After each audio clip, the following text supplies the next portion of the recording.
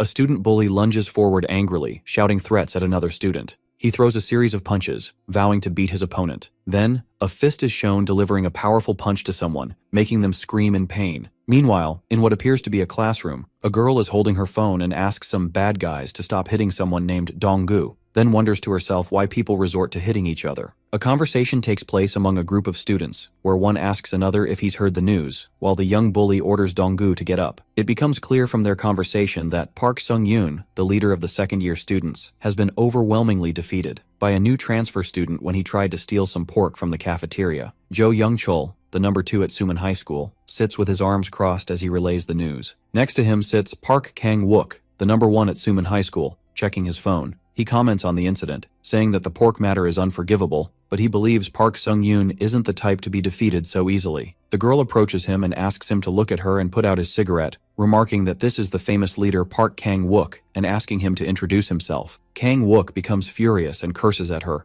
telling her to get away from him because he finds her annoying and wonders why she is filming him. The violence continues as Donggu is severely beaten. Kang-wook asks Jo Young-chul if this situation has been going on for several days, and he replies that the girl with him said she would film videos to upload on YouTube, and they were arguing about the meaning of YouTube, wondering if it was really useful or if posting on Facebook was still better. Then Jo Young-chul wonders what they should do about the transfer student who defeated Park Sung-yoon. Amidst these events, Donggu was being bullied and threatened, as he was told to bring 300,000 won the next day for them to stop hitting him. Park Kang-wook decides to intervene in the matter of the transfer student, considering that Park Sung-yoon is directly under him, and that his non-intervention would lead to the collapse of the school's hierarchy, something he cannot allow. He orders the transfer student to be caught after school to be taught a lesson. Suddenly, the classroom door opens, and the bully who was hitting Donggu looks up in surprise. The new transfer student enters the classroom saying he heard the school leader is here, which surprises and impresses 2 girls in the class. The new student heads directly towards the young man wearing a Reebok shirt and asks if he is the leader. The bully seems confused and asks the new student who he is to suddenly ask questions, then provocatively asks what he would do if he were indeed the leader. Before he can finish his sentence, the transfer student lands a powerful punch that knocks him to the ground. To the shock of those present, Jo Young-chul, the number 2, stands up angrily and asks the transfer student for his identity again. He angrily asks the new student if he knows where he is, accuses him of spreading chaos, and then asks if he is unaware of who they are. The transfer student calmly replies that he doesn't know, as he just transferred to the school that day, adding sarcastically that news seems to travel slowly in this school. Young-chul's anger grows, believing the new student is mocking him, and calls him crazy for coming into their den on his own 2 feet asking where he is. As he moves towards him, the transfer student grabs Young-chul's arm and twists it, making him scream in pain. The transfer student repeats his question, "Are you the leader?" Young-chul screams in pain that he is not the leader, and points to Park Kang-wook at the back of the class, saying that he is the leader. In the background, Park Kang-wook is shown cursing what he calls the damn traitors. Suddenly, the transfer student slaps Young-chul across the face. After Jo Young-chul fell to the ground, the new transfer student stood before him and went directly to the real leader, Park Kang-wook, asking if he was the leader of this school. Kang-wook looked at him with intense anger and asked if he had lost his mind, about to curse him and call him a loser. But before he could finish his sentence, the transfer student surprised him with a fist that grabbed his face forcefully, making Kang-wook groan in pain. Kang-wook shouted angrily, accusing the new student of sucker punching him while he was sitting down. The student calmly responded, questioning why he was sitting in the first place and telling him he should have stood up. Then, without warning, he delivered an incredibly swift and powerful punch that sent him flying into the air, followed by a kick that sent him crashing hard against the wall. With a loud thud, all the students stood in stunned silence, some expressing their disbelief at what had happened. The transfer student, nicknamed Kim Doyle, approached the fallen Kang-wook, telling him he would have looked for him anyway, even if he hadn't come to him first. He then told him not to hold too much of a grudge for what he did on his first day, adding that if he felt resentful, he should come looking for him himself, then turn to leave. The girl watched him with great admiration, thinking how handsome he was. Later, a conversation took place between Donggu and Kim Doyle. Kim Doyle asked Donggu if he was asking him to deal with everyone individually, and how much he would give him in return. Kim Doyle looked at him silently, which puzzled Donggu. Kim Doyle explained that it hadn't been long since he came to Korea and that he didn't fully understand what he meant, but he confirmed that if Donggu needed his strength, he would have to pay him money in return. Donggu was surprised by the request for money, saying that people usually help out of a sense of justice, citing the famous quote, "With great power comes great responsibility." He added enthusiastically that since Kim Doyle is strong, it is his duty to protect the weak. Kim Doyle dismissed this as nonsense and asked him plainly whether he wanted to give him the money or not, threatening to leave if he didn't. Donggu hastily stopped him, begging him to listen. He reminded him that he saw for himself what happened yesterday, and that weak students like them desperately needed his help. He continued emotionally that many of his friends suffer every day and are in great pain, but no one helps them, explaining that telling the teachers is useless, as all they get is more beatings, and that adult methods don't work on those bullies. He described their situation as stumbling every day in pitch darkness with no glimmer of light, but he added that what Kim Doyle did yesterday was like a ray of light that appeared in that deep darkness. Donggu placed his hand on his chest and pleaded with him again, saying that he had the power to help them. Kim Doyle sharply rejected Donggu's emotional pleas, telling him to stay away. Donggu felt frustrated at his failed attempt to appeal to his emotions, but Doyle explained that he understood what he was saying, but that he too was in dire need of money due to his own problems. Upon hearing the word money, painful memories began to flood Donggu's mind, as bullies constantly demanded money from him and mocked him. Donggu exploded in anger, wondering why everything revolved around money, and why a student would need it so desperately. Doyle looked at him calmly and asked if he had ever heard of assassins. Donggu was taken aback by this sudden question. Doyle began to tell his strange story, explaining that his father is the head of Blackhead, the world's largest assassin organization, and that he himself was born and raised in that environment. Donggu was utterly shocked, repeating the organization's name in disbelief. Doyle continued, saying that his parents had separated a while ago, which surprised a girl who was listening to the conversation. He explained that his father always made his mother cry, which led him and his younger brother to come to Korea with her without any prior planning. This infuriated his father, who froze all their bank accounts. Doyle finished his story by saying that this was why he needed money, and told him he had a job interview at Burger King before turning to leave. Donggu stood there stunned, trying to process what he had heard. Although the story was unbelievable, the serious way Doyle spoke made it seem real. Quickly, Donggu made his decision and called out to Doyle, offering him 50,000 won for every person he defeated. Doyle stopped walking, while Donggu held up his hand in a 5 sign, anxiously wondering if he should have offered a larger amount. Doyle turned around and agreed to the offer with a single word: deal. The girl was overjoyed, thinking again how handsome Doyle was. Elsewhere, another group of bullies was talking about Park Kang-wook's defeat at the hands of a single transfer student. Their leader, Park Ju-hyung, the captain of Suman's judo club, wondered if that meant the new student had defeated 3 people on his own. His deputy, Park Ju-dong, commented with concern that their source of money might be cut off because of this. Back with Doyle and Donggu, Donggu pointed to the group, warning Doyle that they might discover them. Doyle replied that he came to fight and didn't care if he was discovered. Donggu sternly warned him that these people were much more dangerous than Kang-wook, whom he described as just a fake leader. It was revealed that these were the real leaders of the school, the judo twins, Park Ju-hyung and Park Ju-dong. The twins were aspiring to become national athletes and to keep their records clean. They were hiding behind Kang-wook and using him to extort money from other students. Donggu described them as vampire scum. Doyle simply asked if he should fight them, and Donggu hesitantly agreed. Doyle accepted the new mission. Meanwhile, one of the twins noticed a girl named Sol Mina filming the scene, and he asked her to show him what she was watching. When one of the judo twins, Park Ju-hyung, noticed Sol Mina filming them, he asked her to show him what she was watching. Mina refused and told him he first had to keep his promise and quit smoking. Ju-hyung flew into a rage at her response, asking her how she dared to speak to him that way, but added sarcastically that he would overlook it because she was pretty. Suddenly,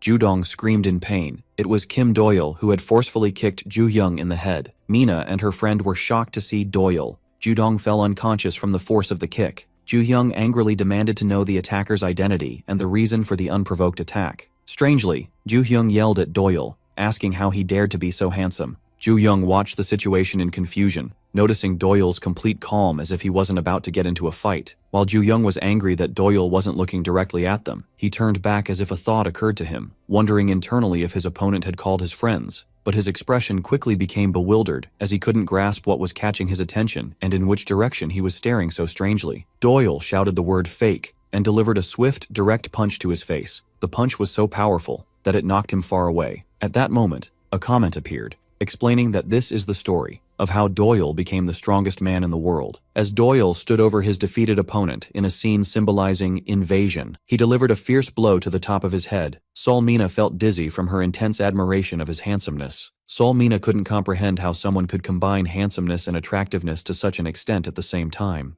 At that moment, a notification arrived on Doyle's phone confirming he had received 50,000 won for his mission. News of Doyle's victory spread throughout the school quickly thanks to the flyers distributed by Donggu, which were titled, "Young Kim Doyle Disciplines the Judo Twins." The flyers became the talk of the town as female students gathered around them, expressing their immense admiration for Doyle's handsomeness and strength. But this angered Mina, who started shouting at the female students, asking which one of them dared to look at her husband's picture. Mina was walking amidst a strange pink aura that filled the classroom, and all the girls were infatuated with Doyle. Mina, looking angry at the students' behavior, wondered to herself if they had lost their minds, then shouted sharply, "Everyone stop!" And unable to contain her anger, she screamed at the students to quickly remove the flyer, calling them names that reflected her intense emotion. She violently snatched the flyers from the students' hands, threatening to kill them if she found them looking at her husband's picture again. She then turned to Mina, one of the students, and aggressively asked if she also had the flyer, to which the student nervously replied that she didn't have it at all. She continued shouting that these girls deserved to die for daring to look at another woman's husband.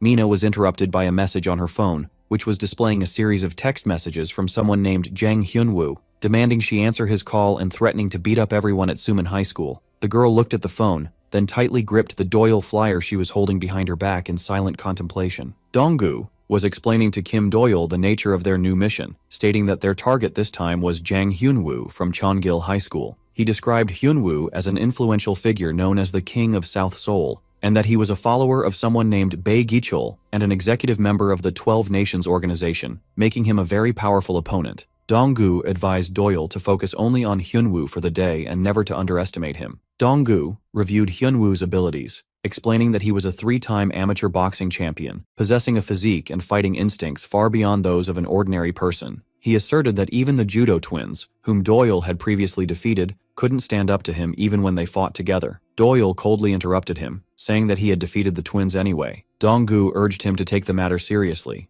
explaining that the most terrifying aspect of Hyunwoo was his extreme cruelty, as once he sets his sights on someone, he relentlessly pursues and tortures them to the point where death might seem a better option. Donggu added that once Hyunwoo loses his temper, his dangerousness is unpredictable, which is why he would watch the fight from a distance to call the police if things went wrong. But when Donggu turned to continue his advice, he found that Doyle had already disappeared. Elsewhere, Jang Hyunwoo was confronting Mina and her friend. Hyunwoo was angrily blaming Mina, saying that if she had answered his call, her friends wouldn't have gotten hurt. Mina coldly replied that they were not her friends, which shocked Park Kang-wook, who asked if they weren't close. Mina replied that their relationship was when he was the leader of Suman School, and since he lost his position to the transfer student, there was no need to talk to him. Park Kang-wook called her mean. Hyunwoo laughed sarcastically, saying that this was why he couldn't let go of his princess. Mina was surprised by his words. Then Hyunwoo began to beg Mina to go out with him just 3 times. When she ignored him, he approached her, promising he would make her have a good time. But before he could finish his words,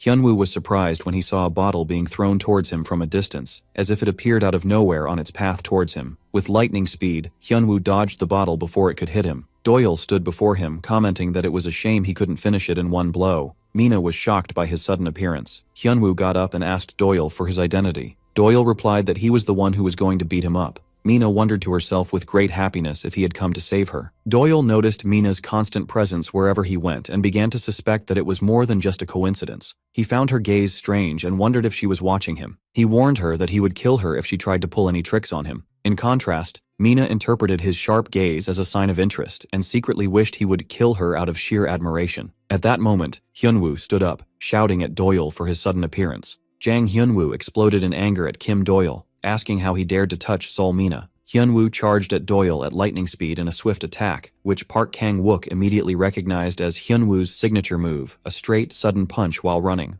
Donggu was stunned by Hyunwoo's incredible speed before shouting a warning, "That's dangerous, Kim Doyle." But before the punch could land, Hyunwoo suddenly stopped and felt a strange liquid on his face. Wondering with disgust what it was, thinking it was a chemical attack, Doyle seized this moment to land a powerful kick on his opponent. He calmly explained to him that a sudden rush at people shocks them, and that when he gets severely shocked, he might unconsciously spit on them. Hyunwoo flared up in anger from the pain, realizing that Doyle had indeed spat on him, and asked if he was mocking him. Doyle gave him no chance, hitting him with a nearby chair, describing it as a fake attack, and hitting him with an uppercut. Hyunwoo's anger grew, calling Doyle crazy, and he started shouting that he would kill Doyle. He lunged at him with fierce punches, but Doyle gracefully dodged them. Park Kang-wook watched the fight anxiously, believing it was impossible for Doyle to win against a professional boxer like Hyunwoo. Amidst Hyunwoo's attack, Doyle managed to land a powerful blow to his side. Jo Young-chul turned to Donggu and asked, "Impossible?" which shocked Park Kang-wook, who had only been speaking to himself. Hyun-woo was in pain from his right ribs. Doyle calmly told him that those ribs weren't broken yet, and that the ribs that would indeed be broken were on the other side. Then, with a powerful fist, he crushed Hyun-woo's left ribs, causing the latter to scream in excruciating pain. As he gasped for air,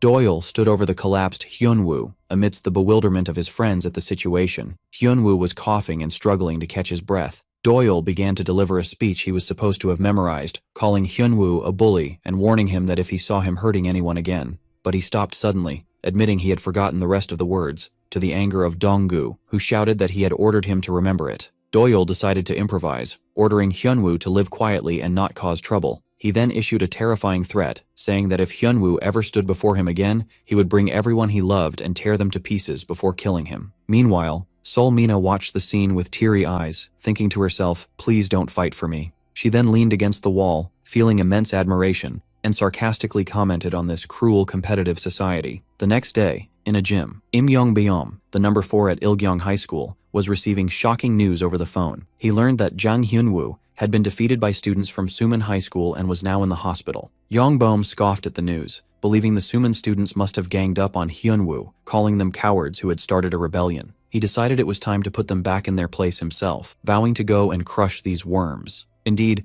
Yong-beom arrived at Suman School, gathered its students, and asked them if everyone was present. Park Kang-wook answered nervously in the affirmative, and that they had all gathered before him. It crossed Kang-wook's mind as he watched Yong-beom that this boy, only a year older than him, seemed to be distinguished only by his fighting, as if that skill alone spread his reputation throughout East Asia. Yong-beom noticed the crowd seemed incomplete and asked about the rest. Park Kang-wook explained that Park Sung-yoon, the second-year leader, and his group were in the hospital due to the pork incident. Yong-beom didn't care and asked about the judo twins. The student hesitated before telling him in a low voice that the twins were also in the hospital because their testicles had burst. Yong-beom couldn't believe what he heard, and asked Park Sung-yoon if he was joking. When he saw the fear on the student's face, he exploded in anger and punched him in the chest, then grabbed his hair violently, threatening to bring him to his senses. Park Kang-wook shouted, confirming that he wished it were a joke, and that what he said was the horrifying truth. Yong-beom started slapping Park Kang-wook, and asked him sarcastically if he was enjoying the situation. Finally, Park Kang-wook managed to reveal the name behind all these incidents, the transfer student. He told him that Kim Doyle was responsible for the defeat of Park Sung-yoon,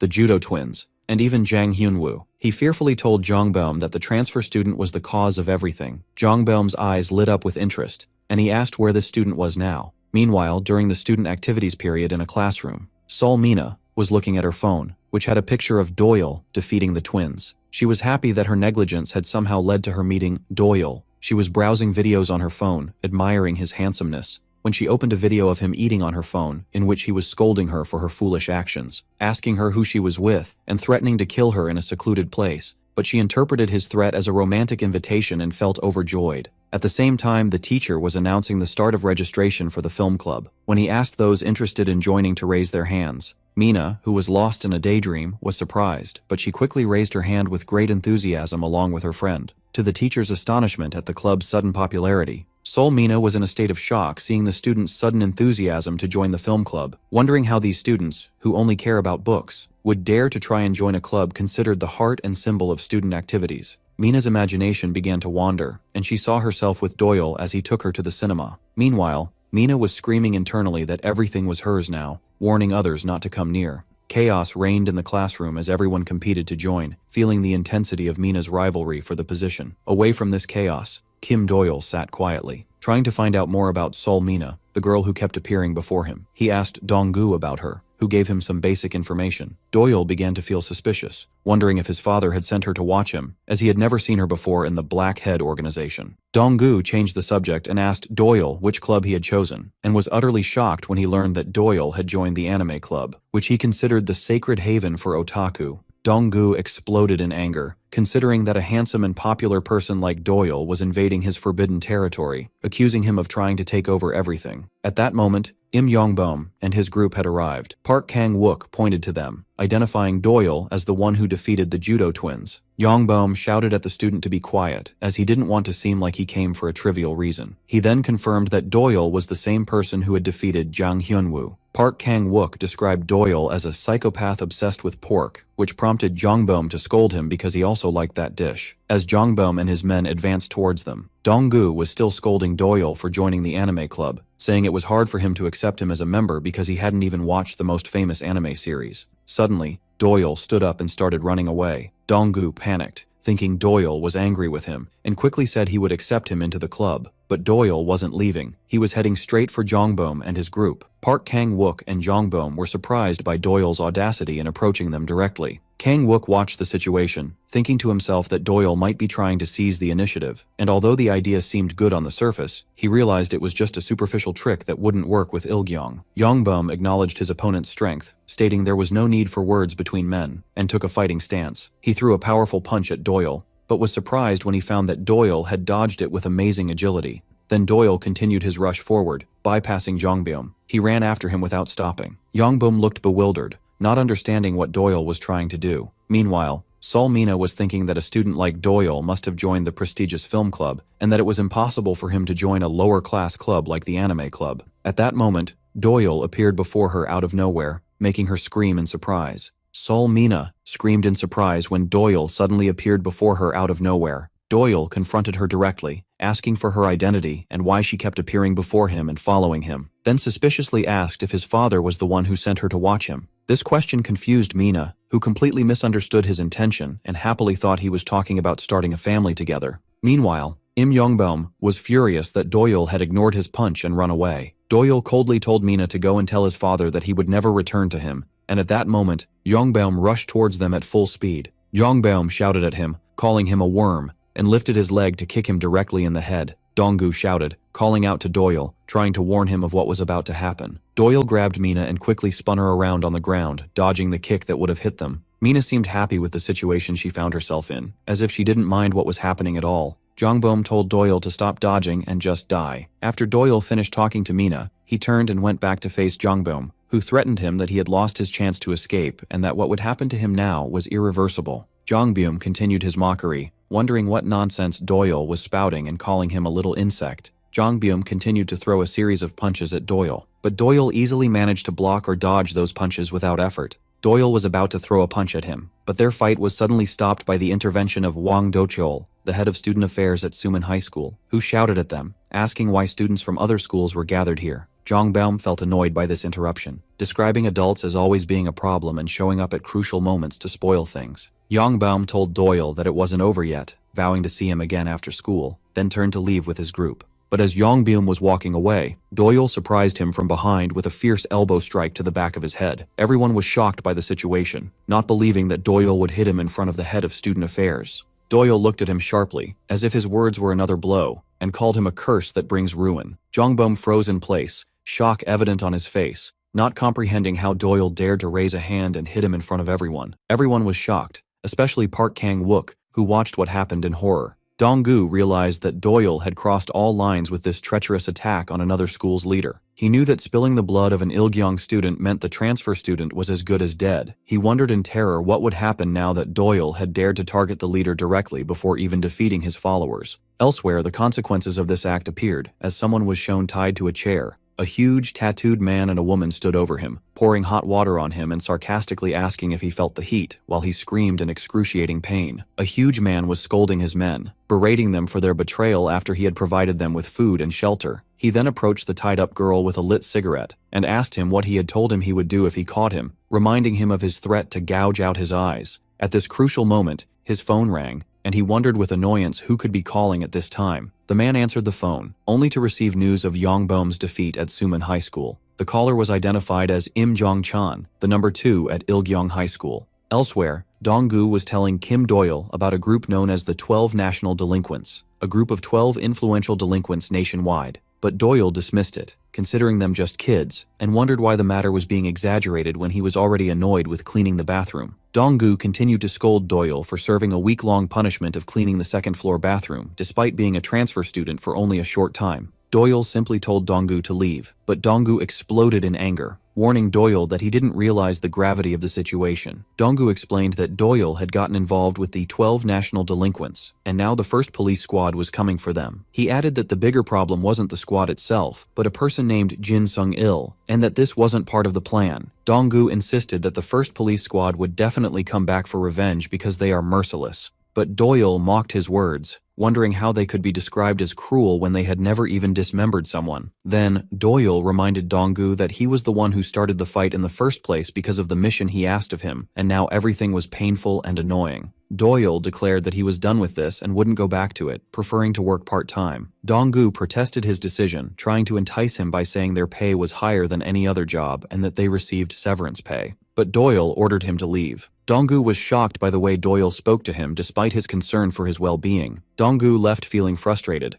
While walking down the street, an older person confronted him and hit him on the head, scolding him for not greeting him. When Donggu looked at him angrily, the aggressor mocked him and threatened to kill him. But the aggressor thought to himself that if anyone did something bad, Kim Doyle would come to punish them. Suddenly, the aggressor changed his tone and started laughing, claiming he was just joking, and asked why he looked so angry while talking to a friend. Donggu continued on his way, remembering the past few days in which he had felt comfort and peace. The students were enjoying their time, agreeing to go to the snack shop together for the first time in a long while. They were talking about not having pins on their chairs and being able to wear gym clothes without worry. But Donggu realized that this time was over, and it was time to return to reality. At that moment, he was surprised by someone putting an arm around his shoulder and asking if he was a friend of the person he saw at the gate earlier. Donggu showed signs of fear and terror while the aggressor smiled sarcastically. Jongbom was still feeling anger and pain in his neck, wondering about the whereabouts of Kim Doyle, whose thought only increased his fury. Afterward, the aggressors surrounded Donggu, who was sitting on the ground terrified, and he swore to them that he truly didn't know where Doyle was. But they didn't believe him, and Jongbom kicked him so hard his glasses flew off and shattered. Then Jongbom threatened to split his head open and ordered him to call Doyle immediately. Donggu held his bleeding nose and took out his trembling phone. But instead of calling Doyle, he tried to call the police at 112. The aggressors noticed what he was doing and began to beat and kick him brutally, mocking him by saying the police would do nothing for him. They continued to beat him mercilessly, calling him a fake and pathetic cop. Meanwhile, in a completely different place, Kim Doyle was at a job interview at a burger restaurant. The restaurant owner noticed that Doyle had no previous part-time work experience and began to review his strange resume. The owner was baffled that his specialty was direct combat skills, and his hobby was weapon maintenance, and Doyle added that he was also good at throwing certificates. The owner asked him in confusion why he wanted to throw certificates and muttered to himself that Doyle was crazy, even though his appearance was good. The owner told him that although his resume was impressive, they were in a restaurant and didn't need anyone who throws certificates. At that moment, two huge men entered the restaurant, and the owner recognized them as perennial troublemakers. He regretfully told Doyle that their paths were different and rejected him for the job, but offered him a free burger later. One of the men started shouting and complaining that the restaurant's burgers were giving him severe stomach pains and showed a picture on his phone claiming there was a cockroach among the lettuce leaves in his sandwich. Another customer in the restaurant looked at his food worriedly, but the owner calmly explained that the black piece was just an olive. The large man continued to cause a commotion, and the owner asked him why this kept happening. The man replied that he loses a significant amount of weight every time he eats from this place, as if he were on a diet. The owner reluctantly agreed to talk to him in the back to settle the matter. He then called an employee named Solji and asked her to take 300,000 won from the register while he took the troublesome man to the back. The man protested this action, calling it violence, and threatened to report the restaurant owner for touching a minor. Doyle intentionally bumped his shoulder, then feigned shock and wondered what was happening. Away from the restaurant, the aggressors who had beaten Donggu were talking among themselves, concluding that Doyle and Donggu were not close friends since the latter didn't even have his phone number. Jongbom was angry that Doyle had managed to escape, wondering how he had slipped out while he was guarding the main gate. After finding Donggu battered on the ground, they decided to leave, leaving him lying unconscious. Elsewhere, Im Jong-chan, the number 2 at Ilgyong High School, was asking if the collection team had been properly trained. Choi Hyo-chang, the number 5, announced that from that day on, the collection amount would be raised to 50. He added that he told them to bring enough food to feed the boys, and Im Jong-chan agreed that this was a good idea. Im Jong-chan suggested to his companions that they do a quick inspection of the site before returning, but he passed by Doyle fleetingly, both still unaware of each other. When they entered the burger restaurant, they found the two men who had been causing trouble lying on the floor, unconscious and bleeding. Jong-chan wondered with a sarcastic smile who had dared to do such a thing. Inside, the staff and customers were in a state of shock and amazement, wondering what had happened and how the perpetrator managed to throw the two men so easily, as if he were tossing French fries. Zhang deduced from the reactions of those present that the attacker was not from inside the restaurant, and wondered if the person who did it belonged to the Xiaodong crew. After a moment of thought, Zhang ordered his men to capture the young man who had just left wearing a Suman high school uniform, then yelled at them to move immediately. Meanwhile, Kim Doyle was walking outside, thinking that his living expenses for the month were almost depleted, and even if he found a part-time job now, he wouldn't get paid until next month. Donggu suddenly appeared before him, panting heavily with bruises covering his face. Donggu told Doyle in a hesitant tone that he heard there was a part-time job interview today, so he came just in case. Despite his injuries,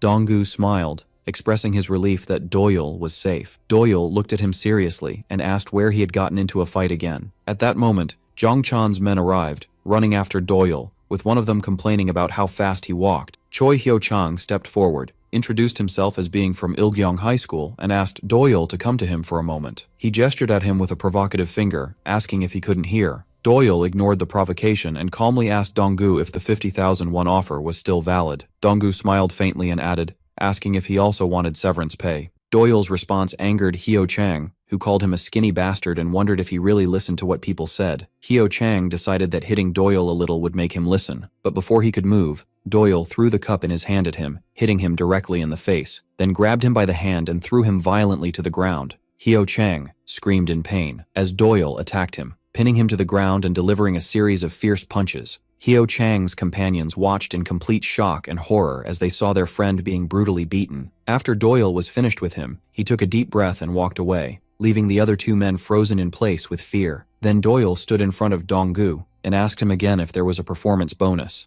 Kim Doyle and Donggu were sitting down to eat, with Donggu eating a special type of noodles that he described as a legendary masterpiece. He added that, considering the cost, no dish in a regular restaurant could match this taste, and then asked Doyle for his opinion. Doyle replied that he thought the dish would be good with some fried pork, which upset Donggu, who shouted that the combination didn't work at all. Doyle ignored Donggu's objection and asked him directly about the performance bonus he had promised, inquiring about the amount he would give him. Donggu became flustered and said he needed to think about it. Doyle set the amount himself, demanding 5 million won. Donggu spat out his food in shock, and Doyle added one condition: the task had to be completed within a week. The mission was to annihilate the Ilgyong High School gang. Donggu burst into a fit of hysterical laughter, considering what Doyle was asking for to be pure nonsense and absurdity. When he asked why he needed such a large amount of money, Doyle reminded him that his father had blocked all his bank accounts. Donggu downplayed the matter, wondering if the Blackhead organization was involved again, and then began to blame Doyle for his way of life. Doyle continued, scolding Donggu for being the son of a wealthy family and yet allowing others to constantly beat him up. He suggested that he transfer to a private school with no bullies and asked if his parents said nothing when they saw his injuries. Donggu replied that his parents were not in Korea at the moment. Doyle advised him to stop getting beaten up and then smiling like a fool, because that's exactly what makes people take advantage of him. After finishing his meal, Doyle thanked Donggu and told him he was leaving, which surprised Donggu, who was taken aback by his early departure. As Doyle walked away, Donggu waved and said goodbye, wishing him a safe journey home. Doyle was surprised to find Mina in front of him on his way back and couldn't understand why he kept meeting her everywhere he went, while she saw it as good luck for her. Elsewhere, Im Jong-chan stood over his injured and fallen gang members, his hand clenched tightly in anger. He ordered his men to immediately call someone named Park Kang-wook from Suman High School, then shouted his name with all his might. Meanwhile, Park Kang-wook was in his bathroom at home, shouting and wondering why everyone was coming back to bother him again. The narrative then begins to describe Ilgyong High School as one of the 3 most notorious delinquent schools in Seoul, controlling its southwestern region. It mentions that most of its students have juvenile criminal records or are troublemaking kids. The situation inside the school is described as so lawless that there's a designated smoking room for students. Even the teachers there are described as unusual, accepting bribes from students and turning a blind eye to their illegal activities. And there are rumors that the principal was a former gangster. But the biggest problem at the school is the 12 Nations gang, and its leader, Bai Cheol. Bai Cheol managed to unite the school's divided factions with his brute force and is now making money through the school, in various illicit ways, from stealing motorcycles and insurance fraud, to juvenile sex crimes, extorting and threatening restaurants, and other means. The narration continued to describe Bai Cheol as an extremely brutal person, so much so that he was rumored to have killed someone before. Meanwhile, Dong-gu was walking with Kim Doyle in a state of panic, wondering if Doyle realized they were willingly walking into the lion's den. He asked Doyle about the source of the strange masks he always brings, and the other asked him why he was carrying a weapon. Doyle calmly replied that the bullets he uses are rubber, and offered a strange piece of advice that the body is a consumable commodity, and the better one takes care of it, the better, then reminded him of the 5 million won performance bonus. Dong-gu shouted at him to stop talking such nonsense.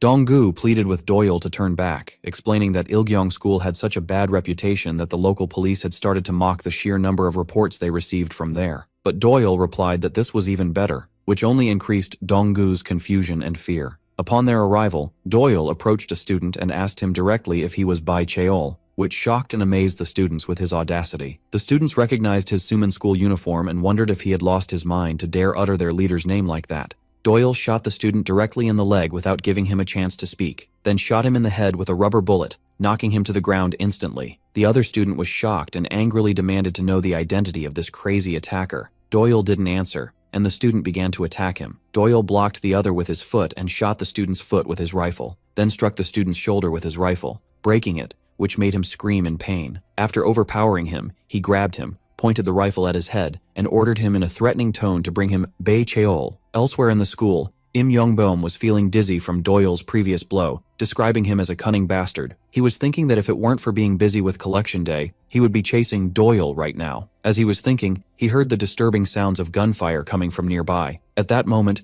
a student ran to him in a panic and told him there was a huge problem. Young-beom asked him if the leader had arrived, but the student, panting, replied that the bastard from Suman School they had faced yesterday had returned. Elsewhere, Im Jong-chan received a call from one of his followers, but he was stammering incomprehensible words about a spy and a weapon. Im Jong-chan's patience ran out, and he yelled at him to speak clearly. Park Kang-wook was thinking desperately that none of this had anything to do with him. The school became overrun with Jong-chan's injured followers, as Doyle left a trail of chaos everywhere he went. In one of the school hallways, Doyle had cornered a female student and asked her if she was Bai Cheol. The girl screamed in terror that she wasn't him, and Dong-gu told him that Bai Cheol is a man. Doyle looked at him coldly and said he should have told him that earlier. Then someone threw a juice drink at him from behind, but he easily dodged it. What he did prompted the students to call him completely insane. Young-beom and his men arrived at the scene, looking at the chaos before them in disbelief, wondering about Doyle's true identity. Young-beom yelled at Doyle, questioning his sanity for walking into the tiger's den himself. As the students surrounded him from all sides, Doyle tried to shoot them, but he ran out of rubber bullets, so he threw the rifle to the ground and prepared to fight without it. Im Young-beom yelled at Kim Doyle, calling him a crazy bastard and asking if he wanted to die that badly. Then Young-beom rushed at him to throw a punch, but Doyle easily blocked it and put his hand inside his clothes as if to pull something out,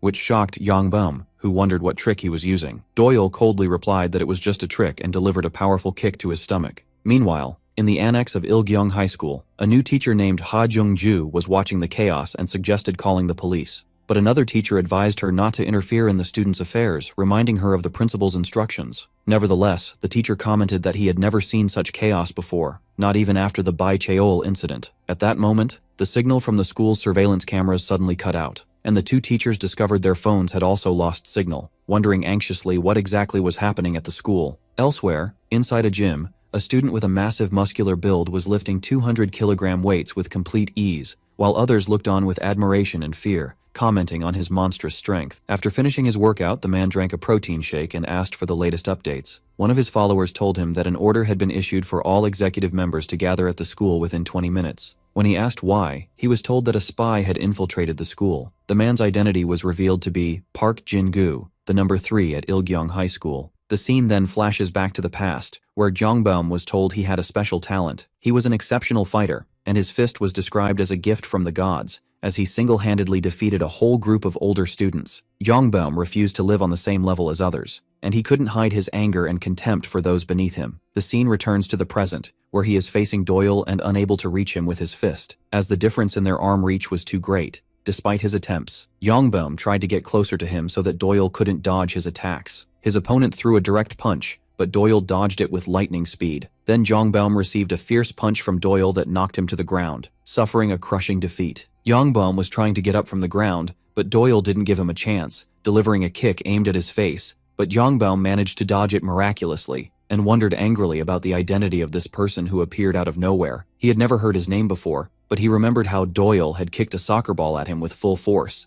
At that moment, Yongbom realized with horror that Doyle was truly trying to kill him with that kick. Kim Doyle praised Im Jongbyom's good reaction, but coldly told him that he had actually been aiming to paralyze him. He then reminded him that begging would not help him, and that his fate had been sealed the moment this fight began. Doyle decided to start with Yongbom's legs, so he wouldn't be able to walk for a while. Yongbom responded defiantly, wondering what nonsense an unknown person like him was spouting. Yongbom became enraged, asking Doyle if he knew who he was, then called him worthless trash and attacked him. He continued his attack, berating Doyle for his arrogance and cocky behavior on his turf, but Doyle easily dodged the attack and punched him in the face, which Yongbom couldn't dodge this time, then showered him with a volley of fast and powerful punches, and hit him hard in the face again, knocking him to the ground. Yongbom got up, coughing up blood. Doyle mockingly told him that he was just a high school student. Yongbom yelled at his followers, scolding them for standing by idly, and ordered them to capture Doyle immediately. But his followers were frozen in place,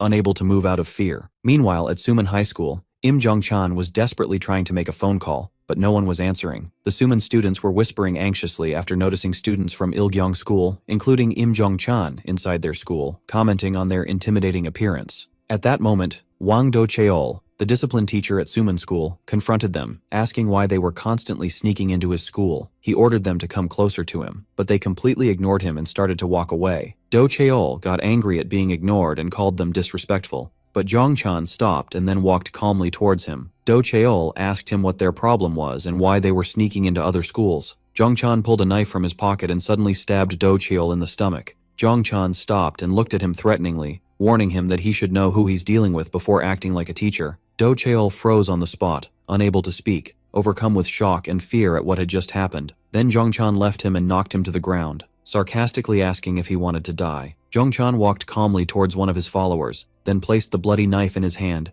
as if he had just done nothing, while Do-cheol continued to bleed on the spot in shock. Elsewhere, Im Jong-chan was confronting one of his men, accusing him of being the one who stabbed Do-cheol. He then ordered his men to confiscate all the students' phones and search them, and then to turn themselves in to team leader Park Chung-sik at the Southern Police Station. He coldly told them the sentence would not exceed 2 years and 6 months, and they answered with fear and obedience. Jong-chan and his men walked away. The scene returns to Doyle, who is mocking the fallen Jongbyom, advising him to undergo physical therapy properly if he doesn't want to spend the rest of his life in a wheelchair. Yongbom responded with a defiant laugh, which angered Doyle, who threatened to break his wrist as well. The defeated Im Jongbyom warns Kim Doyle that he doesn't realize the consequences of his actions, and asks if he knows how dangerous their leader is. Doyle ignored his threat and simply asked if this leader was Baiji Cheol or not. Jongbyom insisted that Doyle would surely die for what he did, but Doyle dismissed his words as nonsense, and repeated his question about Baiji Cheol's whereabouts. At that moment, a new person appeared, called out Doyle's name, and kicked him. This person was Park Jin-gu, the school's number 3, who asked Doyle if he was the one who had disturbed one of their colleagues' training. Dong-gu watched the scene in horror, believing Doyle was in real danger after taking a kick to the head, but Doyle had skillfully blocked the kick with his arm, then asked his new opponent the same question, asking if he was Baiji Cheol. Jin-gu answered yes, which prompted Dong-gu to shout that this was a blatant lie to everyone. The scene shifts to the city of Busan on a rainy night, where 3 men were hanging by their feet, their bodies covered in signs of torture and blood. One of them was identified as Kang Daeok Cheon, the number 4 in the Nampo Orium organization. Someone was handing a phone to their leader, and the leader on the phone asked for the name of the perpetrator, to which the reply was Kim Doyle. It turned out this person was Bae Gi-chul, the leader of the 12 nations. Back to the fight at the school, Doyle used cleaning supplies to attack Jin-gu, spraying glass cleaner in his eyes. Jin-gu threw a powerful punch at him, but Doyle dodged it with ease, then hit him in the face with a cleaning cloth. Jin-gu's followers watched in shock, unable to believe that their strong leader was being defeated by someone using simple cleaning tools. Jin-gu shouted angrily, calling Doyle a coward for fighting in such a dirty way. Doyle dodged a powerful punch from Jin-gu that shattered a metal locker. Jin-gu compared Doyle to an annoying mosquito that's hard to catch, but he was confident that he only needed to land one strong blow to eliminate him. Park Jin-gu continued his fight with Kim Doyle, wondering about the new weapon he was using against him. Jin-gu grew angrier at Doyle's unconventional fighting style, calling him a damned mosquito and vowing to crush him to death. Doyle used a chair as a shield and sprayed a chemical cleaner in Jin-gu's face, who screamed in pain as the liquid entered his nose. Doyle seized this opportunity to land a powerful blow to his head. Jin-gu flew into a rage, calling Doyle the god of cowardice and saying he would never forgive him. Jin-gu boasted about the amount of protein he had consumed to build his body, insisting he wouldn't fall for such a cheap trick, and asked Doyle if he thought he was an easy person. But Doyle threw his shirt at him to distract him, then delivered a powerful kick to his face, knocking him to the ground. He was in severe pain and tried to get up, but he continued to hurl insults at Doyle. Jin-gu looked ahead and saw Doyle rushing towards him. Doyle threw another shirt at Jin-gu's face, then beat him mercilessly. Jin-gu's followers were shocked and terrified by the scene before them. After the battle ended, Doyle stood quietly, announcing that Act 1 was over, which confused Jin-gu's followers. He then approached them and told them they had caught Baiji Cheol. Jin-gu's followers were terrified. They had only seen their leader this helpless against the captain. Meanwhile, Dong-gu was shouting that the defeated person was not Baiji Cheol, while Doyle was demanding 500,000 won in cash from Dong-gu, refusing any bank transfers. Doyle ignored Dong-gu's protest, saying that since Jin-gu claimed to be Baiji Cheol, he had to pay the money, then picked up his weapon and left. Jin-gu's followers stood in place, too scared to even breathe in case Doyle came back. A few hours later, Zhongchan and his companions returned to the school, only to see his defeated followers scattered everywhere. Zhongchan was angry because he felt humiliated inside his own school. The next day, Saturday, in the Anime Appreciation Club, Dong-gu was talking with another club member, who was shocked to hear that teacher Do Cheol had been taken to the hospital. The other member explained that Im Jong-chan from Ilgyong School had suddenly appeared at their school and started causing chaos looking for Doyle. Doyle, who was present and eating a school meal, commented dismissively that Zhongchan was just a follower of Baiji Cheol, and since they had caught the head, the followers wouldn't show up again. Dong-gu exploded in anger, repeating that they had not caught Baiji Cheol, then changed the subject and angrily asked Doyle where he had gotten a school meal on a weekend. Doyle calmly replied that he found it in the teacher's cafeteria, which further angered Dong-gu, who explained that this food was for the teachers on duty. Dong-gu expressed his belief that all this chaos was their fault because they stirred up trouble with Ilgyong School, admitting that messing with them was a mistake, with which a club member agreed. Dong-gu suggested they go visit teacher Do Cheol in the hospital because they were partly responsible for what happened, and he asked Doyle if he would come with them, but Doyle refused. Dong-gu protested Kim Doyle's refusal to go with them to the hospital, insisting that what happened might be their fault, and tried to persuade him to go with them under the pretext that he was afraid of walking alone these days. At that moment, Sol Mina suddenly appeared and cheerfully suggested that she go with them too. Dong-gu was surprised to see her in the anime club, which he described as a gathering of nerds, and commented that her clothes suggested she belonged to the film club. Mina completely ignored his words and greeted Doyle enthusiastically. Mina explained that she joined the anime club because she felt a sudden urge to watch anime. As she was talking about how her meeting with Doyle here must be fate, Doyle surprised her by placing his toy gun on her head, saying he would make it fate himself. The gun excited Dong-gu, who recognized its model as a Glock G26, and asked Doyle to let him touch it. Doyle asked for 2,001 per touch, which led Dong-gu to shout at everyone, including Mina, to stop them from lining up to touch the gun. Meanwhile at the hospital, teacher Wang Do-cheol's wife was telling him that his wound wasn't serious, but she advised him to rest for a while. Do-cheol rejected the idea of resting, pointing out that the student's midterm exams were coming up and his injury was nothing to worry about. He insisted he would return to work the following week. His wife scolded him for his stubbornness, asking if he still thought he was in his prime, assuring him that he was not okay. Dong-gu and Mina were walking down the hospital corridor, and Mina asked where Doyle was. Dong-gu angrily replied that he didn't know, and that Doyle refused to come because the teacher had punished him with cleaning duty. Then Doyle jumped out of the window, and Dong-gu shouted, warning him that he was on the 3rd floor. Mina insisted on knowing where Doyle was, saying there was no point in visiting the hospital if Doyle wasn't there. Dong-gu told Mina to leave if she wasn't willing to accompany him. After a short argument, Mina refused to leave after having accompanied him all this way. Dong-gu approached the teacher's room and was about to open the door to enter. But he saw inside Do-cheol's wife holding his hand and reminding him that they had been married for 20 years and that she knew him well, asking him to stop bottling up his feelings because it would hurt him. Doyle was standing in one of the hospital corridors on his way to visit Do-cheol. Doyle remembered how Do-cheol had punished him by making him clean the 2nd floor bathroom for 2 weeks. But he had asked Doyle to wait before leaving and asked him if he lived with his mother and younger brother. He also remembered how Do-cheol had advised him not to cause trouble because he was the man of the house. He gave him his personal number to call when he needed an adult's help. Do-cheol told Doyle to stand up straight,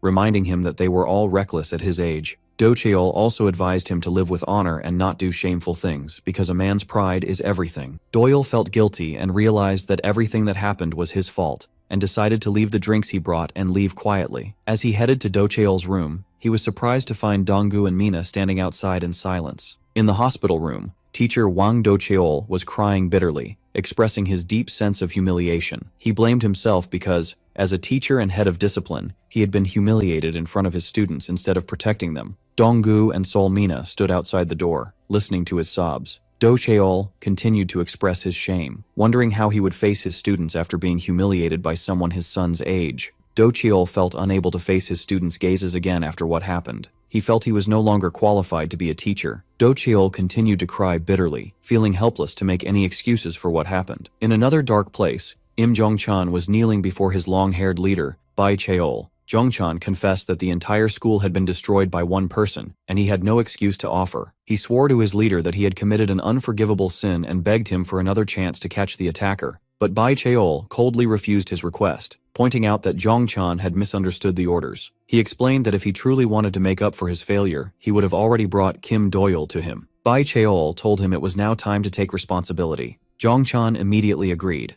affirming that he would accept any punishment and take full responsibility. Bai Cheol specified the punishment, 10 million won within a week, plus cutting off his left earlobe. Jongchan accepted the punishment without hesitation. Then Bai Cheol added a final order, after confirming the intruder's name was Kim Doyle, and gave Jongchan 3 days to bring him to him. Later, at an arcade, Doyle was playing a shooting game while Donggu watched him. Doyle scolded Donggu for smiling when he gets hit, saying that's why everyone treats him like a fool. He reminded him of their first meeting at the convenience store where he had warned him he would die if he didn't leave. Donggu tried to explain that he doesn't get hit because he's a fool, but because he wasn't always someone who was bullied. He remembered how the bullies would take his money and mock him for reporting them to the teachers. He admitted that after being beaten daily, he might have eventually become a fool. Doyle was completely engrossed in the game and wasn't listening to Donggu's serious talk. Mina, who was also there, asked Donggu to step away because they were on a date, but Doyle told her to leave as well. Donggu felt frustrated and hopeless, and exploded in anger, wondering how they could be playing at such a critical time. Mina had joined Doyle in the game and was cheering him on enthusiastically. Donggu remembered how he had pleaded with Doyle, reminding him of his strength and begging for his help, but Doyle had coldly refused him at the time. Donggu despaired of convincing him. So Donggu gathered his things and prepared to leave, saying he didn't want to listen to Doyle's complaints about money again. As he was leaving, Doyle called out to Donggu. Donggu wondered if his plan had worked. Kim Doyle told Donggu he had taken his lunchbox, adding that it contained his special fried pork, but Donggu snatched it from him, declaring it was his now because he was the one who paid for it. Meanwhile, on a rainy night, Im Jongchan's gang was interrogating Park Kang-wook. He knew that Kim Doyle's follower was buying an apartment in the residential complex, and they wanted him to provide the building and apartment number. Park Kang-wook fearfully replied that he didn't know the exact details. Choi Hyo-chang was angered by his answer, but Kang-wook swore that he had been trying to call him to no avail and that he really didn't know the number. He began to lament his bad luck and how he always gets entangled in problems that have nothing to do with him. Suddenly, Park Kang-wook was hit by Choi Hyo-chang, who scolded him because instead of trying to call someone who doesn't answer, he should have found another way, like calling his younger friends.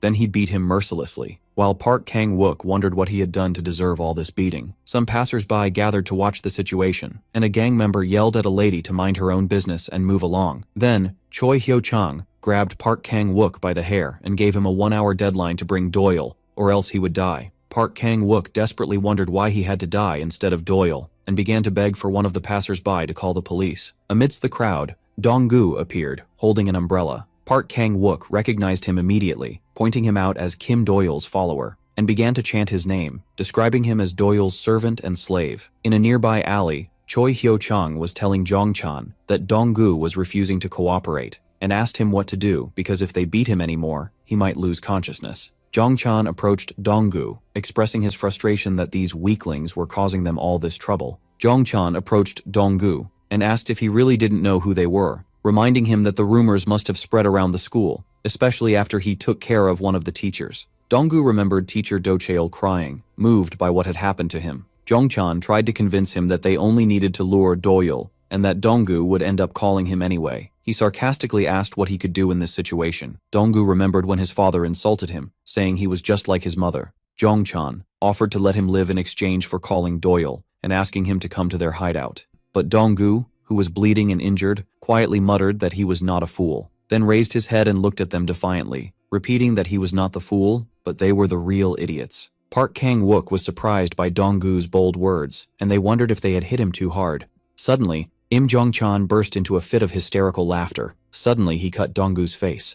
Dong-gu kept screaming in pain. Jong-chan grabbed Dong-gu's face and ordered him to be silent, sarcastically asking if he thought they were equals just because he spoke to him. Jong-chan continued his insults, calling him pathetic trash, and said that when he orders him to kneel, he must comply immediately. He then lifted him by his collar, advising him to stop acting tough after being beaten because that's what makes him look like a fool to others. Dong-gu remembered all the days he lived under the bullying of many bullies. Dong-gu looked at Jong-chan with defiant eyes, and Jong-chan asked if Dong-gu didn't understand Korean. Jong-chan ordered Dong-gu to keep his head down, and punched him hard, continuing to beat him non-stop. Park Kang-wook pointed out that Dong-gu was resisting and making things worse for himself, but Jong-chan felt bored and angry. He issued an order to his men that when Dong-gu woke up, they should tear his mouth if necessary to force him to bring Kim Do-yeol. Despite the severe beating, Dong-gu called Jong-chan a bastard. Dong-gu remembered what Jong-chan did to his teacher, determined that the gang members were the ones in the wrong. He wondered why they, the victims, were called idiots,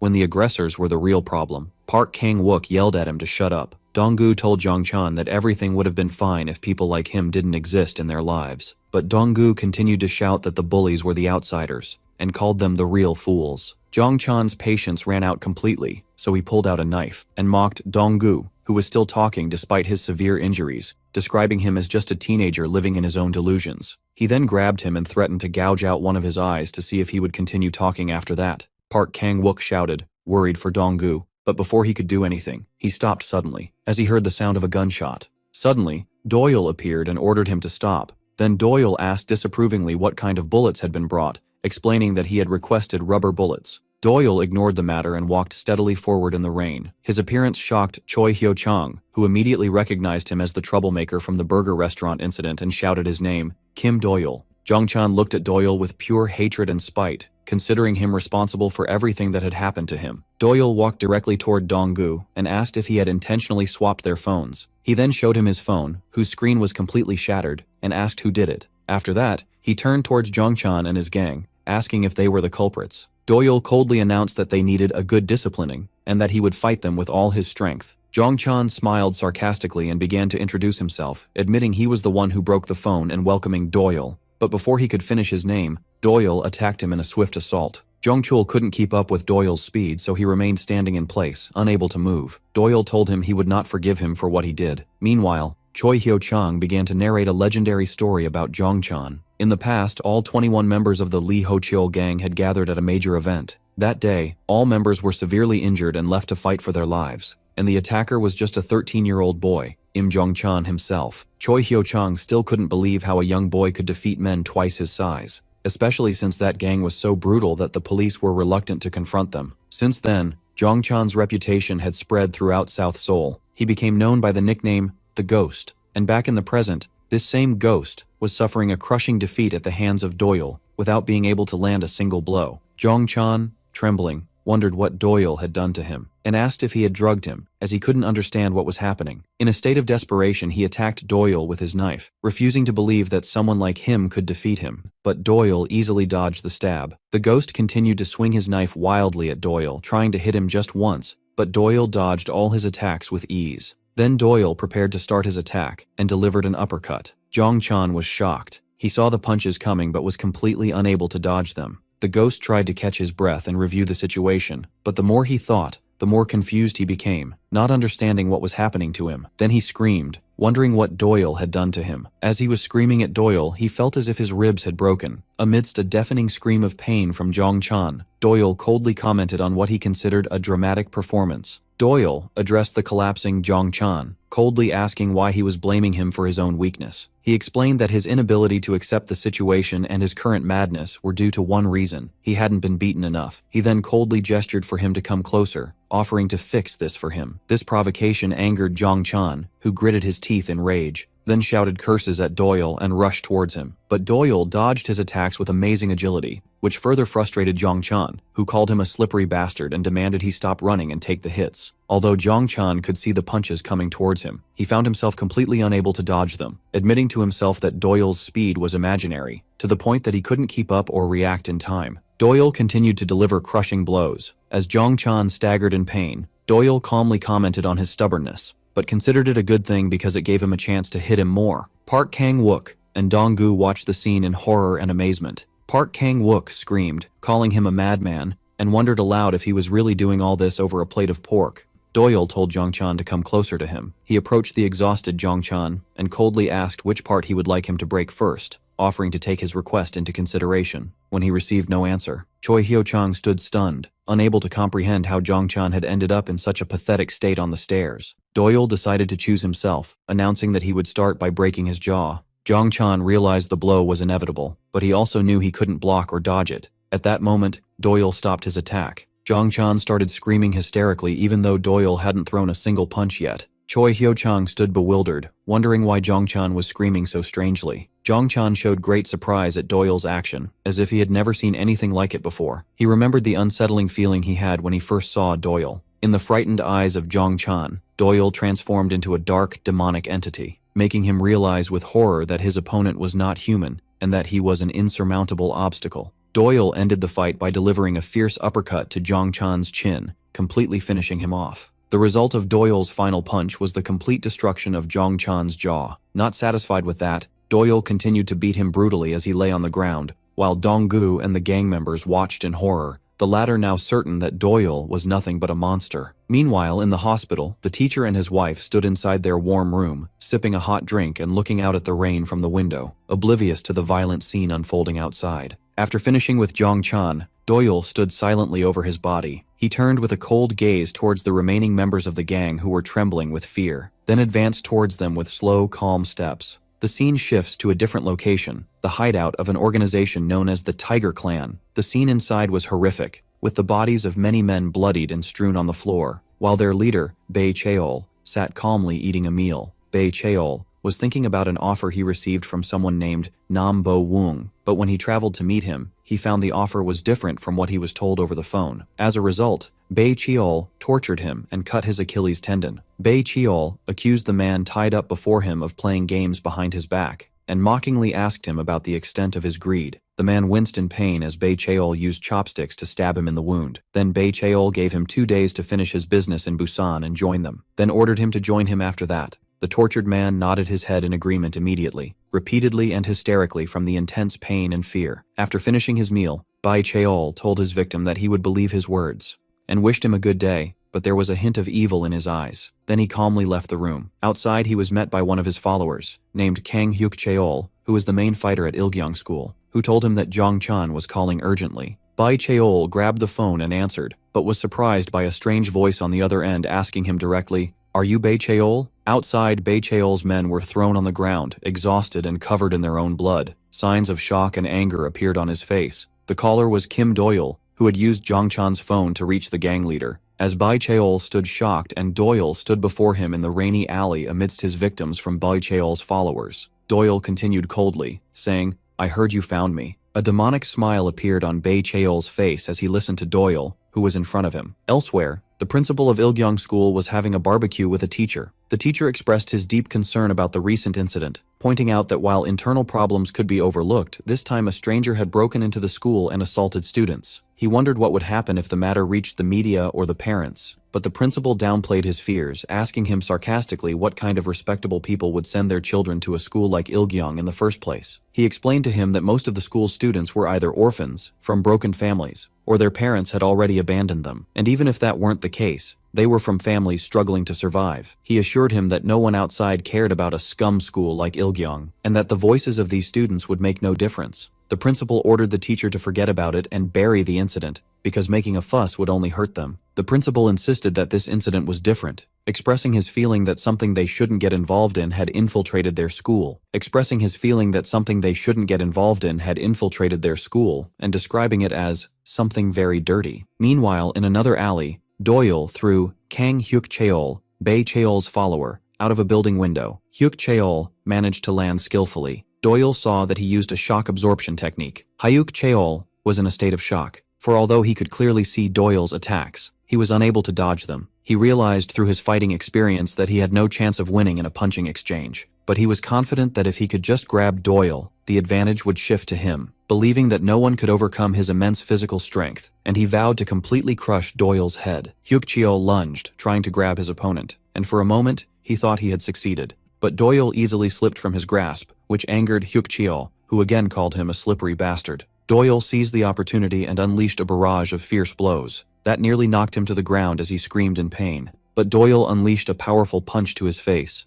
Doyle was carrying the injured Dong-gu on his back as he climbed the stairs in the rain. Dong-gu asked in a weak voice if the wound on his nose would leave a permanent scar, lamenting that he would have to see it in the mirror every day. Doyle was annoyed by his questions, which he considered obvious, and threatened to leave him where he was. Dong-gu thought to himself that it was unfair. The physical pain of the wound was one thing, but the permanent mark it left was another kind of pain. Dong-gu continued to think about the injustice he felt, realizing that the wound would leave a permanent scar no matter how much he tried to forget. Meanwhile, the fight was still ongoing. Kang Hyuk-cheol wondered to himself about Doyle's mysterious identity. He couldn't believe his opponent had thrown someone out of a window and then targeted him with lethal blows. Although he was on the verge of death, he rejected the idea, considering it ridiculous. At that moment, memories of the past flashed through his mind. When Bae-cheol told him he was not an ordinary person, he remembered how he was a talented martial arts champion, and how Bae-cheol had told him the world was unfair for not allowing his talent to reach the top. Then Bae-cheol offered to take him by the hand and make him a special person. Hyuk-cheol drew strength from this memory and rose again, believing he was an exceptional man chosen by Bae-cheol himself, and that he would not allow a bastard like Doyle to humiliate him. He charged towards Doyle again, believing that if he could just grab him, victory would be his. Hyuk-cheol had a special plan to face the wrestler. He decided to focus his attacks on the face, using a fake punch high up to distract him. The plan worked. The moment Doyle raised his guard, Hyuk-cheol grabbed his arm. Hyuk-cheol smiled confidently, believing he had trapped Doyle, and that the fight was over. Hyuk-cheol tried to execute a finishing hip throw, but he was shocked to find that Doyle didn't budge. He couldn't lift him at all. He realized with astonishment that Doyle had balanced his body and dispersed the force of the throw into the ground, a technique only mastered by professionals. Before he could comprehend what happened, Doyle executed a fierce counter throw, slamming him hard onto the ground. Lying on the ground, he screamed in pain. Hyuk-cheol broke down mentally. He couldn't understand what had happened and screamed that the whole thing was illogical. He realized that Doyle was someone who defied all rules. He outmatched his opponents regardless of weight class or fighting style, and defied logic itself. In his life as a fighter, he had never seen someone fight with such a strange style. In a previous scene, Dong-gu addressed Doyle, expressing how much reassurance he felt in his presence. He told him he was willing to pay any amount he asked, and that it shouldn't just be a duty. He then pleaded with him, asking if he could take them seriously too. Doyle kicked Hyuk-cheol hard, sending him flying, in a gesture indicating Dong-gu's desire for Doyle to become a true protector of the weak students. Doyle seemed moved as he remembered Dong-gu's pleas, but at that moment, the light of a police car appeared, and an officer approached them, asking for their identities, explaining that he had received a report of an assault. It turned out that Dong-gu was the one who had called the police for help. The police officer ordered Doyle to raise his hands and move slowly towards him. But before Doyle could respond, Bae-cheol suddenly appeared and attacked the officer, knocking him unconscious instantly. The other officer stood shocked over the body of the officer who had been easily overcome by Bae-cheol. Then Bae-cheol suddenly appeared behind him and struck him as well. Bae-cheol stood over the two officers after having defeated them with ease. He spoke of his own philosophy, considering violence a convenient and effective means to quickly achieve goals. Bae-cheol noted that he was in a situation that required a return to violence and wondered if he was allowed to move there directly. He sarcastically wondered why society would ban something so great. Bae-cheol expressed a feeling of kinship with Doyle and offered for them to become friends. He promised him that he could make his abilities more special, asserting that the power they both possessed deserved rewards. He quoted a Japanese Yakuza boss who said, "Money justifies violence, and violence in turn builds empires," then invited him to join. Doyle's response was cold and surprising. He told Bae-cheol that the man whose quote he cited was dead. When Bae-cheol looked at him in confusion, Doyle explained that he was the one who killed him and delivered a swift punch to Bae-cheol's face, accompanied by a flashback showing a picture of the slain Yakuza boss. The scene shifts to the principal of Ilgyeong School, Im Chun-seok, who was talking with the teacher. The teacher asked him about the dirty thing the school had gotten involved in, the same expression the principal had used. The principal was sweating with fear as he thought about Doyle's true identity. The principal remembered receiving a threatening message from Doyle that he would expose one of his secrets. where Doyle ordered him in the message not to do anything about the gang's attack on the school. The principal couldn't understand how just a high school student could steal internal data from the Hala Club, a club for the elite with national treasure-level security, and use it to threaten him. Back in the alley, Bai Cheol realized that Doyle had rejected his offer. He wondered with a sly smile if this meant they wouldn't become friends. Doyle remained silent, while Bai Cheol confirmed from Doyle's gaze that he was not just an ordinary high school student. The scene shifts to the past to reveal Bai Cheol's background. Bai Cheol began his speech by quoting the famous serial killer, Albert Bundy, who wondered if killers were really that bad, considering everyone will die someday anyway. He was influenced by the story of Bundy, the killer who took the lives of about 30 women, and that all he did was give his victims a new date of death. Bai Cheol was fascinated by the idea of controlling death, considering it a wonderful thing. But in the end, Albert Bundy found himself having to pay for what he had done. At a police station, a young Bai Cheol was asked if he had tried to kill his younger brother Jiho because he was crying. The child admitted that he had warned Jiho several times and asked him to stop crying, but Jiho didn't listen, which is why Bai Cheol considered his brother to be at fault first. And just like with Albert Bundy, Bai Cheol had to pay for his actions, as he was punished under Article 10 of the Juvenile Act. But the narrative explains that not everyone in the world pays for their mistakes. Sakatsu Bushino, the attack leader of the Japanese Okita group, was acquitted of the murder of 7 members of a rival organization.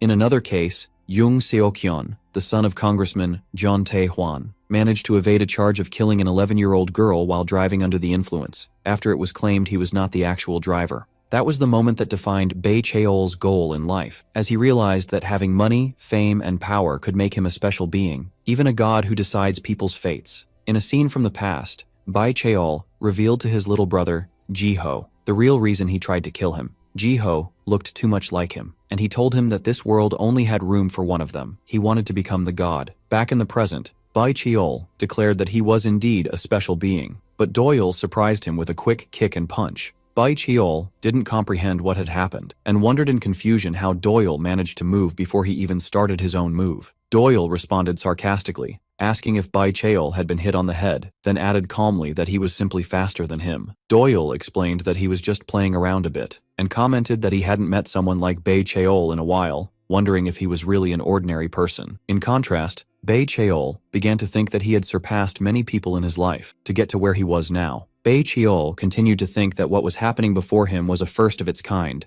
Doyle coldly interrupted him, telling him not to speak if he was only going to say bad things.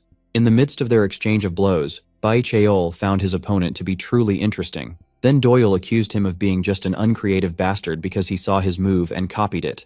The fight between them intensified in a quick flash, and although Bai Cheol was injured, a smile appeared on his face as he reaffirmed that Doyle was interesting. Doyle noticed that Bai Cheol's strikes had become faster and stronger than before. The fierce confrontation continued, as Doyle dodged Bai Cheol's successive punches, and landed a direct hit. Doyle was surprised by his opponent's ability to dodge his attack, while Bai Cheol laughed and continued his fierce assault. Doyle began to realize that as the fight went on, Bai Cheol's strength, determination, and speed were steadily increasing. He possessed a natural talent, especially for speed. Doyle had never expected to meet someone with such abilities in a high school in Korea. Doyle noticed that his opponent's speed had increased again, and realized he was an extraordinary person, but he also realized that his attack patterns, despite their speed, were superficial. Doyle was able to analyze his style, which relied on 3 consecutive left-handed punches, to conceal the real attack that came from his right. Doyle described this strategy as shallow. Bai Cheol asked him if a being of his level wasn't interesting, then surprised him with a powerful left punch that hit him directly. And just as he thought Doyle had taken the hit,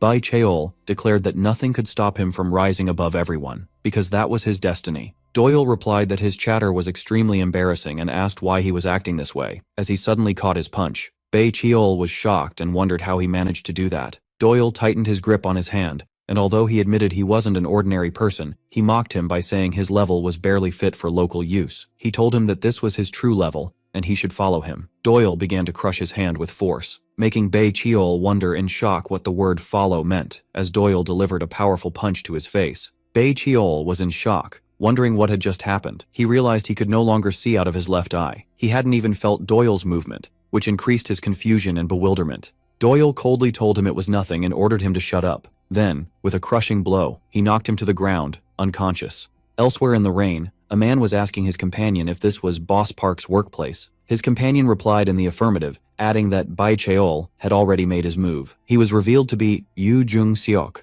the number 2 in the Nampo Orium organization, but he hadn't been able to contact him since the morning. He warned that getting involved with Bai Cheol would make things very messy. He asserted that as long as Bai Cheol was in Seoul, he would definitely take care of everyone, whether they were joining Seokdong or making an offer to the National Union. The two men stopped suddenly, as Jung-seok stared in utter shock at the defeated body of Bai Cheol lying on the ground, wondering in disbelief if this was really Bai Cheol. Nearby, Do-yul stood in silence. Meanwhile, in a different location, Ju Ha-yong, one of the leaders of Nampo Orium, discovered a hallway full of Boss Park's men who had been overwhelmingly defeated. Yu Jung-seok commented that the men from Ilgyong School were extremely cruel, mistakenly believing they were the perpetrators. Looking at Bai Cheol's condition, he concluded that the damage done to him was likely permanent. Yu Jung-seok asked Ju Ha-yong about the identity of the person who managed to inflict all this harm on Bai Cheol. Yu Jung-seok wondered if sending Bai Cheol was the right decision in the first place, but Ju Ha-yong cut him off, advising him not to be hasty. The scene shifts to a corrupt police officer named Park Chung-sik, who was surprised by a message on his phone informing him it had been hacked,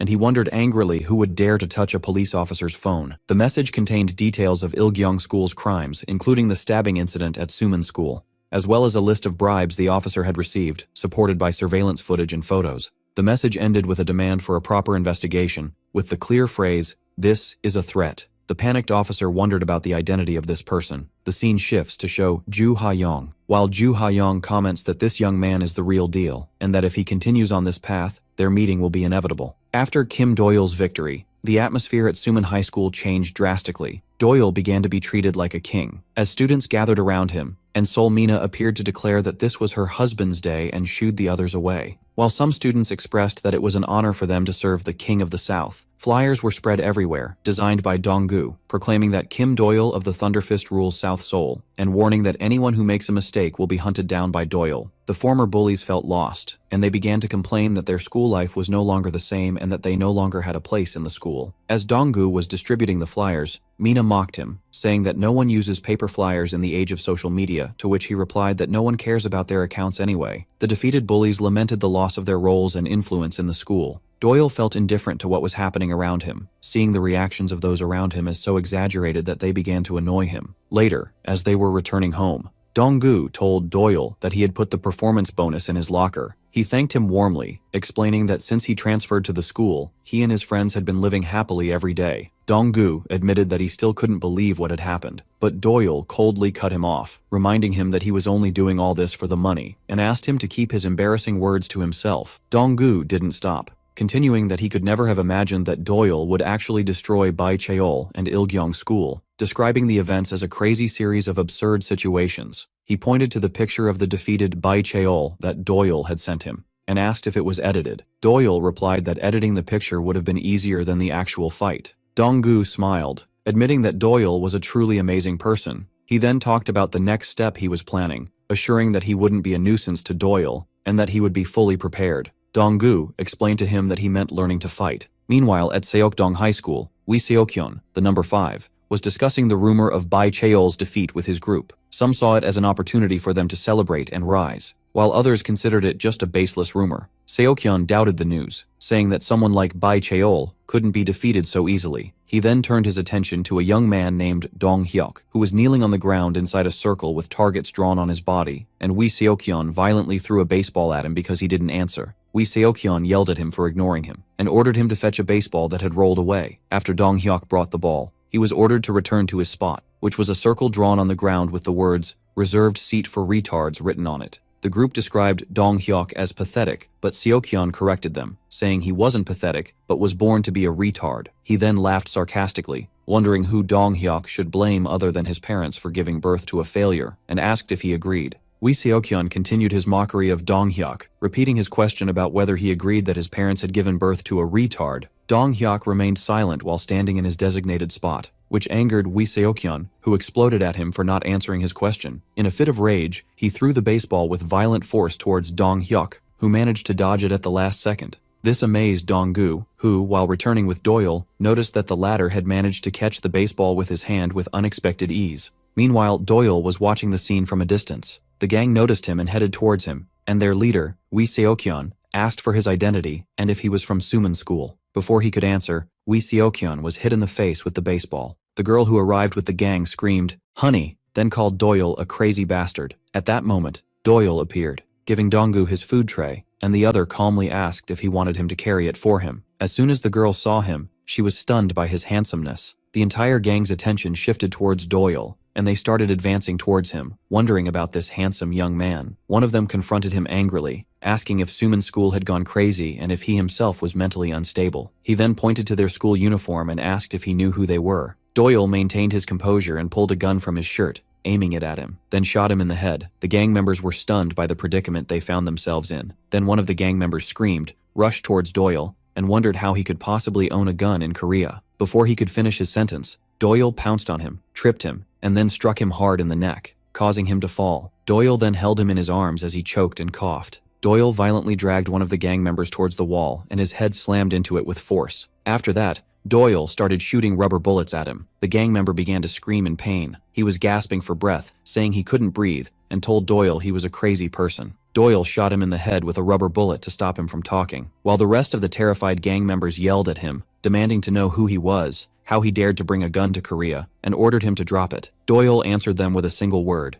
"No," then blew on the muzzle of his gun and told them to attack him all at once because they were annoying him. Then the echoes of more shots rang out in the place. The members of the Seokdong school gang continued to question Doyle in a state of panic. Wee Seokhyun wondered where Doyle had suddenly come from and why he was attacking them, thinking he might be an assassin sent by Ilgyong school. As Doyle calmly approached him, Wee Seokhyun shouted in a desperate attempt to save himself that Bo Seokjun was the one who asked him to catch Bai Cheol. Doyle ignored his words and asked for his identity. Wee Seokhyun exploded in anger, wondering why he was attacking them if he wasn't a follower of Ilgyong. After a moment of silence, Doyle ordered the aggressor to look down. As the aggressor wondered in confusion what he meant, Doyle uttered the word fake, then aimed the gun at his face, and shot him in the head with a rubber bullet that knocked him to the ground. From a distance, Donggu was smiling and announcing that their next step was Seokdong High School. Before the aggressor completely lost consciousness, he asked Doyle the reason for all this. Doyle's answer was simple and consisted of one word, pork. And so, the campaign to eliminate Seokdong High School began. 2 months later, on a warm day, Doyle was sitting in a park when Park Jin-gu, the former number 3 at Ilgyong School, approached him. Jin-gu addressed Doyle as Hyung-nim, big brother or boss, but Doyle asked him to stop, pointing out that Jin-gu was 20 years old. He then asked him how he managed to transfer to his school. Jin-gu insisted that he must be wherever Doyle is and begged him to allow it. Doyle continued to express his annoyance with the title Hyung-nim, but Jin-gu explained that age doesn't matter, as the strong person naturally becomes Hyung-nim. He added that a man's instinct drives him to look up to a great leader, and that he previously thought his leader at Ilgyong was the highest mountain. But he realized after seeing his former leader defeated in the hospital, that there was a bigger mountain, which was Doyle. Doyle wondered why Jin-gu hadn't been arrested. He had sent a message to the corrupt officer asking why he had been released. The officer replied that Jin-gu had been released with only a warning because after a thorough investigation, they found no evidence linking him to Ilgyong's crimes. He described him as just a muscle-obsessed freak they couldn't frame. Jin-gu bowed before Doyle and pledged his loyalty to him as his big brother for the rest of his life. Doyle sighed in resignation and told him to do as he pleased, and Jin-gu thanked him warmly. In the park, Sol-mina was complaining about the sudden rise in temperature and the sweat pouring from her. Doyle, who was sitting on a nearby bench, commented that he had been wondering why she hadn't appeared. Then Mina cheerfully asked who wanted to wipe her sweat. Park Jin-gu eagerly volunteered, but she immediately punched him hard, calling him a damned pervert and ordering him to get away. Doyle watched the scene, thinking to himself if it would be better to just kill them all and leave Korea. His thoughts were interrupted by an angry Donggu, who accused Doyle of not being on time. Although Doyle calmly asserted that there were still 3 minutes left, Donggu continued to grumble, calling him a liar and questioning the usefulness of his training, which had nothing to do with real combat. Donggu had spent the last 2 months doing physical exercises to strengthen only the lower part of his body, as part of his preparations for the next step in learning to fight. He was frustrated that Doyle hadn't taught him any fighting techniques yet, and doubted whether this training would truly make him a good fighter. Doyle, watching the timer on his phone, coldly told him to shut up, and that if he wanted to break down, he should go ahead and do it. Later, in the school bathroom, Doyle revealed to Donggu the nature of the next step he had been talking about, the complete elimination of Seokdong High School, and that the performance bonus for this mission would be 6 million won. Donggu, who was in one of the stalls, was shocked by the amount, thinking it would only be 1 million won, and asked to postpone the conversation because he couldn't concentrate.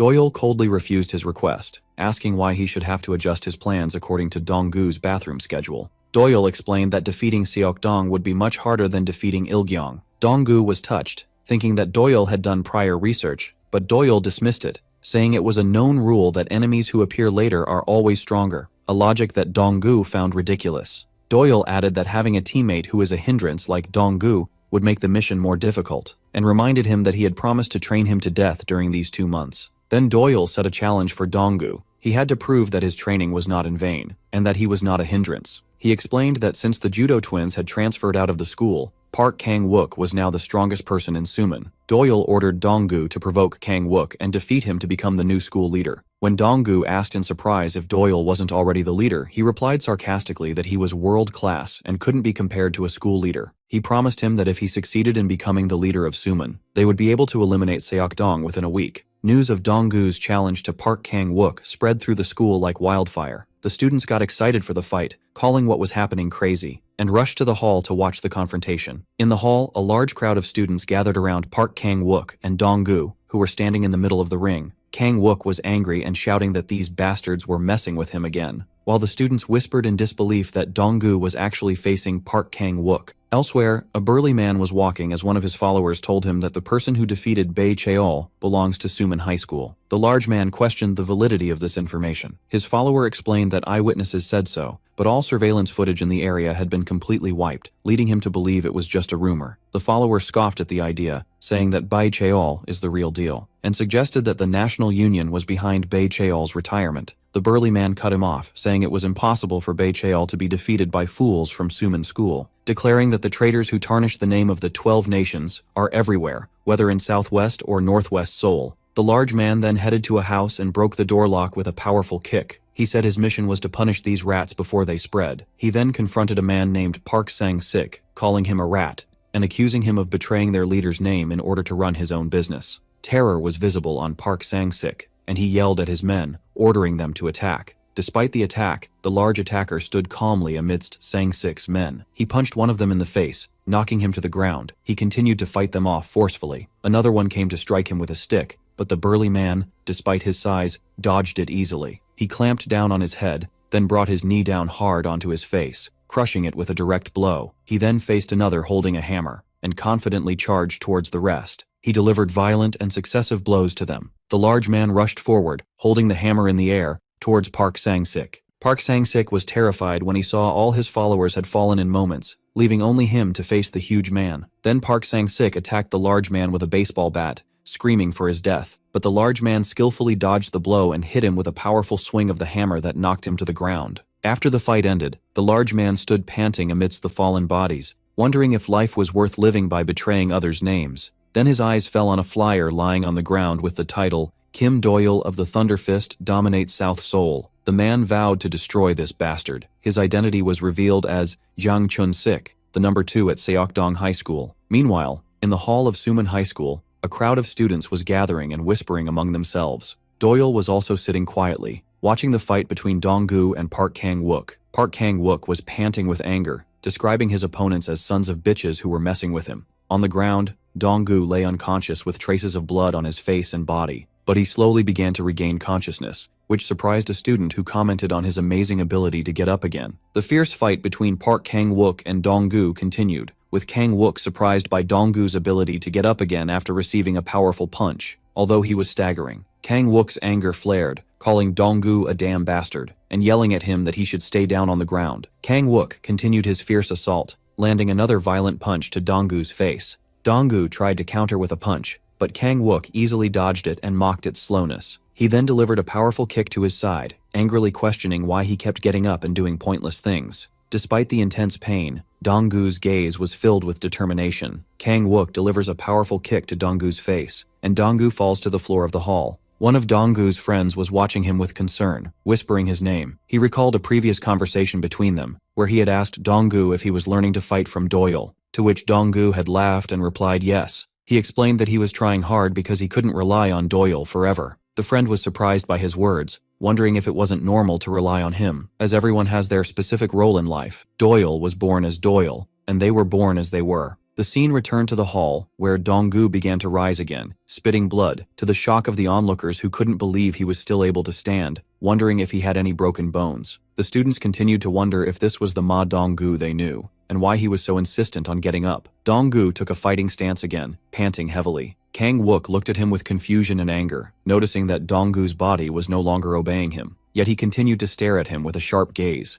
Kang Wook thought that this situation was similar to what happened before, and that Donggu couldn't do anything on his own without the transfer student. He saw that Donggu had become a person who had lost his mind after observing Doyle. He considered that Donggu thought he would achieve something with this brave act, and decided not to let him get up again. He shouted that he would knock him out completely this time, and rushed towards him to deliver a finishing blow. Donggu managed to withstand the blow without losing consciousness and tried to counter with a punch, but Kang Wook easily dodged the attack, and delivered a powerful kick that sent one of Donggu's teeth flying as he fell to the ground, unconscious.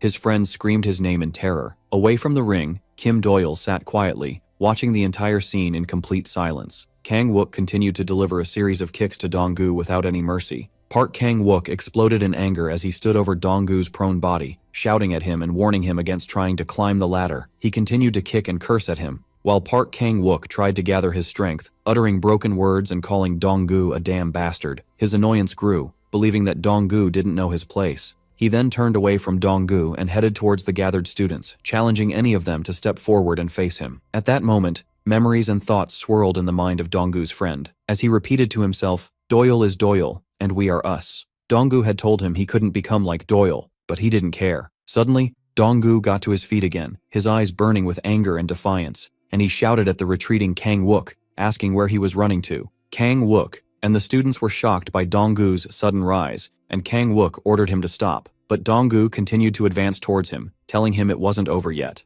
Kang Wook's confusion and astonishment grew, and he called Donggu a damned zombie for not giving up. He then rushed at him again, screaming for him to die. Although the punch hit its mark, Kang Wook noticed with amazement that Donggu was smiling. He wondered to himself if Donggu had finally lost his mind, even though he was sure his punch had been powerful. Donggu countered with a strong punch, but Kang Wook dodged it miraculously. In a flash, Donggu remembered his conversation with Doyle, where he asked how he could defeat Park Kang Wook. Doyle corrected him, saying the question wasn't how, but that he would definitely defeat him. Back in the fight, Donggu managed to stand his ground after the punch and grabbed Kang Wook's arm. Kang Wook was taken aback by Donggu's gaze and wondered if this was the look of someone about to be beaten. The memory of Doyle's advice continued to surface, where he explained that fights at this level are not decided by significant physical differences, but by endurance and willpower. Since there was no major weight difference between him and Kang Wook, his will and physical strength would determine the outcome. Doyle added that Donggu had prepared well for these two things, while Kang Wook had prepared for nothing. The plan was, and indeed Donggu managed to land a powerful punch on Kang Wook's face for the first time,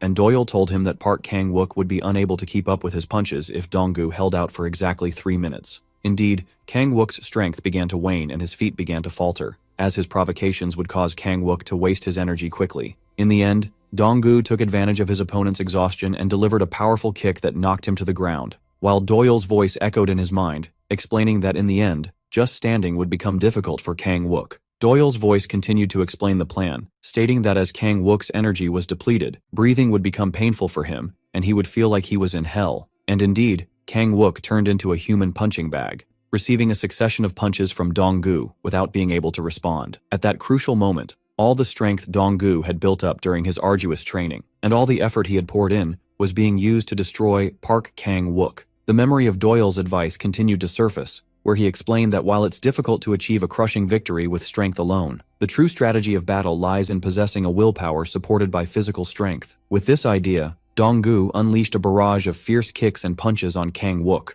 Doyle's final words echoed in his mind, advising him that when he felt like giving up, he should shout for just one more. Donggu's willpower was fueled by painful memories of the past, where he was constantly bullied and beaten, and used as a human seat for Park Kang Wook and the other bullies. Donggu's eyes filled with open defiance, affirming to himself that he would never return to the old days of bullying. With this solid will, he took a strong step forward. Donggu came to the firm conviction that it was okay not to become like Doyle, but it was enough for him to be himself. Everyone watched the scene in complete shock, as Donggu delivered a finishing blow to Kang Wook's head, ending the fight with a devastating strike. Kang Wook fell unconscious, and his followers collapsed in shock at their leader's defeat. Donggu's friends rushed towards him, lifted him onto their shoulders, and celebrated his victory, proudly announcing, "Leader Ma Donggu." Meanwhile, far away at the Blackhead Organization's branch in Russia, a woman was sending all the collected information via a secure messaging program called Cox. Later, as Doyle and Donggu were leaving, Donggu noticed Doyle's new wireless earbuds and wondered where he got them since his uncle's company hadn't released them yet,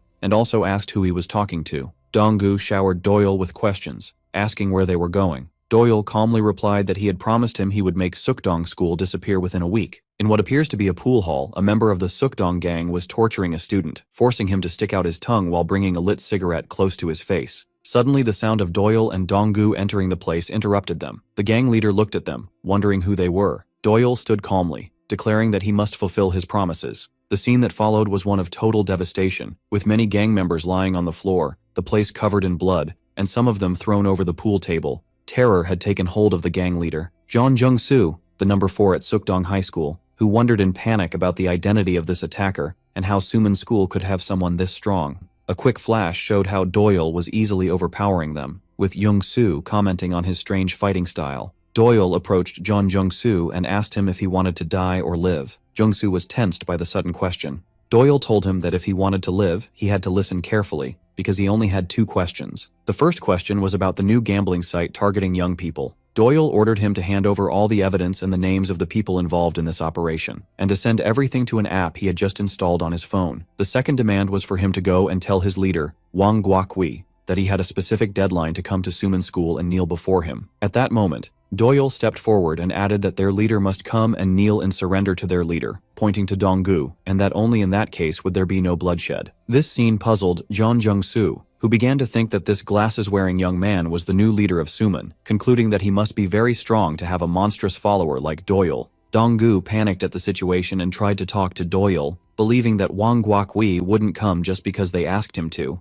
Donggu was flustered as he addressed Doyle in a tense tone, asking what a Wang Guokui was, then exploded in anger, accusing him of being insane, amazed at his audacity to say such a thing. But Doyle calmly replied that what would happen is a gang war. Donggu exploded in anger, calling Doyle a psychopath, insisting that gang wars no longer exist in this era. Doyle explained his logic simply, stating that every time he defeats someone, another stronger person appears, which he found extremely annoying. Therefore, he decided to destroy Sukdong School all at once. Donggu continued to shout that they would all die because of their sheer numbers, but Doyle told him not to worry about that. Doyle then turned to John Jung-soo and ordered him again to bring Wang Guokui. John Jung-soo started laughing strangely, and when Doyle threatened to kill him, he explained that he was laughing because this was the first time someone had asked to meet their leader. Usually people ask for the opposite. The scene shifts to a rainy night in another place called Gimcheon, where someone was standing in the rain, crying in utter despair. Returning to the rainy scene in Gimcheon, a man was watching the battle in horror, wondering if the attacker was human, as his movements seemed utterly inhuman. The man realized the rumors were true, and that this attacker was none other than a ghost. With his incredible speed, the man decided he had to flee to save his life. But before he could, the attacker pounced on him and finished him off. It became clear that this brutal attacker was finishing off his opponents with extreme savagery. The rest of the gang members tried to gather around the ghost in a final desperate attempt. The ghost stood his ground, unfazed by their numbers or their attempt. He smiled a wicked smile, using a sharp weapon in his fight. He moved among the gang members with great speed, and the ghost continued to slaughter them one by one, with a coldness that knew no mercy. After the ghost finished off the surrounding gang members, he fixed his gaze on their leader, making him his next target. The ghost charged directly at the gang leader. The ghost smiled, thinking he had hit the leader, but the latter was unharmed. John Jung-soo told Doyle that the person he was looking for was in Seoul, as the leader was on a business trip for revenge. The ghost realized with astonishment that the leader was not the easy opponent he had imagined, then received a blow from him that he knew was fatal, and there was no way to dodge it. Due to the force of the punch, the ghost was sent flying through the air. After the leader delivered a finishing blow to the ghost, knocking him out and knocking out his teeth, the follower told him to report the result immediately. The leader's identity was revealed as Wang Guokui, the leader of Sukdong School and a member of the 12 Nations. Elsewhere, in a place resembling a maximum security prison, Bai Gichul was sitting in a wheelchair, a sign of the permanent damage inflicted on him after his defeat. A visitor was waiting for him.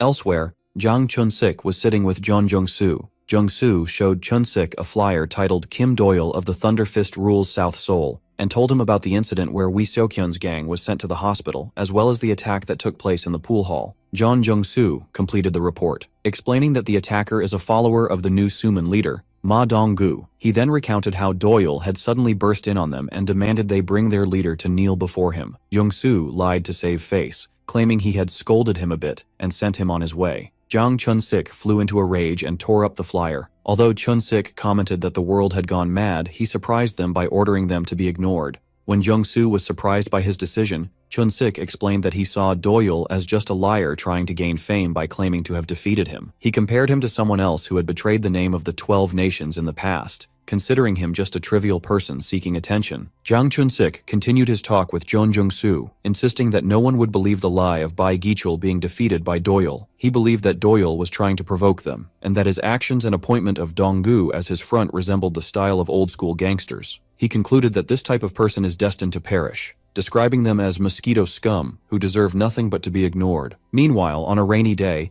Doyle was teaching Donggu the basics of Blackhead's close-quarters combat techniques. Donggu was extremely worried and asked Doyle if he really thought Wang Guokui would come to Suman School, although Doyle calmly replied that he would defeat him somehow. Donggu exploded in anger, believing that Doyle didn't realize the extent of Guokui's power and that he was on a completely different level. Donggu turned to Park Jin-gu, asking for confirmation, and Jin-gu hesitantly replied that Guokui had surpassed human limits. But Doyle coldly cut him off, saying, "He is human." To illustrate his point, Donggu told an old story. He had heard a rumor in middle school that Wang Guokui had beaten a bear to death. He connected this rumor to an incident 3 years ago when a black bear escaped from Cheonglim Zoo, where the bear caused widespread chaos before being found dead, and it was Guokui who had killed it. Donggu panicked and begged Doyle to take the matter seriously, but Doyle completely ignored him. At that moment, as he was thinking that he had a lot to accomplish and there was no turning back, a hidden figure appeared, listening to them. The scene then returned to Doyle drinking juice, confidently asserting that Wang Guokui would definitely come to Suman.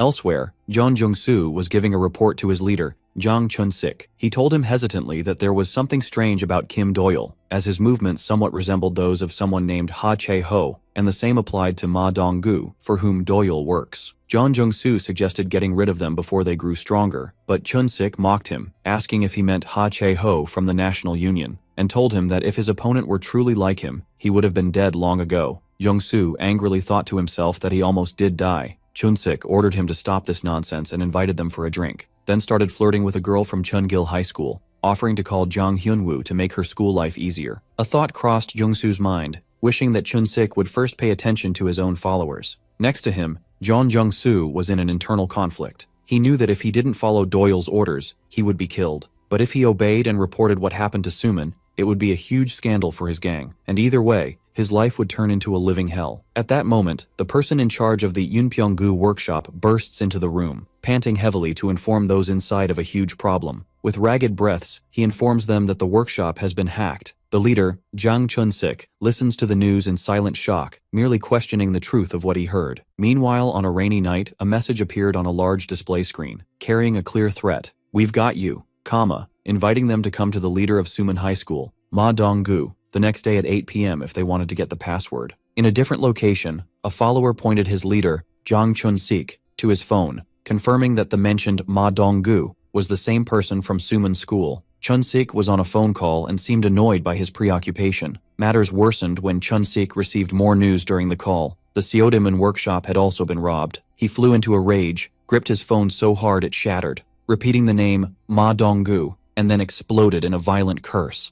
Away from this chaos, Doyle was walking calmly in the rain, before stopping suddenly as if he had noticed something. At the sight of the hacked workshop, Chun-sik wondered what ransomware was, thinking the problem could be solved simply if they knew the password. But Chun-sik, still on the phone, yelled at the caller in anger, ordering him to speak clearly. Chun-sik was still feeling the pressure and anger of the situation. Their tense conversation was interrupted by the arrival of an important figure, as a follower eagerly called out, announcing the arrival of the boss. Everyone bowed respectfully as they welcomed the newcomer, Wang Guokui, their supreme leader. Jang Chun-sik stepped forward and apologized, saying he didn't know he was coming to welcome him properly. Guokui sat down quietly, then coldly asked for the location of Suman High School, which surprised Chun-sik. Guokui commented that there was a new type of gambling popular in prison. The scene then shifts to a meeting room in a prison, where Guokui was visiting Bai Gichul, who was now confined to a wheelchair. He told him he came to talk about money, but now felt disappointed. He added that he no longer had anything to talk about with him now that he was wheelchair-bound.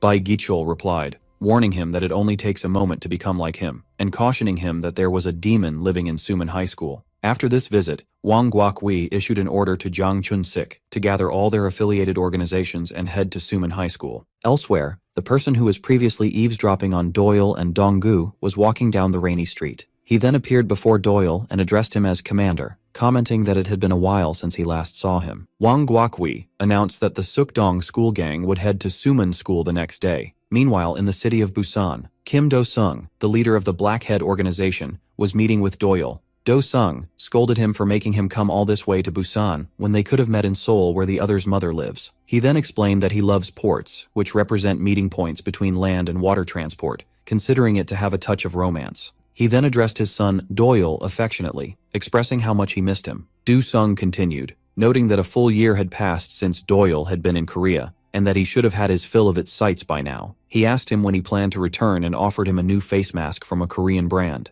But Doyle, who was sitting opposite him, answered sternly that he had already told him he would never return. Do-sung laughed sarcastically at Doyle's indifference to what his father was saying and asked if he was angry about his bank account being frozen. He then claimed the decision was from the finance team and not him. Doyle asked if that was all, then stood up to leave, apologizing that he had an appointment. His father tried to convince him to stay for a meal, but Doyle went on his way, making Do-sung mutter to himself that dealing with his sons was harder than meeting the president. As Doyle walked away, his father shouted, expressing his love for him. After Doyle left, Do-sung called on one of his men, Ji Gui-yeon, a member of the Blackhead organization's special team. He ordered him to take care of Doyle. He complained that his son causes catastrophic problems wherever he goes, citing what he did in Japan, and admitted that he couldn't control him. Despite this, he noticed that Doyle seemed comfortable with Gui-yeon by his side, so he issued a direct order for him to return with his son. Gui-yeon accepted the order respectfully. Later, as Doyle was walking down a hallway, Gui-yeon caught up with him. Doyle asked sharply if he wanted to die and why he was following him. Back at Suman School, specifically on the school field, the clock showed 7:58 p.m. Donggu stood in a state of panic, looking at his phone, thinking that Doyle was crazy for his overconfidence that the Sukdong gang would actually show up. He was worried the plan might be called off, and sent a text message to Doyle asking where he was and why he hadn't come to the school yet. Doyle replied that he was on his way. Donggu wondered in terror what he would do if Doyle didn't show up and backed out of the plan. Elsewhere on the field, Jo Yoon-cheol was wondering why they were there at this time. Park Kang-wook explained that they were here because of him, the person whose orders must always be obeyed. In turn, Kang-wook explained that he had no choice but to help after Donggu had asked him with such a serious look, whether his request was a plea for help or blackmail. Jo Yoon-cheol suggested they leave, but Kang-wook preferred to watch the situation first. Nearby, Park Jin-gu was laughing hysterically, expressing his extreme excitement for the battle he had long dreamed of against Sukdong since his days in military service. On the Suman School field, the gathered students were expressing their admiration for Park Jin-gu, with one commenting on his impressive athletic physique. At that moment, the Suman High School cheerleading squad arrived. One of the cheerleaders expressed her opinion to her friend Mina that what was happening seemed more like a gang fight and questioned the point of having a cheerleading squad in such a situation. Mina replied that the presence of a pretty girl cheering was essential in any situation. Mina then looked at the crowd and wondered why she couldn't see Doyle, expressing her annoyance at having to look at the other students instead of him. Meanwhile, Donggu was still in a state of extreme panic as he looked at his phone, calling Doyle a crazy bastard who caused all this chaos and then disappeared. As the digital clock showed 7:59 p.m., one student suggested that their fight against Sukdong didn't seem logical and that they should escape while they still had the chance, which only increased the terror of Donggu, who was trembling with fear. Away from the school, at the Yeongdongpo train station, Doyle was walking with Gui-yeon. Gui-yeon told Doyle that he had found him a studio apartment near his home, but Doyle sharply replied that if he wanted to die, he should just do it. Doyle looked at his phone, which showed the time was now 8:11 p.m., and realized he was very late. As Doyle was walking, he noticed someone deliberately bumping into his shoulder. On the school field, everyone was wondering about the reason for the delay. It was already past 8 p.m. Donggu started to laugh with relief, as he knew in his heart that it didn't make sense from the beginning. The other students also felt relieved that the Sukdong gang hadn't come, believing the reason was that their school had a bad reputation. A relaxed atmosphere settled among the students, as Mina brought fried chicken to watch the fight that never happened. The students started chatting and taking commemorative photos together. Park Kang-wook commented sarcastically that he thought they were going to show off their strength that day, then asked his friend for a cigarette. The atmosphere became tense for a moment, and as he repeated his request, his friend suddenly pointed in shock towards the school entrance. A huge crowd of people appeared, advancing towards them. which shocked and terrified Donggu and the students. The invaders walked across the field with confidence, and the identities of their leaders were revealed. Zhang Myung-hwan, leader of Kangseo High School, affiliated with Sukdong. Zhang Do-man, leader of Muncheon High School. Bai Yu-hwan, the number 3 at Sukdong School. And Zhang Chun-sik, the number 2 at Sukdong School. Finally, their leader Wang Guokui stepped forward and asked in a booming voice for the identity of the demon of Suman. At the same time, at the train station, Yu Jung-seok blocked Doyle's path and greeted him cheerfully. Guiyon looked at the situation, thinking to himself that things had become very annoying. At the train station, Ju Ha-young, the leader of the Nampo Orium organization, addressed Doyle, saying that although they might leave their opponents alone the first time, they never leave them the second time. Meanwhile, at 8:24 p.m. at Suman School, the fight had already begun. Donggu was punched, his glasses flying through the air as he fell to the ground. On the side of the field, Wang Guokui sat quietly, enjoying a meal of raw meat and drinks, while he watched the Suman students being chased and beaten. Donggu was running in a panic, shouting at the attackers to stay away from him. Guokui picked up a piece of meat and asked his subordinate, Zhang Chun-sik, if this fleeing boy was really the leader of Suman School. Chun-sik replied that his features seemed to match the person they saw in the picture. Chun-sik commented that, from his appearance, Donggu looked like nothing more than a hanger-on trying to exploit someone else's fame. But Bai Yu-hwan disagreed with this opinion, wondering how a hanger-on could attack 2 of their workshops in Yunpyeong-gu and Seodamun. Chun-sik replied sarcastically, asking if he thought Donggu was an important figure. Yu-hwan clarified that he didn't mean that, but he found the audacity of these fools to provoke Sukdong School very strange, and that there was something illogical about the situation. The chaos continued on the field as the Suman students were being beaten. Guokui continued to eat his meal, commenting confidently that the demon indeed lived here, remembering what Bai Gichul had told him earlier. In the midst of the chaos, Donggu remembered the first lesson he learned from Doyle in the basics of close quarters combat of the Blackhead organization: emotional control. The rule was to remain calm no matter the situation. But at that moment, one of the attackers pointed at him, identified him as their leader, and ordered the others to beat him. Donggu panicked and started running, shouting that he was not the leader. He wondered to himself how he could possibly stay calm when he was about to be beaten to death. He then remembered the second lesson, enhancing and preserving stamina, where the rule was to always conserve energy and fight with the least amount of effort possible. Donggu thought that he could forget about being calm, because he had trained thoroughly in endurance, remembering his strenuous exercises. Nevertheless, as he was running and taking hits, he realized his training was not enough and began to scream in pain and despair. Donggu realized that in a one-against-many fight, the total endurance of the opponents is much greater from the very beginning. In a moment of distraction, a gang member surprised him with a powerful kick that hit him directly in the face. The force of the kick sent Donggu flying, and he then tried to get up from the ground, panting from exhaustion and fatigue. The attackers surrounded him, shouting at him to face his fate. In a state of complete despair, Donggu screamed, questioning the point of having endurance when such a large crowd was attacking him. In the midst of the chaos, rubber bullets flew through the air. The scene flashes back for a moment, where Doyle was handing a gun to someone, asking for 2 million won in return. The person wondered if it was acceptable for Doyle to give him something so valuable. It was revealed that the weapon was a 9mm Glock 24 semi-automatic pistol, loaded with special rubber bullets. Back in the present on the school field, the shooter was a large-bodied student named Chang Su, wearing a protective vest. He asked Donggu if he was okay, and Donggu recognized him and called his name. But before he could do anything else, a member of Sukdong surprised him with a powerful kick that knocked him to the ground. The attackers wondered about the identity of this pig and began to beat him. Donggu got up, screaming Chang Su's name, who was in agony under the barrage of kicks. Then Donggu yelled at the attackers, calling them cowards for ganging up on their opponents. A member of Sukdong replied sarcastically, wondering how they dared to call them cowards when their own teammate was using a gun. At that moment, Donggu remembered the third lesson from the basics of close quarters combat of the Blackhead organization: stick to the basics. A gang member shouted that firearms were indeed cowardly, but he wasn't the one using it. He then rushed towards one of the attackers, skillfully dodged his punch, and landed a successful counterpunch, which knocked him to the ground. Donggu felt confident after his long-practiced double punch technique succeeded, and he told Chang Su to hold on, assuring him that those bastards would meet their end. But his joy was short-lived, as a member of Sukdong kicked him from behind, calling him "that bastard Ma Donggu," and ordered everyone to crush him. Donggu remembered the fourth lesson: using grudge and willpower. As he took successive blows, the Suman students realized they were in a critical situation, outnumbered 10-1 by their opponents, and Jo Yoon-cheol suggested to Park Kang-wook that they should run. Jo Yoon-cheol already started to flee, shouting at him to follow. After some hesitation, Park Kang-wook followed him, telling him to wait. Suddenly, Park Jin-gu intervened in the battle and unleashed his immense power, single-handedly taking down 30 members of the Sukdong gang.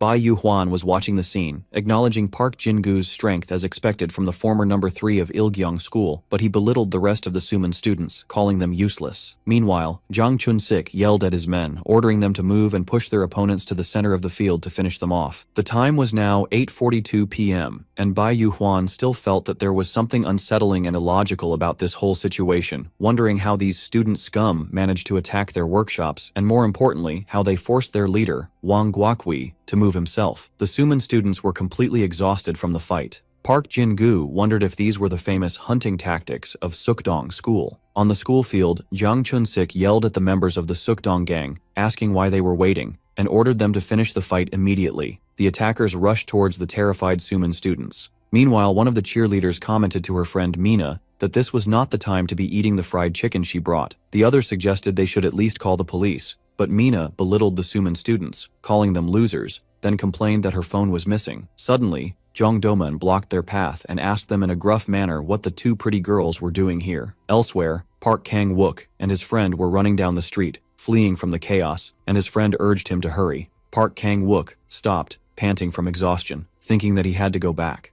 Jo Yoon-cheol was baffled by his decision and called him crazy, asking if he had dropped his phone and advising him to look for it the next day. But Park Kang-wook remembered his promise to help Dong-gu. He then declared to his friend that he was the eternally tormented Park Kang-wook, and that he was used to pain anyway. Jo Yoon-cheol stood bewildered, wondering about this strange logic. Back at the school, the cheerleaders were being carried away on Jong Do-man's shoulder, thinking about the humiliation she was suffering and vowing revenge. In an alley, Dong-gu was violently attacked and was being dragged by a gang member. Dong-gu collapsed in despair, believing that the black head training he had learned was useless, and called Doyle a fraud. Later, the scene returned to the school field, where Dong-gu was kneeling on the ground, gagged and with his hands tied, alongside the rest of the defeated students, while Park Jin-gu lay on the ground, unconscious and bleeding. Wang Guokwi was sitting on a bench, repeating to himself that the devil indeed lives here, but he concluded that the idea of Doyle's existence was ridiculous, and wondered why Bai Gichul had lied to him. Jang Chun-sik asked his leader, Guokwi, how to deal with the prisoners. Guokwi ordered them to begin the punishment, setting a penalty for each of them. He ordered one eye of the first student to be gouged out, then the ears of the next student to be torn off. As for Chang-su, he ordered one of his legs to be crushed to turn him into a seat. Finally, for Ma Dong-gu, who resisted until the end,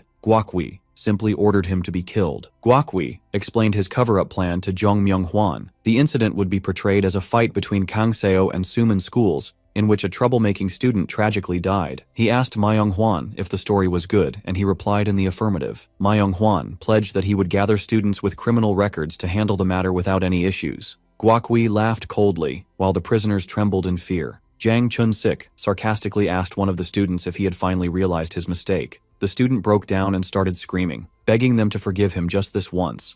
Guokwi ignored his pleas, looked at the bound Dong-gu, noted that he had resisted to the end, and asked if he was really their leader. Wang Guokwi ordered the captive student to kill Dong-gu himself. He threw him a knife and promised to cancel his punishment if he carried out the order. The student remembered in horror Guokwi's previous order to gouge out one of his eyes. As Jang Chun-sik and one of his followers watched with a sarcastic smile, the student reached out with a trembling hand and grabbed the knife. The student advanced towards the bound Dong-gu, while Chang-su watched him, crying helplessly. The student stood before Dong-gu and began to blame him while crying, asking why he had committed such a foolish act, and what they, as weaklings, could possibly have achieved. He added in a broken voice that weaklings like them never had a chance to succeed from the beginning. Dong-gu's memory flashed back to the past, where he was bullied everywhere and at all times, and the student told him that they were good at enduring and that they could have continued to bear their suffering in silence. Back in the present, two members of Sukdong were mocking the student's emotional breakdown, finding the scene boring. The student continued to berate Dong-gu, questioning what right they had to try and help others. Jang Chun-sik's patience ran out. He hit the student and ordered him to stop his whining and stab Dong-gu immediately, threatening to kill him too if he didn't. The student held the knife with two trembling hands under the pressure of the threats,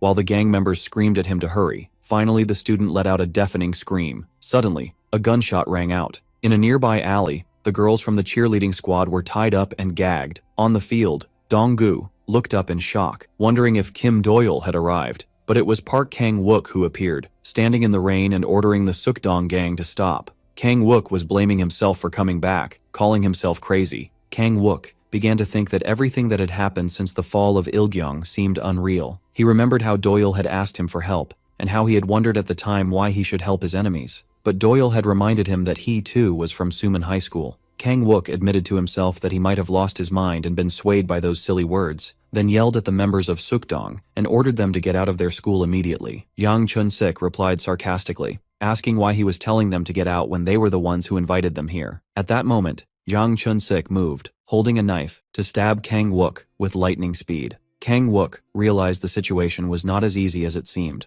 Yang Chun-sik approached the student, gave him a knife, and ordered him to finish the job quickly, or else he would face the same fate as Dong-gu. Park Kang-wook was injured and coughing heavily, while the members of Sukdong were yelling at the student to stab Dong-gu. The student thought about the phrase, "It's our turn now," that he had heard earlier, considering it mere nonsense. He continued to think that such a thing didn't exist for people like them, and screamed in despair that there was never a chance for it to be their turn in the first place. At that crucial moment, Chang-soo yelled at the student, Sang Cheol, who was about to stab Dong-gu, telling him not to do it. Sang Cheol hesitated for a moment, while Dong-gu closed his eyes, resigning himself to his fate. Suddenly a bright light flashed, and a motorcycle stormed onto the field, crashing into a group of Sukdong gang members and sending them flying into the air. Doyle had finally arrived. He walked calmly through the rain, as a crowd of gang members surrounded him from the front and back, and the captive cheerleaders looked at him in shock. Doyle asked his follower, Guiyan, about the number of opponents, who replied that there were 87 of them. He then asked him for help, and Guiyan immediately agreed. Zhong Myung-hwan wondered about the identity of this newcomer and rushed towards him. Before he could reach him, Doyle delivered a series of punches that completely took him out, as Doyle and Guiyan advanced towards them with complete calm. Sang Cheol looked at Doyle with tears welling in his eyes, and in a poignant moment, Sang Cheol began to cry with relief. Doyle approached him and ordered him to get up, announcing that it was their turn now. Previously at the train station, the announcer's voice was declaring the departure of the train bound for Busan. Ju Ha-yong was speaking to Doyle, repeating that he might forgive an opponent once, but not twice. He considered his meeting with Doyle again to be fate, and Ju Ha-yong invited him for a drink. Yu Jung-seok noticed that Doyle seemed to be in a hurry. Ha-yong gave him a key, telling him the place was located directly in front of the station's first exit, then left, promising they would definitely have that drink together next time. After he left, Yu Jung-seok asked Ju Ha-yong why he continued to help that kid. Back on the school field, the fight was in full swing, with Doyle and Guiyan crushing the members of Sukdong with utter ease. Dong-gu watched the scene in amazement, wondering about the identity of the person helping Doyle, and commenting on their superhuman strength as they managed to defeat more than 70 people in a very short time. Away from the chaos, Mina, who had somehow been untied, was sitting relaxed, eating fried chicken and cheering for Doyle enthusiastically, which puzzled Dong-gu, who wondered who had untied her. On the Suman field, a student approached Park Kang-wook and asked if he was okay. Kang-wook reassured him, confirming he was fine and that he was the forever and always pummeled Kang-wook, FAPKW, and asked what other reason he would have for being there. He then revealed a protective padding he had wrapped around his stomach, explaining that he came fully prepared. The student was relieved he was safe, though he didn't understand the acronym. Nearby, Park Jin-gu was lying on the ground, unconscious and covered in blood, hoping the others wouldn't forget him. Chang-soo wondered if it was right for them to just sit and watch the fight, pointing out that Sol Mina was in the back eating fried chicken and that everyone had been seriously injured except for her. He remembered when Doyle approached him and apologized for being late. He then ordered the injured students to move back and rest so they wouldn't be in his way. Dong-gu admitted that it was better for them not to interfere due to their severe injuries. Then, Wang Guoqui's strange behavior caught his attention. He was standing completely indifferent to his men's defeat, and even seemed to be enjoying the spectacle. Suddenly, Jiang Chun-sik burst into a fit of hysterical laughter, then walked towards Doyle, sarcastically commenting that Suman School had been hiding its secret weapon. He added that things made sense now, and that he had felt something was strange, as student scum wouldn't have provoked him without a reason. He then admitted that Doyle was the real opponent he had been looking for. Jiang Chun-sik remembered that Doyle looked familiar and that he was the same damned liar who had defeated Bai Gichul. Jang Chun-sik pulled out a flyer with Doyle's picture and his nickname, Thunderfist, confirming that he was the wanted person. Guakwai mocked the nickname, calling it childish. Although he admitted that Doyle was not entirely without talent, he belittled his level, considering that he didn't seem special at all for someone who managed to force one of the leaders of the 12 nations into retirement. The narrative began to reveal Jang Chun-sik's background, explaining that before Baigi-chul united Ilgyeong School, Chun-sik was on the verge of achieving it himself. Although people started calling him a loser after his incident with Gichul, he managed to take control of Southwest Seoul on his own, and became known as Fear itself. What made him most terrifying was his brutality and cruelty, as he was known for using brutal methods, such as threatening his victims by cutting off their fingers. In the present, Park Jin-gu stood up and warned Doyle to be extremely careful of Jang Chun-sik, describing him as a ruthless person who would do anything to win. But before Chun-sik could complete his step, Doyle surprised him with a swift and precise strike. Chun-sik stood in shock, wondering what had just happened. He realized that Doyle had accurately attacked the fainting joints in his hand. He wondered how a normal human could see and target this point in the midst of a fight, considering it impossible, and convinced himself to stay calm and not fall for this fraud's tricks. Jang Chun-sik continued to think that his opponent was provoking him with dirty tricks, but he decided that he was also good at mind games. He pretended to have lost his temper and rushed towards Doyle, screaming that he would kill him. He charged at Doyle and threw a kick, but the other dodged it easily, playing the role of a fool who had lost control. Chun-sik's plan was to make Doyle think he had fallen into his trap and was attacking randomly, while in reality, he was fully focused and preparing to deliver his decisive blow. As he continued his attack on Doyle's upper body, he believed Doyle would completely lower his guard. When he threw a bait punch to force Doyle to drop down, he smiled, thinking the fight was over. Park Jin-gu recognized this move and realized it was Jang Chun-sik's special technique, the face-crushing knee kick. But Jang Chun-sik was shocked when he saw what happened next. As Doyle managed to deliver a quick and surprising uppercut, Chun-sik stood bewildered, not understanding how it happened when he was the one who attacked first. Before he could process the situation, Doyle unleashed a barrage of crushing punches on him. Chun-sik was still unable to understand what was happening, as Doyle's stance and timing shouldn't have allowed him to execute such an attack. Chun-sik had executed an unbeatable move, yet Doyle managed to counter. He realized with horror that his opponent was several steps ahead of him, and he felt a terrifying sensation and tried to control his fear, throwing a punch towards Doyle in a desperate attempt. Chun-sik realized the blow was coming, and although he saw it clearly, he was unable to dodge it. Doyle's style defied all logic. Chun-sik wondered in terror about the true nature of the being he was facing, and finally began to believe that Doyle was indeed the one who had defeated Bai Gichul. In a flash, Doyle delivered a finishing punch, which knocked Jang Chun-sik to the ground, unconscious. After the battle ended, Wang Guokwi looked at Doyle and realized that he was the demon of Suman. Doyle turned towards him coldly, and Doyle commented that he hadn't felt that Guokwi was here as well. In the midst of the confrontation, Wang Guokwi lifted the motorcycle that Doyle had arrived on and hurled it towards him with immense force. Doyle managed to narrowly avoid it as the bike crashed to the ground and shattered. Guokwi stood flexing his muscles, while the Suman students watched the scene in disbelief. One of them wondered if Guokwi had really thrown the motorcycle, and they began to believe the rumor that he had killed a bear, questioning if this man was even human to begin with. Meanwhile, Park Jin-gu spoke to Dong-gu, who was sitting beside him, telling him he was sure that Doyle would not have an easy fight, and warned him that they couldn't underestimate Guokwi himself either. Suddenly, Guiyan was hit by a surprise attack from Bai Yu-hwan, the number 3 at Sukdong School. Park Jin-gu began to explain, stating that Yu-hwan was the number 2 at Sukdong before Jang Chun-sik joined. He added that in terms of pure fighting skills, he surpasses Chun-sik by several levels. Dong-gu was surprised and asked why he was the number 3 then. The answer was that Chun-sik possesses superior business skills and brings a lot of money to the gang, which is why Yu-hwan's rank was naturally lowered. Park Jin-gu continued his explanation, revealing that Bae Yu-hwan's father is the famous fighter Bae Seok-gu, the first champion of the OFC fighting organization. This meant that Yu-hwan was born with a fighter's genes and is a natural genius in combat. On the battlefield, Yu-hwan mocked Guiyan, who was standing silently, and asked if he didn't know how to attack or if he saw no opportunity to attack. In response, Doyle addressed Guiyan, asking him not to kill him. Guiyan clarified that he was assessing the situation to determine how much force he should use, as it had been a long time since he had fought without the intent to kill. Yu-hwan laughed at this, considering it empty bragging, and told him that even if he fought with the intent to kill, it wouldn't be enough to win. The fight began between them, as Yu-hwan launched a fierce attack, but Guiyan dodged all his blows with amazing ease,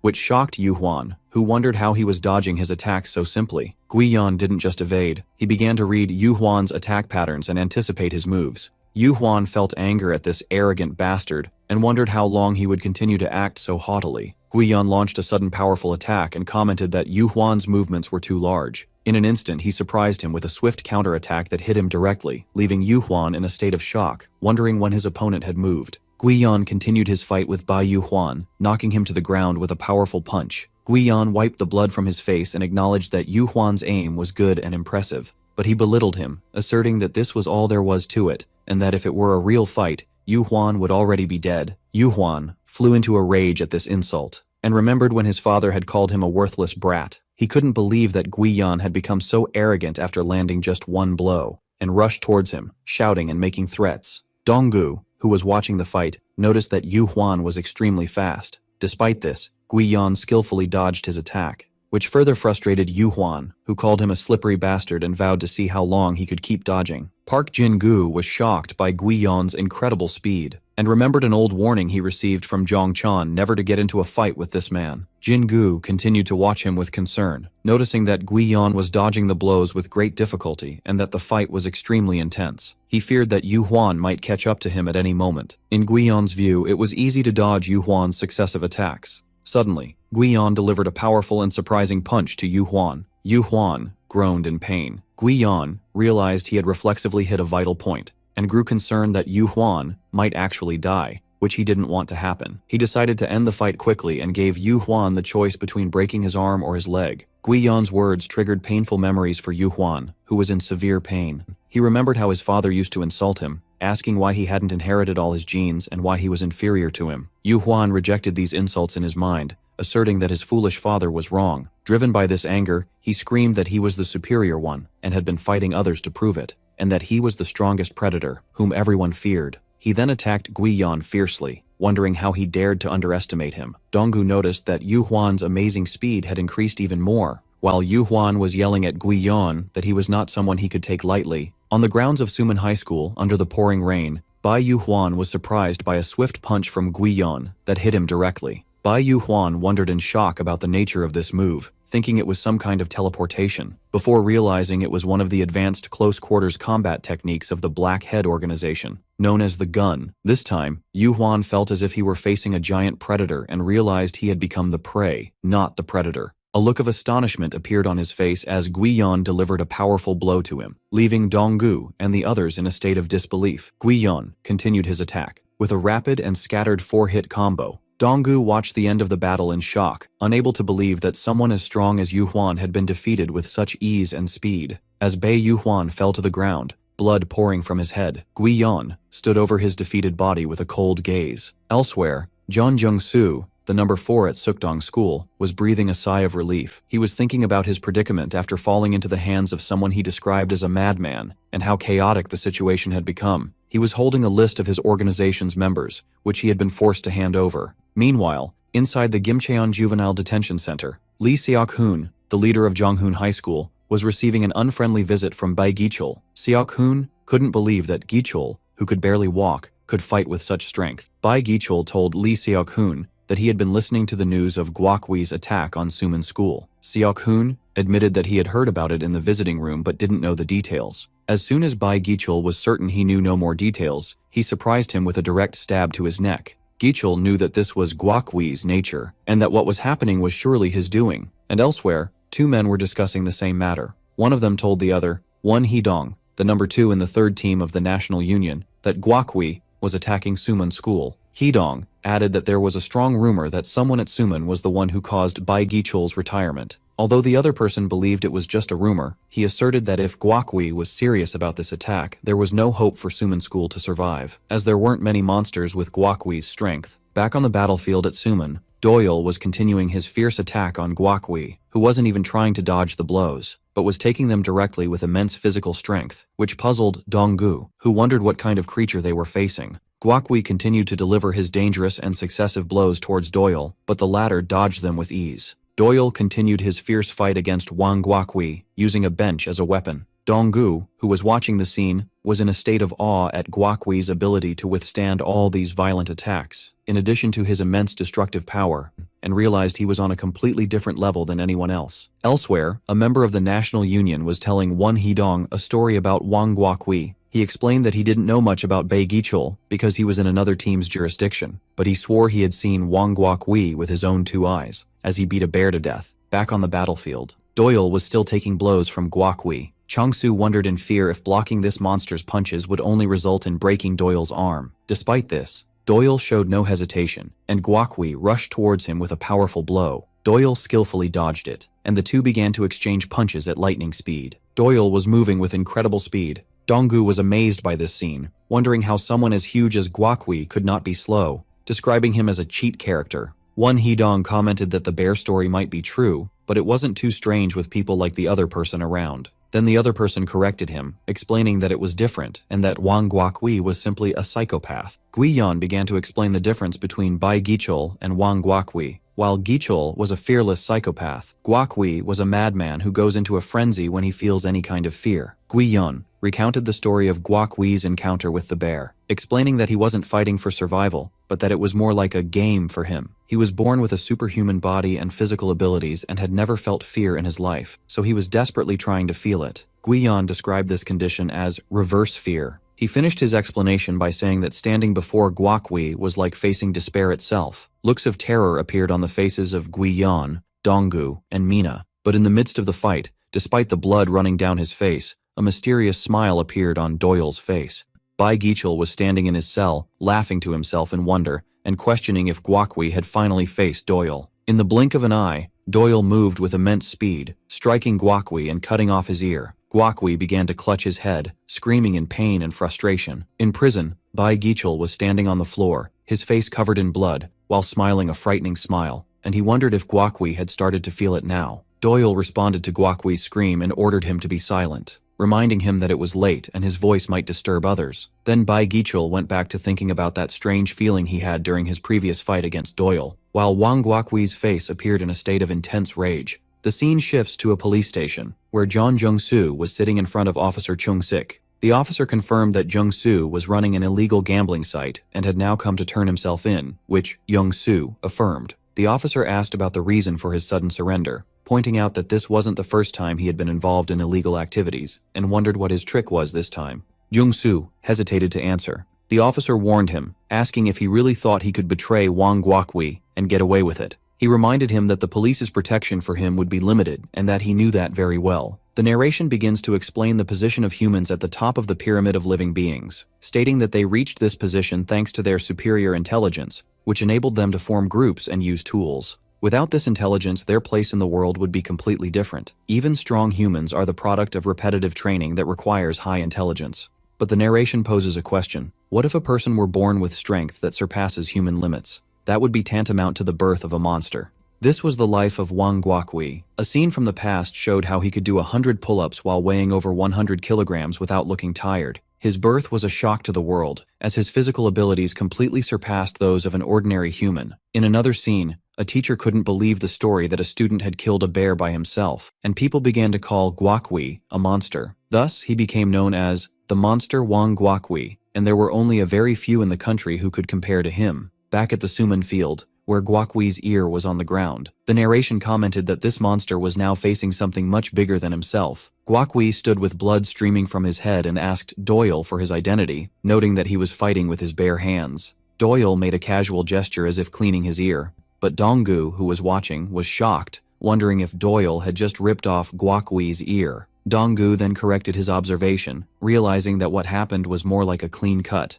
Bae Gichul commented that he would bet that even Guokui wouldn't be able to handle Doyle. In contrast, Guokui was in a state of disbelief, wondering what trick Doyle had used and how something so impossible could happen. After a moment of anticipation, Wang Guokui launched a surprise attack on Doyle while he was talking, but Doyle managed to dodge it easily. The fierce fight between them continued. Guokui's anger flared, and he unleashed a barrage of successive and rapid punches towards Doyle. But Doyle was dodging Guokui's punches with swift and evasive movements. Donggu realized he couldn't even track Guokui's movements with his eyes. Despite this, Doyle managed to block one of Guokui's violent punches, and the exchange of blows between them continued at a super-fast speed. Guiyan was watching the fight in a state of amazement. He saw that Guokui was a top-tier fighter, ready for field missions, and wondered how someone like him could remain in the high school circle in Korea. Doyle countered with a powerful punch that hit Guokui directly. Guokwi screamed from the intense pain under the force of the blow, but Guiyan also realized that Wang Guokwi's opponent was Doyle. The scene shifts to the police station, where the officer was interrogating John Jung-soo. The officer summarized Jung-soo's strange story, where he claimed that someone had threatened him and forced him to turn himself in by sending him a video of him assassinating someone, hinting that he would do the same to him if he didn't comply. The officer asked where this video was. A scene from the past showed Jung-soo screaming in front of his computer, which suddenly exploded. In the present, Jung-soo told the officer that the computer had exploded on its own, which prompted the officer to ask him sarcastically if he was drunk. Jung-soo insisted he was telling the truth, and that the video wasn't just a simple assassination clip. Back on the battlefield, Guokwi wondered in amazement how a human like Doyle could exist in this world, commenting that this was very interesting. Doyle anticipated that Guokwi would launch another surprise attack while talking. Guokwi rushed with all his might towards Doyle, admitting he had been waiting for someone like him. He threw a powerful blow in his direction, but Doyle managed to dodge it. Park Jin-gu, who was watching, was shocked. Guokwi had finally managed to grab Doyle. Doyle showed no surprise at the situation, but instead rushed quickly to deliver his blow towards Guokwi. Guokwi, who was watching him, feared that Doyle would cut off something else from his body. Guokwi threw Doyle away and stepped back, but Doyle appeared lightly in front of him and called him a cowardly cat. Guokwi was shocked by this insult and wondered,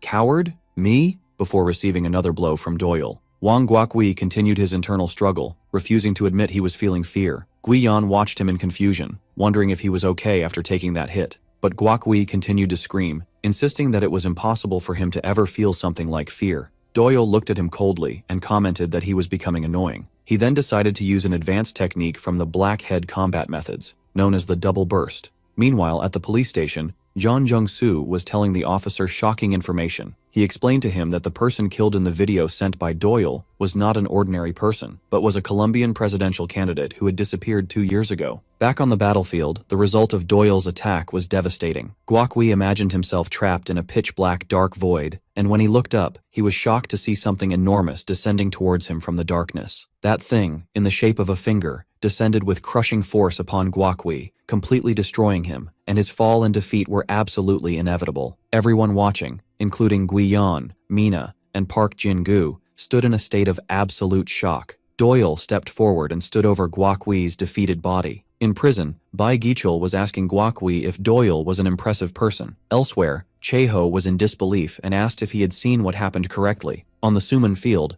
Donggu burst out in joy, screaming that they had won. Doyle corrected him, saying that he had won, not they. The defeated bodies of Wang Guokwi and his followers were lying on the ground. Park Kang-wook looked at the scene and muttered some curses, but admitted that these little bastards had indeed succeeded in achieving victory. The Suman students celebrated their victory, gathered around Doyle, and carried him on their shoulders, while Sol Mina was screaming for everyone to get away because he was hers. Away from the noisy celebrations, the student Sang Cheol, who was forced to carry the knife, sat alone in the rain. Doyle was being carried on Park Jin-gu's shoulders, while his friends were cheering, declaring that the second half of their school life had begun, and that it was their turn now. Sang Cheol sat alone, crying in silence, and far away, Ha Che-ho was also in a state of shock, wondering if what he had heard was just a dream. On a sunny summer day, the news spread like wildfire. Suman High School, an ordinary school, had managed to defeat Sukdong High School, one of the 3 worst schools for troublemakers in Seoul, in an event that was like a miracle.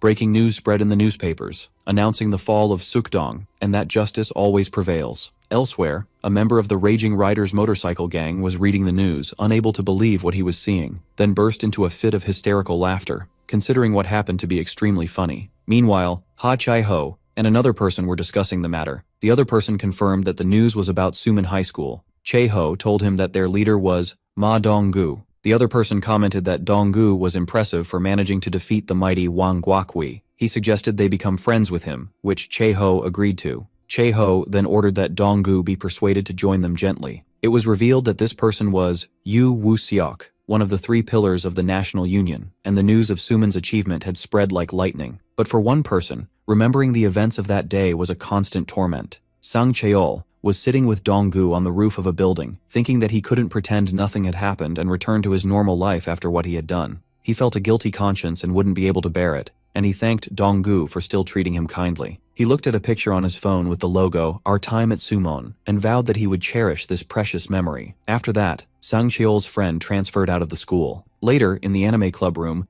Dong-gu was yelling at Park Jin-gu and the other students, asking why they kept coming to the club when they didn't even watch anime. It seemed they had joined to fill the void left by his friend Sang Cheol. Guiyan coldly asked Doyle who he should kill first. While Mina was complaining about the intense heat, Dong-gu exploded in anger, pointing out that the air conditioner was set to 18 degrees Celsius and reminded her to wear the official uniform during indoor club activities. Dong-gu was surprised to see Park Kang-wook there as well, who justified his presence by saying they were the ones who asked for his help in the first place. Park Jin-gu suggested they take a group photo, while Dong-gu was yelling at him to stop coming to school in just his underwear. They took the photo, and their family began to grow and change. Suman's school was changing. Some students thanked Dong-gu, saying the school was much better now, but Dong-gu humbly replied that he had done nothing. Doyle interrupted him, confirming he was telling the truth and that Doyle had done everything, then demanded everyone pay 30,000 won in protection fees, which caused Dong-gu to scream at him to get lost. Everything was indeed changing. The anime club members were planning to go to Japan during the summer vacation to watch a movie. Doyle, who was sitting nearby, commented that this was nonsense.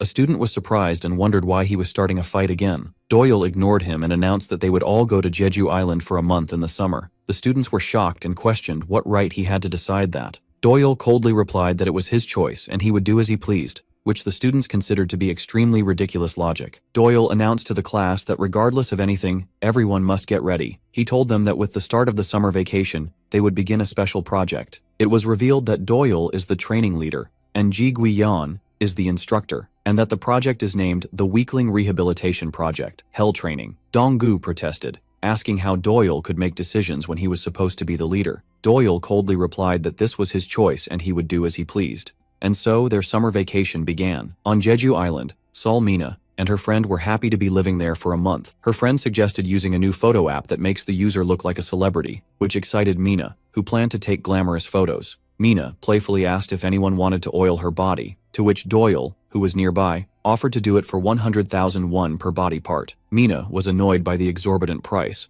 while Dong-gu was angry, wondering why everyone had followed him here. Meanwhile, hell training had already begun. Guiyan was shouting at the students to move faster, and asking them whether they were planning to kill someone or not. He then threatened anyone who tried to escape with death. Some students who didn't join the training had given excuses that they didn't get their parents' permission, and Dong-gu wished he had done the same. Guiyan continued to torture Kang-wook, and mocked him for his extreme slowness. Kang-wook complained that Guiyan had hit him in his solar plexus and that he couldn't breathe, but Guiyan coldly ordered him to get up. Kang-wook screamed, questioning why they would kill someone. After a month of arduous training, the scene had completely changed. Guiyan continued to shout at the students, asking them if they were going to kill someone or not. But this time, the students answered in unison, screaming, "Yes, we will kill." Mina and her friend were watching the scene. Her friend commented that what was happening was scary, and how people could change so much in 1 month, considering that they had been completely brainwashed. But Mina didn't care. All she wanted was to know where Doyle was. Nearby, Dong-gu was screaming and begging to be sent to North Korea. Mina was watching the scene with disgust, saying that seeing this nonsense so early in the morning made her want to scream. In the Yeondong area of Jeju Island, in a gang's office building, the bodies of several men were lying on the ground in pools of blood. Inside, Doyle was sitting with the terrified gang leader. Doyle was eating raw fish but complained that he wasn't good at eating it and would have preferred pork. He told the leader that he would eat it anyway since he was the one who had prepared it for him. The leader thought to himself in despair that he had ordered the food for himself and that Doyle had just appeared out of nowhere. In the office of the Yeondong gang in Jeju, its leader, Yoo Han-il, nervously asked Doyle the reason for his visit. Doyle told him to drop the formalities in their conversation, which terrified Han-il, who remembered how he had to get several gold teeth because of Doyle in the past. Doyle wondered to himself at the time if he should kill him. Doyle continued to speak coldly, asking Han-il what he was doing these days, sarcastically wondering if he was still kidnapping children. Han-il nervously denied it and claimed he was trying to live an honest life. Doyle doubted his words, told him that wasn't true, and revealed that he knew he was running a secret and illegal fighting ring. Han-il was shocked and wondered to what extent Doyle knew about his affairs and tried to downplay the matter, claiming it was just a small game among them. Doyle commented that the ring seemed very large for him, then complained that the fish had started to taste fishy and he could no longer eat, which angered Han-il in secret because Doyle had already devoured everything. Doyle described the ring's rules in detail. 10 fighters in an arena 5 meters high, the winner is the last one standing, and with no rules or weight classes. He described it as extremely radical, while he continued to eat, which further enraged Han-il. Han-il tried to justify the situation by saying they would gradually change the rules to make it safer, but Doyle cut him off, saying the idea of no rules was great, as real fights don't follow rules anyway. The scene was interspersed with a quick flash of the Suman students training brutally and chanting, "Kill, kill, kill." Then Doyle asked Han-il to let 3 of their fighters join, and to prepare his best 7 fighters to face them. The narration began to explain the nature of the illegal fighting ring on Jeju Island, known as Death 10. The ring had only 2 rules. The first was that 10 fighters enter and fight until only 1 remains. The second rule was that the ring's height is 5 meters. The organizers are not responsible for any injuries resulting from falls, and any fighter who falls is immediately disqualified. Other than that, everything was allowed, including biting, hitting the back of the head, and scratching. In such a brutal fighting place, Park Kang-wook stood in a state of despair, wondering why he was here again. Mina and her friend were in the stands, amazed that such a place existed in South Korea, and they expressed their admiration for the size of the place, but they grumbled that their phones had been confiscated, preventing them from posting on Instagram. Donggu stood in the ring, his features heavy with the tension and anxiety that were clearly written on his face. In the VIP room overlooking the ring, Han-il commented on the luxury of the place. Doyle sarcastically asked him if he had earned all this money from kidnapping rich children. Han-il nervously denied it, claiming it was all from investors' money. Doyle reminded him to drop the formalities, then asked him which fighters he should watch, since he had asked him to prepare his best fighters. Han-il replied hesitantly that their champion had been in an accident, and was now at school for some time. In the VIP room overlooking the ring, Han-il assured Doyle that despite his champion's absence, he was well prepared and would not disappoint him. Doyle ordered him to continue, while taking and drinking Han-il's coffee, which secretly annoyed the latter. Han-il began to introduce the fighters, pointing to fighter number 1, An Hyo-deok. In the stands, the girls commented on his handsomeness. Although Mina found him a bit tacky, Han-il explained that Hyo-deok is the current number 1, a former world champion of Death 10, and that he hails from Busan. Doyle asked Han-il if he had heard of the 12 nations. Han-il replied that he had heard about them here and there, to which Doyle commented that they must be very famous if even Han-il knew them. Han-il laughed nervously, asserting that they were the future leaders of Korea's criminal underworld and that he himself had tried to obtain that title when he was Doyle's age. Doyle coldly replied that he understood, which increased Han-il's tension. Han-il continued his explanation that An Hyo-deok was a member of the 12 nations and a high-level fighter under the command of Ju Ha-yong, the leader of Nampo Orium. He added that even current professional fighters fear Ju Ha-yong and that Hyo-deok was one of his close followers, proving his high skills. Doyle remembered to himself that strange man he had met, Ju Ha-yong. Han-il moved on to the next fighter, number 3, Yu Hai-cheol, a native of Jeju Island. He revealed that his father is the leader of the Harubang gang. Han-il added that he and Haecheol's father were like close brothers, making Haecheol like a nephew to him. He confirmed that his fighting fundamentals were solid because he grew up in this world and followed the elite path since birth. Finally, he introduced fighter number 7, Cha In-beom, whom he described as a rising star after winning the rookie tournament. Han-il warned Doyle not to underestimate him for being a rookie, to which Doyle replied that he had never underestimated him, which annoyed Han-il. Han-il added that In-beom was a former member of the Japanese Yakuza Kitanogumi, and that his skills were good and he should be watched. Doyle thought to himself that Kitanogumi is where that woman is. In the stands, Sol Mina felt that she had seen fighter number 7 somewhere before. Han-il completed his presentation, noting that the remaining fighters, numbers 2, 4, 5, and 6, were his organization's ranked fighters, so there was no need to worry. Their names were revealed: Kim Jong-ho, rank 4, An Jung-gu, rank 41, Jung Man-soo, rank 9, and Bai Gi-hyuk, rank 7. After finishing his list, Han-il anxiously asked Doyle about the fighters he had brought, begging him that they not be from the Black Head organization's special team because he didn't want anyone to die here. Doyle answered him calmly as he sipped his drink, that it wasn't like that, and that they were just his friends from the Anime Appreciation Club. Han-il was shocked by Doyle's answer and wondered to himself about the meaning of the word anime, and how a rascal like Doyle could have friends in the first place. Doyle, who had finished his drink, interrupted him and ordered him to start the fight already, which angered Han-il in secret because Doyle had finished the whole cup again. In the ring, an announcer in a sexy bunny costume appeared and introduced herself as Yua, declaring she was the mascot of Death 10. To the roar of the crowd, she welcomed them to this surprise bout, promising them a bloody and fun Saturday night, and an exciting and tantalizing match. The cheers rose again for Death 10. The 10 participating fighters were introduced by their numbers, including number 1, An Hyo-deok, number 2, Kim Jong-ho, and number 3, Yu Hai-cheol. Number 4, An Jung-gu. Number 5, Jung Man-soo. Number 6, Bae Gi-hyuk. And number 7, Cha In-beom. Number 8, Park Jin-gu. Number 9, Park Kang-wook. Among them was Dong-gu, who was assigned number 10. Then Yua announced the start of the bout. Meanwhile, at Jeju International Airport, a woman was walking gracefully. One of her followers told her that the traitor was already here. The woman commented that it had been a long time since her last visit to South Korea, who was revealed to be Sol Min-ju, the head of operations for Kitanagumi. Back in the ring, the atmosphere was charged with tension. Yua announced that this special match was filled with ranked fighters. At that moment, fighter number 2 made the first move. The announcer identified him as Kim Jong-ho, currently ranked 4th, the champion of the first Death 10 tournament, and a veteran fighter with superb skills. Jong-ho was thinking to himself that today's lineup of fighters was strange, a mix of top rankers and unknown rookies. As a veteran fighter, he saw that a hit-and-run strategy was the best for this battle. Since defeating fighters number 1 and 3 wouldn't be easy, he decided to eliminate the rookies first. Park Jin-gu yelled at him, asking if he was targeting him, and declared that he would gladly accept the challenge. The crowd cheered enthusiastically for the impending battle. Jong-ho decided to eliminate the nearby muscle balloon first, to make a good impression on the audience, get some easy prize money, and avoid injuries for the next fight. The two fighters rushed towards each other as the announcer described the moment with excitement. Kim Jong-ho was planning his attack, thinking he would retire at a convenient time after securing an easy victory. He rushed towards Park Jin-gu, but suddenly, An Hyo-deok intervened and aimed a kick at his face.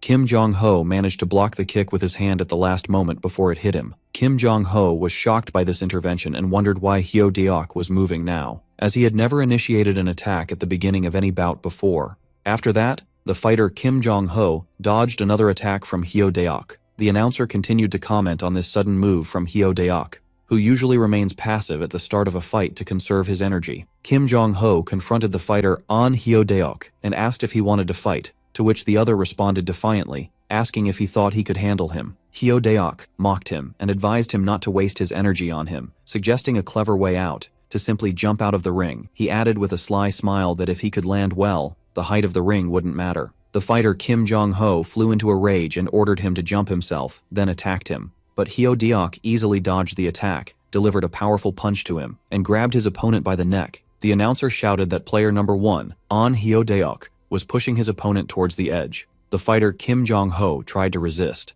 but Hyo-deok overpowered him, delivering a series of punches to his face, then kicked him out of the ring. Kim Jong-ho fell from a great height, while his friend Sol Mina screamed in terror. The announcer declared that the fighter had been eliminated with just one move, then surprisingly stated that the number 4 ranked Kim Jong-ho had been eliminated by An Hyo-deok. The crowd erupted in cheers, chanting An Hyo-deok's name with great enthusiasm. In the VIP room, Yoo Han-il was laughing as he watched the fight, and Doyle commented that he couldn't believe Yoo Han-il had organized something like this. Then, Yoo Han-il began to justify the tournament's cruelty, explaining that the fighters were trying to earn money and that he hadn't forced them to participate. He explained the financial prize distribution system, where the top 5 winners receive cash prizes, while the losers from 7th to 10th place fall into accumulating debt. He added that the costs of maintaining the ring and other matters required such harsh rules. In the ring, Han-il was describing the place as brutal. The fighter An Jung-gu approached Park Jin-gu and greeted him, saying it had been a while since he last saw him. At that moment, Yu Hai-cheol was engrossed in his cruel pleasure, torturing Jung Man-soo, who couldn't stop screaming from the intense pain. In the fighting ring, Yu Hai-cheol was mocking his opponent, Jung Man-soo, saying he talked too much and reminding him that he had warned him to keep quiet. He then taunted him, asking if he wanted his jaw broken, and continued to kick him. Man-soo begged him to wait and took back his words. But Hai-cheol ignored his pleas and didn't stop delivering fierce kicks. The announcer declared that fighter number 3, Yu Hai-cheol, was brutally crushing fighter number 5, Jung Man-soo. From the audience, Hai-cheol's father, Yoo Han-gu, the leader of the Harubang gang in Jeju, was cheering him on enthusiastically. As the violent assault continued, the announcer declared the elimination of fighter number 5, Jung Man-soo, by Yu Hai-cheol. The crowd erupted, chanting Yu Hai-cheol's name. Park Kang-wook, who was also participating in the bout, looked at the scene with disgust, wondering how the crowd could cheer while someone was dying. He noticed that Yu Hai-cheol was looking at him with an aura of evil and felt that he was a psychopath, especially after seeing how he broke another opponent's arm as if it meant nothing. Suddenly, Hai-cheol turned to him with a frightening smile, as if he had found his next prey. Hai-cheol approached Kang-wook and commented that he looked very weak, Kang Wook panicked and begged him not to come closer. Elsewhere in the ring, An Jung-gu grabbed Bai Gi-hyuk, and Bai Gi-hyuk started screaming, telling him to let go. Jung-gu was in severe pain from the successive blows raining down on him, yet he was trying his best to hold on. Bai Gi-hyuk felt helpless. His opponent was clinging to him like a leech, preventing him from attacking or defending properly. Cha In-beom and An Jung-gu were fighting together against Bai Gi-hyuk. The announcer commented on their amazing teamwork, as Cha In-beom managed to land a clean blow to Bai Gi-hyuk's face, who called them dirty cowards. Despite the successive blows to An Jung-gu's body, he didn't let go of Bai Gi-hyuk. Bai Gi-hyuk grabbed his hand and threw him away. The announcer commented that Gi-hyuk, as the number 7 ranker, didn't go down easily. He managed to break through their coordinated attacks and rushed forward. Gi-hyuk engaged in a fierce fight with Cha In-beom. Gi-hyuk's experience as a veteran fighter began to show, as he slowly started to gain the upper hand on In-beom, gradually pushing him towards the edge of the ring. As In-beom neared the brink of falling, Gi-hyuk declared that it was over. In the ring, as Bai Gi-hyuk was about to deliver a finishing blow to Cha In-beom, his punch suddenly stopped. Gi-hyuk stood in shock, wondering how his punch had stopped. The announcer declared that a savior had appeared at the right moment, as An Jung-gu had grabbed Gi-hyuk from behind. Gi-hyuk got angry, calling Jung-gu a damned leech and wondering when he had managed to get close to him. The announcer explained that player number 4, An Jung-gu, had grabbed Bai Gi-hyuk's leg. In-beom seized the opportunity and attacked the restrained Gi-hyuk, with the announcer commenting that no one could survive a group attack. The two lower-ranked players continued to pressure the 7th-ranked Gi-hyuk, and the player In-beom rained kicks down on him. The situation continued like this, with An Jung-gu holding him while the other continued to strike him relentlessly. Finally, In-beom ended the fight by delivering the finishing punch. The player Bai Gi-hyuk was eliminated. The two players stood catching their breath, preparing for the next confrontation. Dong-gu was watching what was happening in shock, wondering what these ridiculous rules were. He complained that no sport allows group attacks, describing what was happening as complete chaos. But the announcer was excited, declaring that they were witnessing the fall of the ranked fighters one by one, that this was the essence of Death 10, and she called for the audience to cheer enthusiastically. Meanwhile, in the office of the Harubang gang in Jeju, the bodies of the leader Yu Han-gu and his men were lying in pools of blood. Sol Min-ju was there, and one of her followers told her they had recovered all the USB drives that Han-gu had sold. Min-ju asked him where that person was now, after confirming the information she had that this person was in the Death 10 arena. Back in the ring, Yu Hai-cheol approached Park Kang-wook and asked him the meaning of his strange nickname, Phip. Kang-wook explained that it meant, forever in pain, Park Kang-wook, and that he had suffered so much that he now enjoyed the pain. He then suggested to Hai-cheol that they team up to eliminate the other fighters first, and then meet in the finals. But Hai-cheol rejected his offer, saying that Kang-wook looked too weak, and that playing with the weak was his favorite thing in the world. In the other bout, Dong-gu was taking hits from In-beom. Dong-gu tried to resist, but An Jung-gu intervened again and grabbed him from behind, which frustrated Dong-gu. In-beom continued to land a series of punches to Dong-gu's face. The announcer commented that players number 4 and 7 were working as a team again. In the ring, the announcer declared that player number 10, Ma Dong-gu, was being beaten, while Park Jin-gu shouted, "Boss!" Suddenly, An Hyo-deok surprised him with a powerful kick to the face, but Jin-gu managed to block it miraculously. An Hyo-deok was scolding Jin-gu, wondering how anyone could not keep their eyes on their opponent during a fight, and asked if he needed to remind him of some basics. The narration began to review past events, specifically the First Nam-il War, an unprecedented conflict that arose between the Nampo Orium and Ilgyeong organizations over the control of runaway teenagers. The fierce battle between the two groups lasted for 3 days, ending in a severe humiliation for Ilgyeong and a victory for Nampo Orium. An Hyo-deok clarified that despite Ju Ha-young's absence abroad, the performance of Bai Gi-chul from Ilgyeong was truly amazing. He was a madman who managed to crush Nampo Orium on his own. An Hyo-deok commented that if it weren't for the existence of this beast-like human, the conflict would not have extended to a second war. An Hyo-deok sarcastically commented on Jin-gu's sharp glares and asked him why he was bringing up Bai Gi-chul again.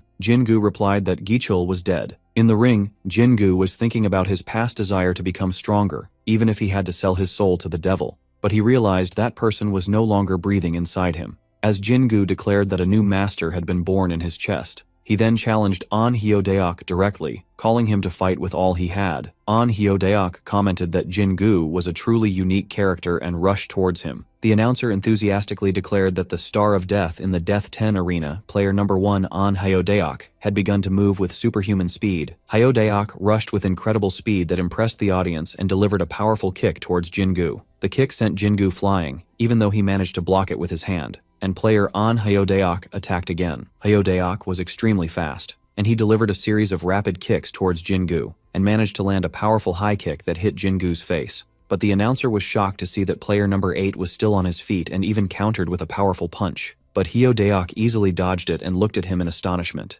while Guiyan watched the scene with interest from the VIP room. From the VIP room, Guiyan was watching the fight with interest and realized to himself that An Hyo-deok's level was no less than that of that man. He saw that his skills should not be confused with those of a mere simple thug. For although his style was not perfectly ideal, his dazzling attack pattern reminded him of the Russian Phoenix's close combat style, and after a fierce exchange of punches, An Hyo-deok managed to land a successful blow. Jin-gu did not give up and tried to counter with an attack of his own, but An Hyo-deok easily dodged it. He then sarcastically commented that Park Jin-gu had improved a lot, wondering how he even managed to withstand that blow. Jin-gu admitted to himself the strength of his opponent. Hyo-deok decided to test him with a stronger move, announcing that he would use the back face kick. At that moment, memories of the past returned to Guiyan, where Jin-gu was standing behind him, asking him to become strong. This was all Jin-gu ever wanted. He remembered how he had spent many years obsessed with physical training, but recently he felt he had hit a dead end. As if he were going through a slump, he felt that the more he struggled, the harder it became, and that he was sinking deeper and deeper into the ground, until he began to think he was born with limits he could not overcome. Back in the present, the announcer shouted in astonishment because Jin-gu had withstood the kick. The spectators were whispering in disbelief, wondering how this rookie managed to hold on, and they praised the strength of player number 8. The announcer explained that An Hyo-deok's back kick had missed player number 8, Park Jin-gu,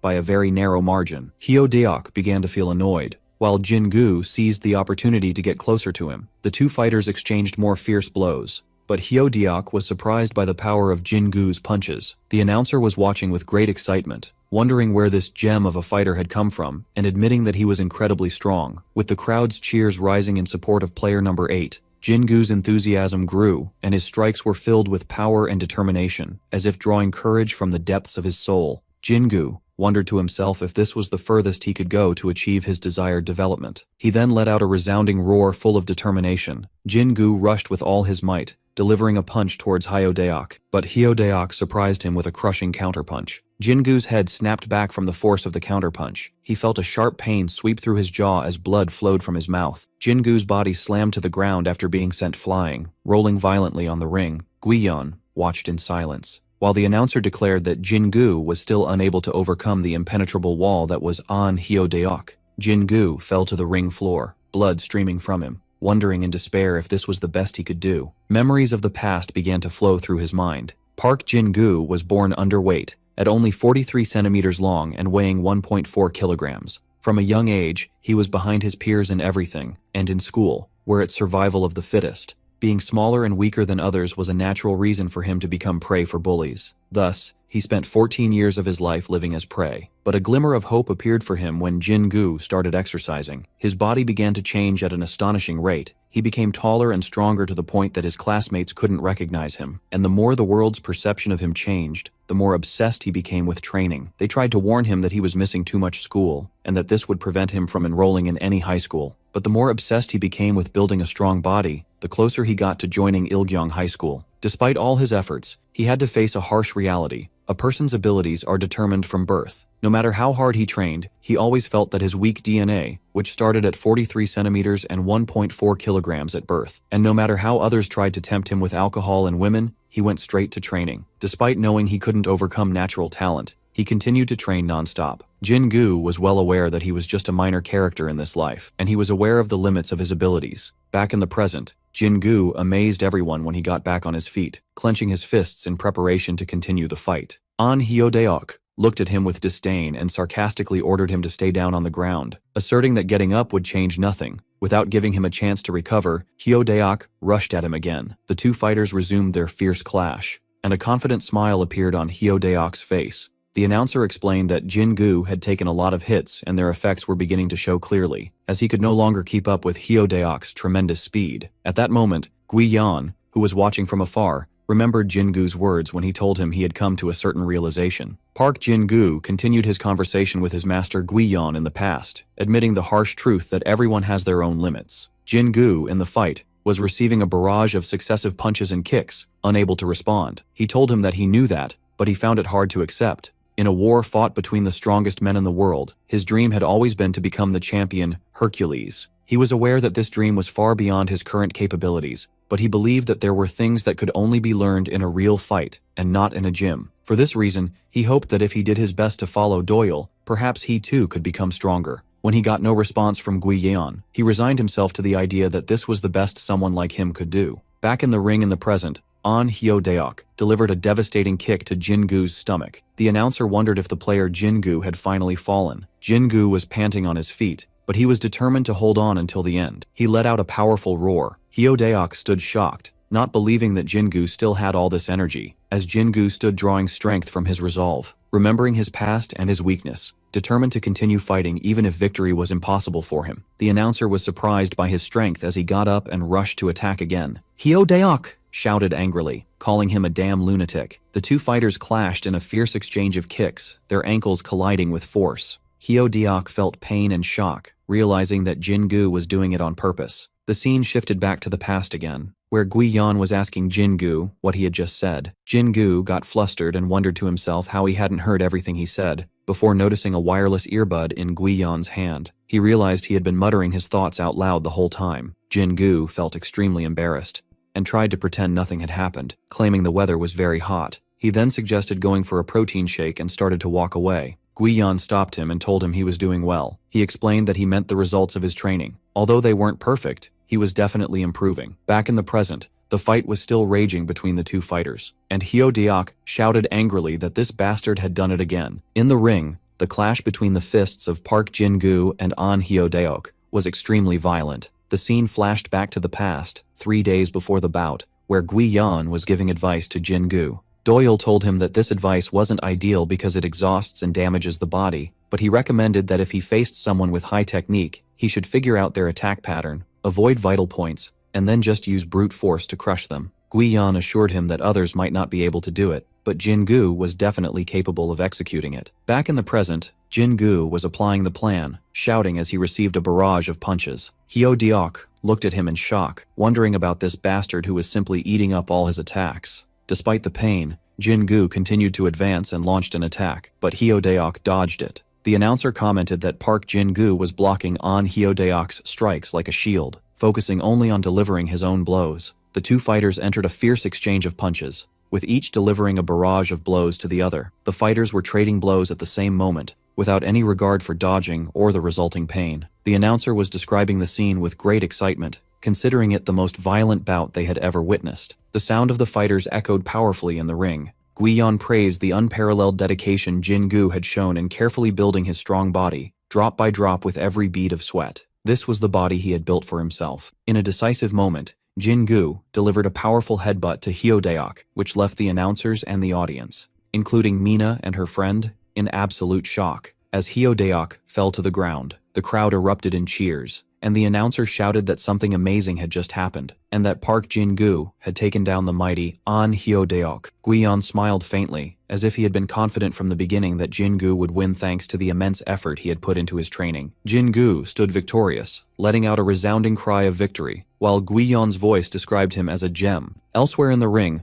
Ma Dong-gu was still struggling, as he was under a continuous joint attack from players number 7 and 4. Meanwhile, the announcer declared that the rookie Park Jin-gu, who had forced player number 1 An Hyo Daok out of the bout, seemed to have exhausted all he had. Jin-gu felt that his body had no strength left, and then he collapsed onto the ring floor. Gui-yeon realized that the kick Jin-gu had received earlier was the real reason for his current state, making him stagger like this. After Park Jin-gu's collapse, Gui-yeon noticed from a distance that he was suffering from a mild concussion. The announcer declared that Jin-gu had suddenly collapsed and was unable to get up, and that the rookie trio was now in a real crisis. At that moment, the attention shifted to Park Kang-wook, as player number 3, Yu Hae-cheol, landed a powerful punch on him. Hae-cheol mocked him, asking if the blow was painful. while Kang Wook was in severe pain and begged him to wait for a moment. But Haecheol coldly ignored his pleas and delivered another punch. From the audience, Haecheol's father, Yu Han-gu, the leader of the Harubang gang in Jeju, was cheering him on enthusiastically. One of his followers approached him, and Han-gu expressed his annoyance because he had ordered not to be interrupted during his son's bout.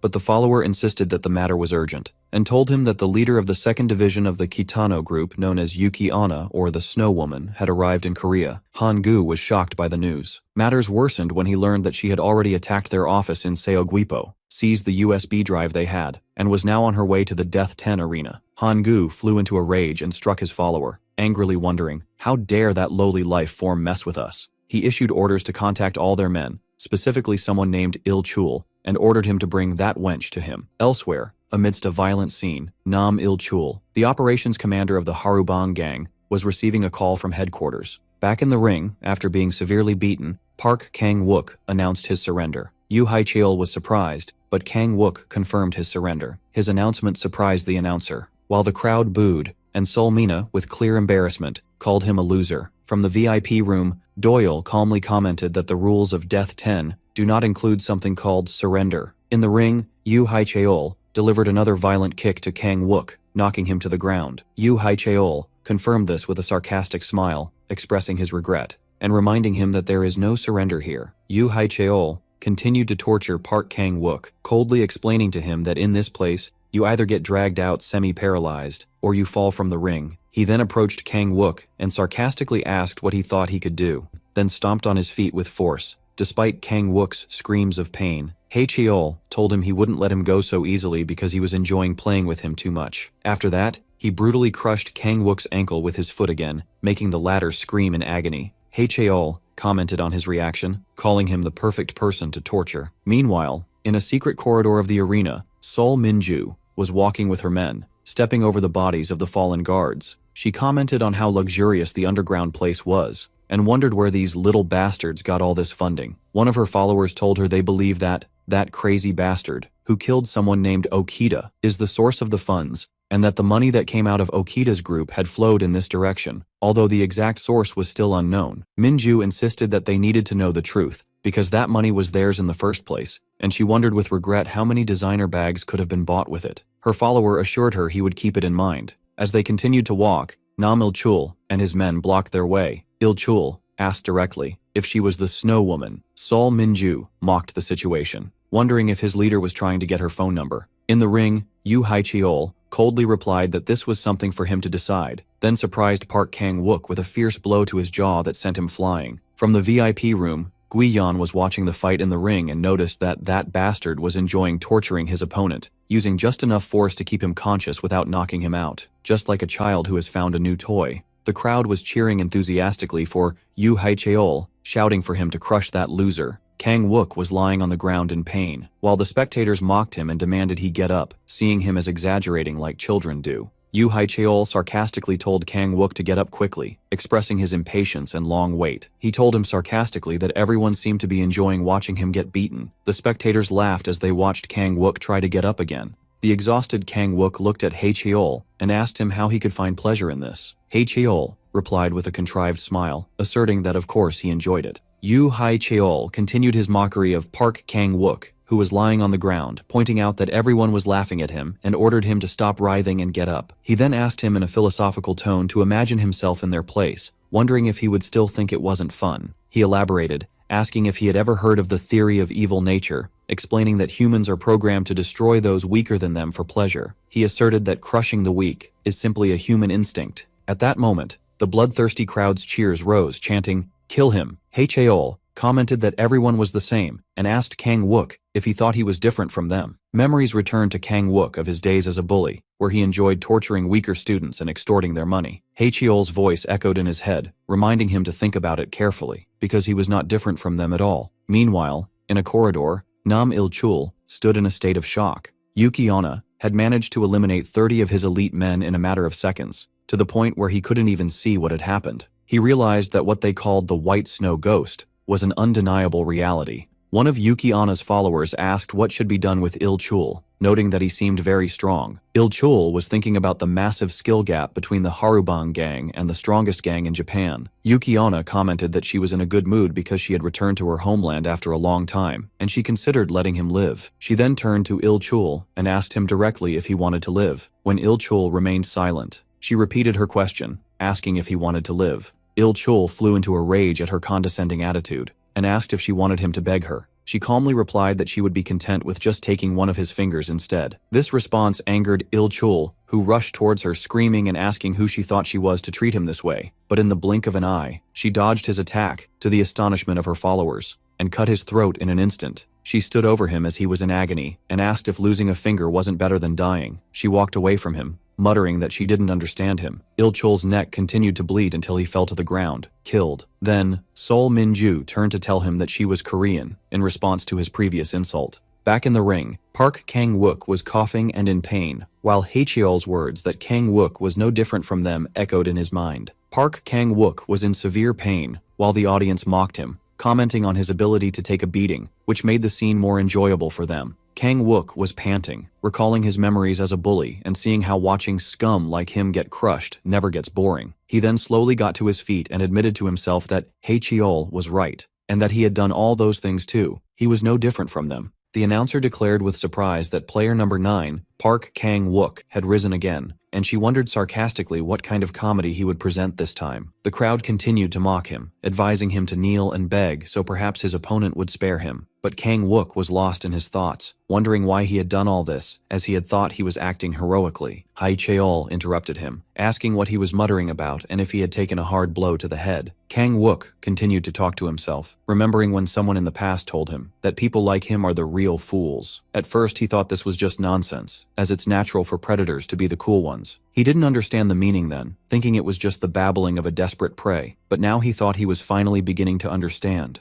who the real fool was. For the first time, Park Kang-wook took a real fighting stance, showing a genuine fighting spirit. Although the crowd continued to call him a loser and demand that he die or jump from the ring, he felt ashamed. He looked at Yu Haecheol's disgusting face, unable to believe he had once worn the same repulsive mask. He felt nauseous just thinking about it. The announcer shouted that even a worm fights back when stepped on, and he rushed fiercely towards Haecheol. Haecheol was momentarily surprised by his attack. Kang-wook screamed, recalling in his mind all that he had suffered during his training. But Haecheol quickly realized that Kang-wook's punch was much slower than he had expected. He easily dodged it and delivered a powerful counterpunch. From the VIP room, Guiyan commented that the outcome was expected, and that there was no chance for Kang-wook to win. The announcer declared that Kang-wook had fallen to the ground again, and that this was his 5th fall in this bout. The announcer shouted the name of player number 9, Park Kang-wook, as he lay on the ground, breathing with difficulty. His memories began to flash back, showing Kang-wook's past. In his childhood, he went through a rapid growth spurt, and that was all there was to it. But because of this simple reason, Kang-wook was granted the privilege of enjoying his life without much effort,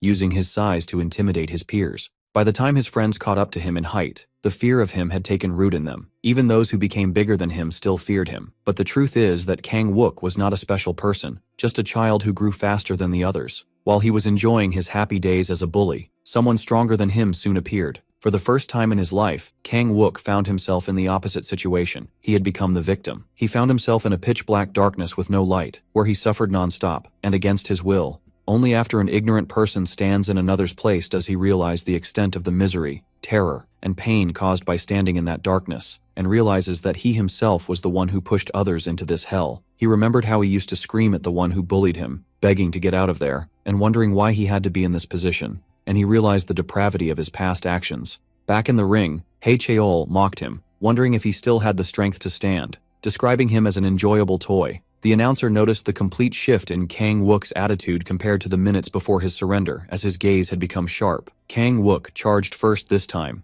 and showered his opponent with a barrage of attacks. But Haecheol mocked his punches, calling them slow, and then delivered another powerful blow to his body. Memories returned to Kang-wook again, but this time to his training on Jeju Island. He remembered how the coach would tell them they had to finish the training no matter the cost. One day on the beach, Kang-wook was apologizing to Donggu for causing them to have extra training time again. But Donggu reassured him that it wasn't important and replied sarcastically that Kang-wook had a lot of things to apologize for anyway. In the present, Kang-wook gritted his teeth hard, while the audience commented on the toughness with which rookies are born. The announcer was amazed by the resilience of player number 9, Park Kang-wook, who managed to withstand a powerful body blow from Yoo Hae-cheol. Hae-cheol felt excited and asked Kang-wook if he wanted more of a beating, then immediately rushed towards him. But incredibly, Kang-wook managed to dodge the attack and delivered a counterpunch. Hae-cheol smiled contemptuously, describing his punch as weak, then responded with a fierce attack that knocked Kang-wook to the ground. Not satisfied with that, he delivered a powerful punch that sent Kang-wook flying into the air. Memories returned to Kang-wook on Jeju Island, where Dong-gu was confronting him with harsh words. Although Kang-wook tried to apologize for his wrongdoings, Dong-gu refused his apology, questioning if he thought the word sorry was enough to end the matter. Dong-gu reminded him that he was hanging out with the same people who used to bully him and wondered why he was suddenly acting nice now. Dong-gu told him that he didn't know why Doyle had accepted him, but he personally had never accepted him, and that he couldn't forgive him. In the ring, although Kang-wook was still struggling, he never backed down and kept moving forward. Hae-cheol's annoyance grew, wondering why this bastard kept rushing at him. Dong-gu's words continued to echo in Kang-wook's mind from the past, as he told him he had done too many bad things in his life to be easily forgiven. Dong-gu berated him for always making excuses, like blaming cigarettes for his weak lungs, and asked if he really didn't know why he was falling behind in every training session. Dong-gu reminded him of his disgraceful school past and explained that in a world where everyone lives fiercely in their own positions, Kang-wook was mocking others' efforts without even trying to learn anything about challenges, failure, perseverance, or passion. All he did was waste his life and waste his time, and was described as having a perverted mindset, following a flawed mentality that only chases immediate pleasures. Dong-gu assured him that this was the path he had chosen, and this was his reality now. Fueled by these words, Kang-wook continued his advance in the ring despite receiving powerful blows from Hae-cheol, which amazed the announcer. He let out a powerful roar and continued to rush forward, delivering a powerful kick, which Hae-cheol blocked, but he felt its power this time. The audience and the announcer were bewildered by this strange situation, as Kang-wook managed to push Hae-cheol, who was clearly superior, into a corner of the ring. Hae-cheol flew into a rage and screamed at him, asking if he wanted to die.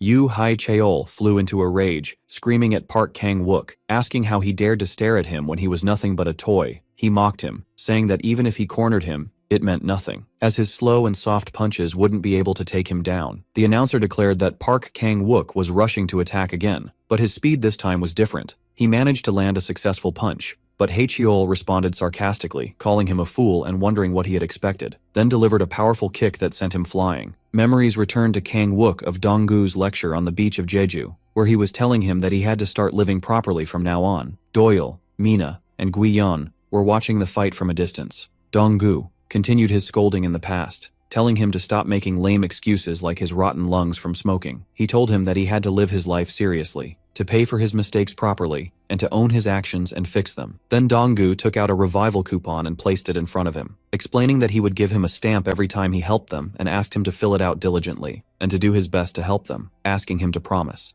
Dong-gu was telling Kang-wook that he would owe him something, remembering when he had saved him in the past, and that thanks to the extra training time today, he would forgive him. Back in the ring, Yoo Hae-cheol was surprised when he found that Kang-wook had grabbed his leg as he was falling. Kang-wook thought of Dong-gu's words and how he had forgiven him. In a decisive moment, driven by his new realization, Kang-wook launched himself from the edge of the ring and took Hae-cheol down with him into the air. The announcers were in a state of shock and disbelief as the two fighters fell hard to the ground outside the ring. They were both in severe pain, especially Kang-wook, who was in agony all over his body as they lay on the ground covered in blood. A scene from the past showed Dong-gu helping the exhausted Kang-wook to walk. Kang-wook fulfilled his promise to Dong-gu that he would help them and become a better person later, then whispered, asking Ma Dong-gu to stamp the coupon. The revival coupon appeared with one stamp on it, indicating that the debt for the extra training time had been settled. The announcer declared that despite player Park Kang-wook's efforts to play for the long run, he had fallen along with player Yoo Hae-cheol. Hae-cheol seemed to be seriously injured,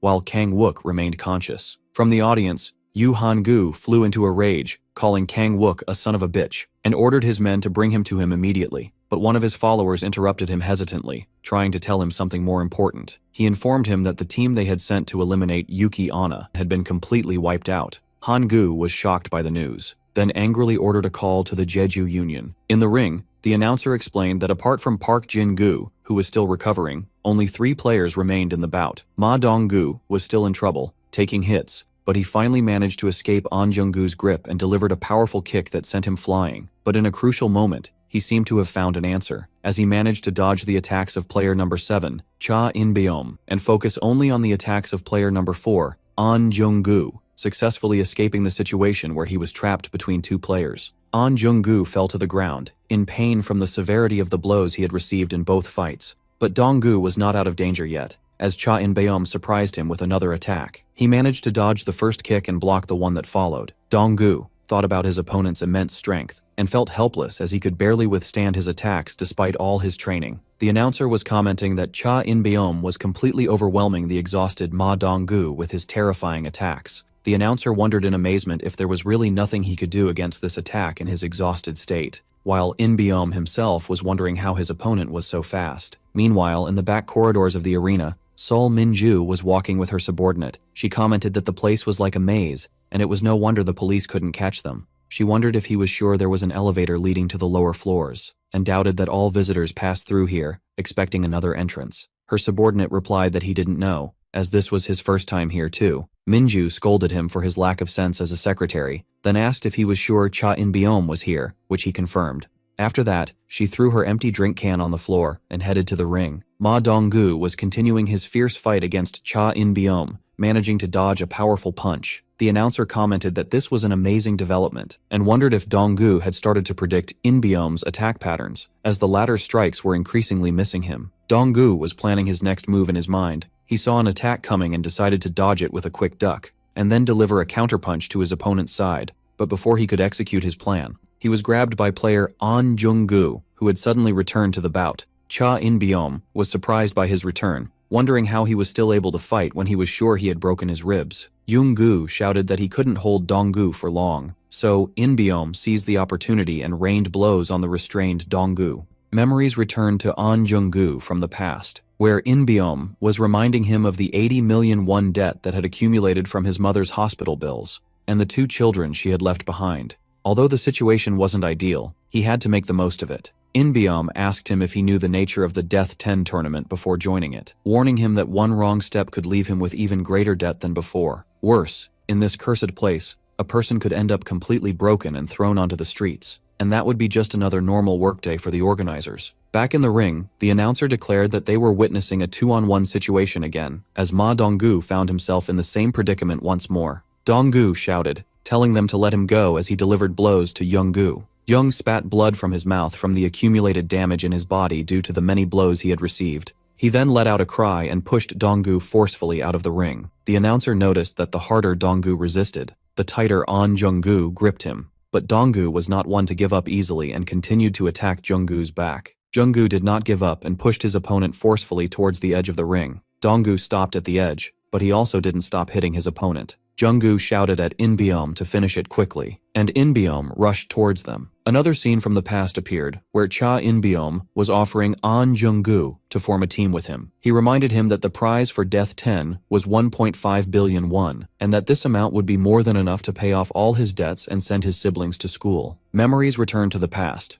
where Cha In-beom was persuading An Jung-gu to ally with him, assuring him that if they joined forces, their chances of winning would be higher, and he promised he would make him get first place. When Jung-gu asked why he chose him, In-beom replied that he still had a lot of money from his previous bouts, that his mother was a good woman, and that it was time to repay her kindness. In the present, at the height of the conflict on the edge of the ring, a shocking development occurred. Cha In-beom betrayed his ally, kicking both An Jung-gu and Ma Dong-gu, and knocking them out of the ring in a single moment. Meanwhile, in a corridor, Sol Min-ju was sarcastically commenting on the presence of a hidden elevator in a place like this. Back in the ring, after In-beom had kicked the last remaining fighters, he looked at An Jung-gu lying outside the ring, and told him with a sly smile that he had come this far thanks to him, and that it was now his turn to repay the debt. At the same time, Sol Min-ju described someone as a treacherous bastard and wondered about the best way to deal with him. Back in the ring, Dong-gu screamed as he was falling. Park Jin-gu, who had suddenly gotten up,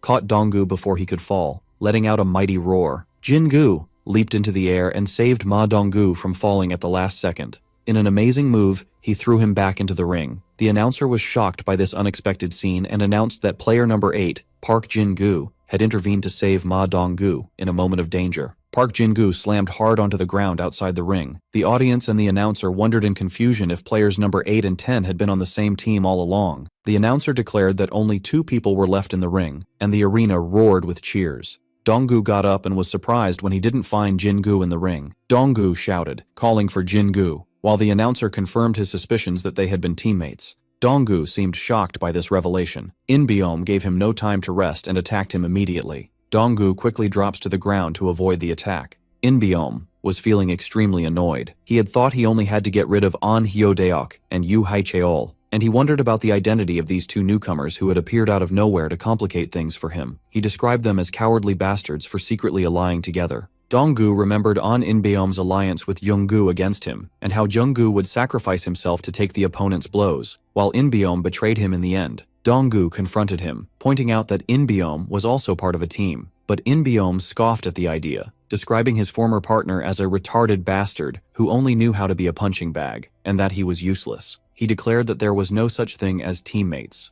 and that those who trust others are just fools. He accused Dong-gu of surviving only because he managed to trick that pile of meat, referring to Park Jin-gu. Dong-gu looked at him with disgust, and ordered him not to put him in the same category, asserting that they were different. A glimpse from the past showed a happy group photo of the Suman friends on the beach. Dong-gu insisted that if he were in his place, he would have saved Jin-gu, just as anyone else would have. He explained to him the principle of exchanging sincere feelings, something that even monsters can understand. But In-beom continued his mockery, questioning if Dong-gu considered himself a monster, and claimed that monsters are hunted by humans because they are stupid and backward. He told him that he didn't understand how the world works, then called him a teenage son of a bitch, and attacked him. The announcer declared that Cha In-beom had rushed forward quickly. Despite his surprise attack, Ma Dong-gu managed to dodge his blows. In-beom scoffed at the situation, but he couldn't dodge the next attack. Despite that, Dong-gu tried to fight, but In-beom told him he could see the timing of his attacks, that his attempts wouldn't succeed, and then delivered a powerful counterpunch. Memories returned to Dong-gu of his training with Doyle, where he was complaining of exhaustion and that he had reached his limit and couldn't continue.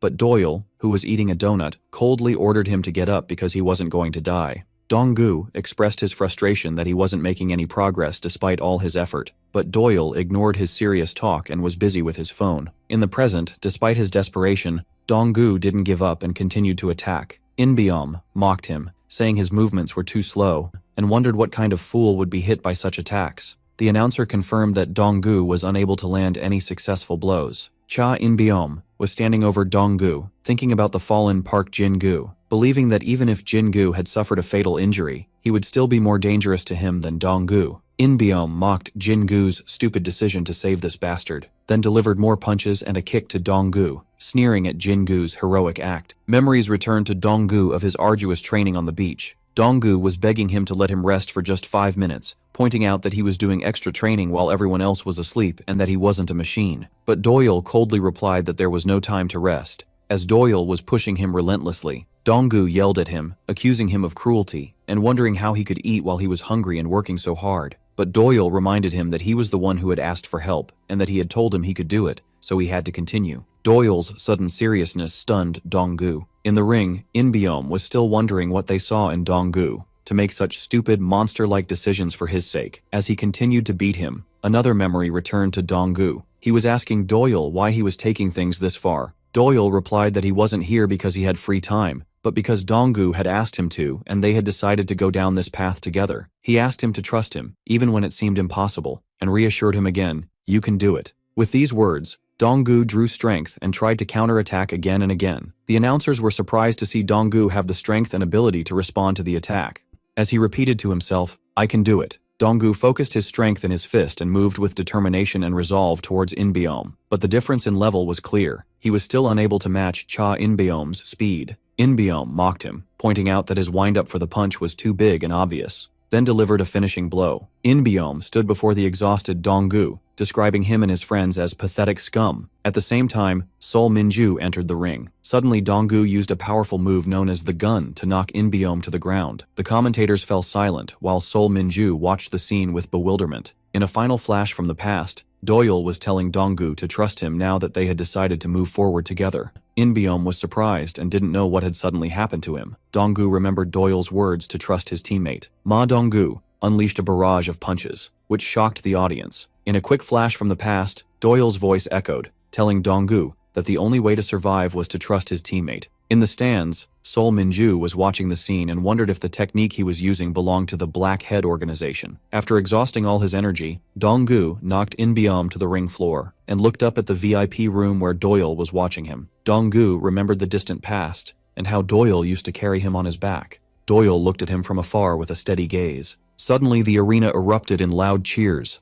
Dong-gu's team managed to win this bloody battle thanks to the efforts of its members and coaches. The announcer declared the end of the event at the Death 10 Stadium as the audience was chanting Ma Dong-gu's name. He had won the bout and received the winner's medal. Sol Mina was in a state of disbelief, wondering how this loser bastard could win. Sol Minju shared her confusion. She also couldn't understand how someone who looked like a loser from every angle could use a blackhead technique. Dong-gu took the microphone, and in his victory speech, he first thanked the members of the anime club, admitting he had never imagined he would win. Minju was still trying to understand what was happening when she suddenly caught a glimpse of Doyle in the VIP room. She was utterly shocked, and she wondered to herself, Kim Doyle? Minju couldn't comprehend why he was here and guessed that he might have come looking for old man Okita's money. She felt angry. The chaos he had caused in Japan was enough, and she wondered what more he wanted. Suddenly, it seemed as if Doyle had noticed her presence. He was talking to Guiyon and asking if he could take some food with him. Minju interrupted her thoughts, feeling that things had become complicated, and ordered her subordinate to get ready to leave. The subordinate was surprised by her decision, pointing out that Cha In-beom was right in front of her and that she had waited a long time for this day. But she insisted on leaving as soon as possible,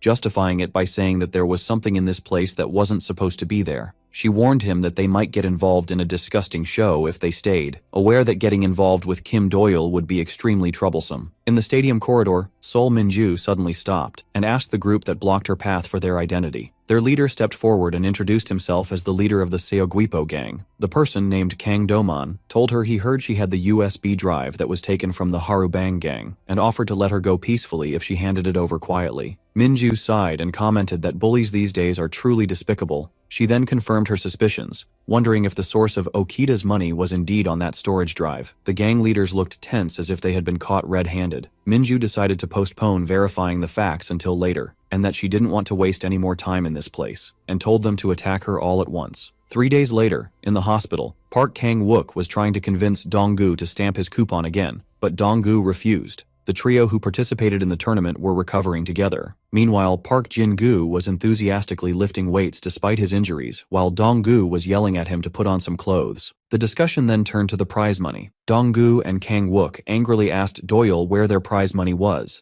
Doyle calmly replied that he had used it for a noble cause and that they should forget about it. Kang-wook flew into a rage and asked if he wanted to fight, to which Doyle coldly replied, asking if he meant a knife fight, which made Kang-wook immediately back down, claiming he was just joking. It was later revealed that the prize money had been entirely spent by Kim Doyle on his stay in a luxury hotel suite costing 5 million won per night throughout the Hell training period. Dong-gu complained to Guiyon, calling Doyle a bully for taking all the prize money for himself, but Guiyon defended him, saying he might have indeed used it for a noble cause, and that their leader makes over 100 million won per hour, so it would be impossible for him to lie about such a trivial amount. Dong-gu and Mina's friend were shocked by this astronomical figure, while Kang-wook yelled at them for believing such nonsense. And so, the Hell training ended. In the news, it was announced that the 4 gang leaders in Jeju, including the leader of the Harubang gang, had disappeared, and that the police were facing difficulties in their investigation. Elsewhere, Sol Minju's father was scolding her for her sharp temper,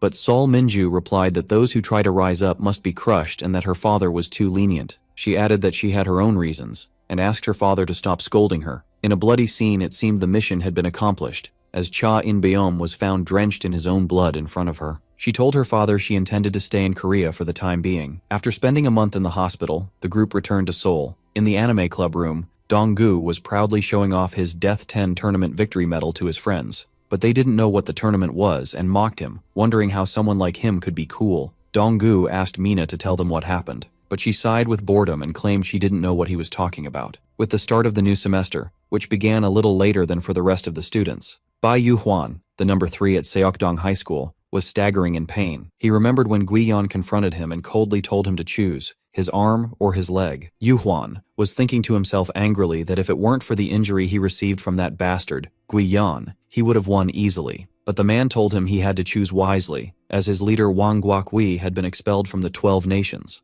and that the National Union and the corrupt cop who supported them would no longer offer any help. He assured him they no longer had any refuge to turn to. He then asked him again where the data for the illegal gambling site run by the Seokdong gang was hidden. Yu Huan screamed that he knew nothing and tried to kick him. The large man dodged the attack, grabbed him, and then threw him hard to the ground. He mocked him, saying that if he didn't know, he should say, "I'll go look," as that is the attitude weaklings like him should adopt. And he kept lifting him and slamming him violently to the ground. He then threw him against the wall with all his might, and Bai Yu Huan felt the pain on impact. The large man then ordered him to know his place. It turned out the large man was Bai Yu Huan, known as Seokdong's High Rank 3, and he had addressed Bai Yu Huan in a demeaning way. After that, with the start of the new semester, Hwaran High School became their next target. The Suman group arrived at a workshop in Hwaran, and Donggu yelled at the girls, asking why they always followed them and got in their way. Mina replied that it was natural for them to need a pretty girl to cheer them on. Bai Yu Huan noticed their presence and wondered who they were. Bai Yu Huan mocked the situation, wondering if this cunning bastard had called for backup, describing Guiyan's group as just anonymous sons of bitches. Suddenly, Guiyan appeared out of nowhere from behind Bai Yu Huan, but Guiyan moved with astonishing speed as if he had used a teleportation skill, and surprised Bai Yu Huan's followers with a swift attack, using the scattershot technique, and eliminated all the students in a single moment. And so, the campaign of the Suman High School Anime Club to annihilate Hwaran School began. It is revealed that there are 3 schools for troublemakers representing Seoul: Ilgyeong,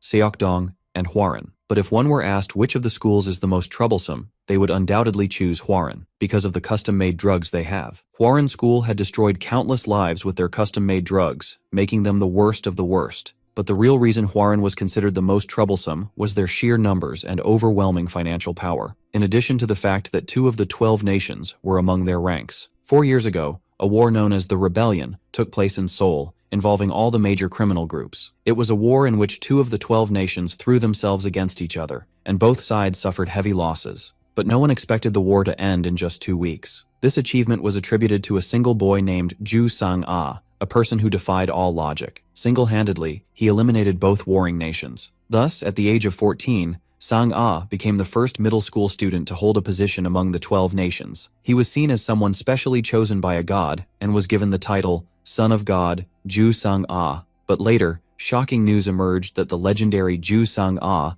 was working under someone else, and this person was none other than the current leader of Hwaran, Ji Yu-jin. Not much is known about Ji Yu-jin. Details about his face, gender, and background are scarce. But one fact is certain: Ju Sang-ah, the son of God, had lost to Ji Yu-jin, and the fight had lasted only 3 seconds. In the present, at an arcade, Donggu was desperately trying to explain to Doyle the magnitude of the danger they were facing. He told him that Hwaran had over 100, perhaps even 200 members. Although Doyle was impressive, Donggu reminded him that his battle against Wang Guokui had lasted at least 5 minutes, while Ji Yu-jin had eliminated the legend Ju Sang-ah in just 3 seconds. Doyle seemed uninterested, while Donggu pleaded with him to take the matter more seriously and act with caution. But Doyle replied that it was too late for that. He explained to him that he had already sent them a declaration of war. He then showed him a video in which he used deepfake technology to put Donggu's face on someone else's body. In the video, the fake Donggu announced that they were coming to destroy Hwaran next Friday, and warned them that there would be no mercy. Donggu was shocked and asked if he had really sent this video. The scene shifted to Hwaran School, where the video continued to display the terms of surrender. Their leader, Ji Yu-jin, must kneel before them, and they must hand over all evidence of the manufacturing and distribution of illegal drugs. He issued a final warning to them, explaining that if they had any sense or conscience, they would make the right choice. At the Hwaran headquarters, Bayon Min-ho, the school's number 3, was watching the video while eating his meal. He commented sarcastically that this little shrimp who had taken out Bai Gichul and Wang Guokui a week ago was now declaring an all-out war on them. Bayon Min-ho, the number 3 at Hwaran, was hearing the news brought by Bai Yu Huan. Earlier, Doyle had told the defeated Bai Yu Huan that from now on, he would be their eyes and ears, or in other words, their spy. He explained that the device in his hand would broadcast video and audio to him in real time, and that it was also a bomb he could detonate remotely at any time. He warned him that if he thought of doing anything funny, he would blow his head off. Bayon Min-ho asked him if the same group that sent the video was the one that turned his face into this mess, and gave him a look that conveyed a frightening threat. Bai Yu Huan knelt before him and apologized profusely. Min-ho ordered him to stand up, saying that apologizing meant nothing, and that whoever makes a mistake must be punished, then demanded that he give him his eye as punishment. Earlier, in the arcade,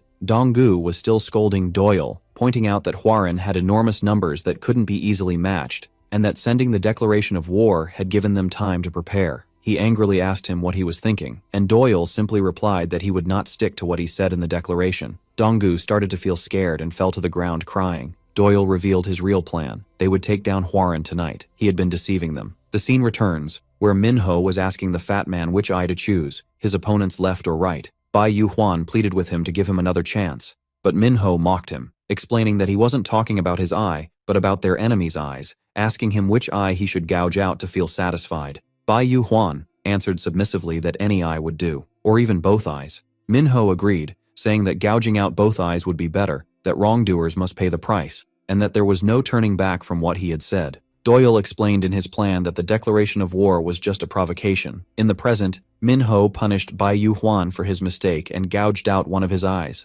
Doyle explained that an opponent blinded by anger is bound to make a mistake. Since most of Hwarin's forces were followers of Bai Yuhuan screamed that his men would never follow Minho's orders. As Doyle's plan was aimed at inciting internal conflict in Hwarin, suddenly, Minho appeared holding a sword and sarcastically addressed Bai Yuhuan, saying it seemed he hadn't hit him hard enough the last time. He then added, as he prepared to deliver a finishing blow, that Bai Yuhuan's death would have no effect on Hwarin anyway. Minho continued his attack on Bai Yuhuan. In the background, Doyle was explaining that they would exploit this internal conflict and that reinforcements had already arrived. In Minho's place, two men entered the room through the window. They were Guiyan and Park Jin-gu, while Minho stood before them, wondering who they were. In the student dorms of Hwarin High School, students heard a commotion coming from the third floor. Guiyan was telling Park Jin-gu that reinforcements would soon arrive from the second floor and ordered him to stop them in the hallway. Guiyan then turned to the lone Minho remaining in the room, declaring that he would take care of him. Minho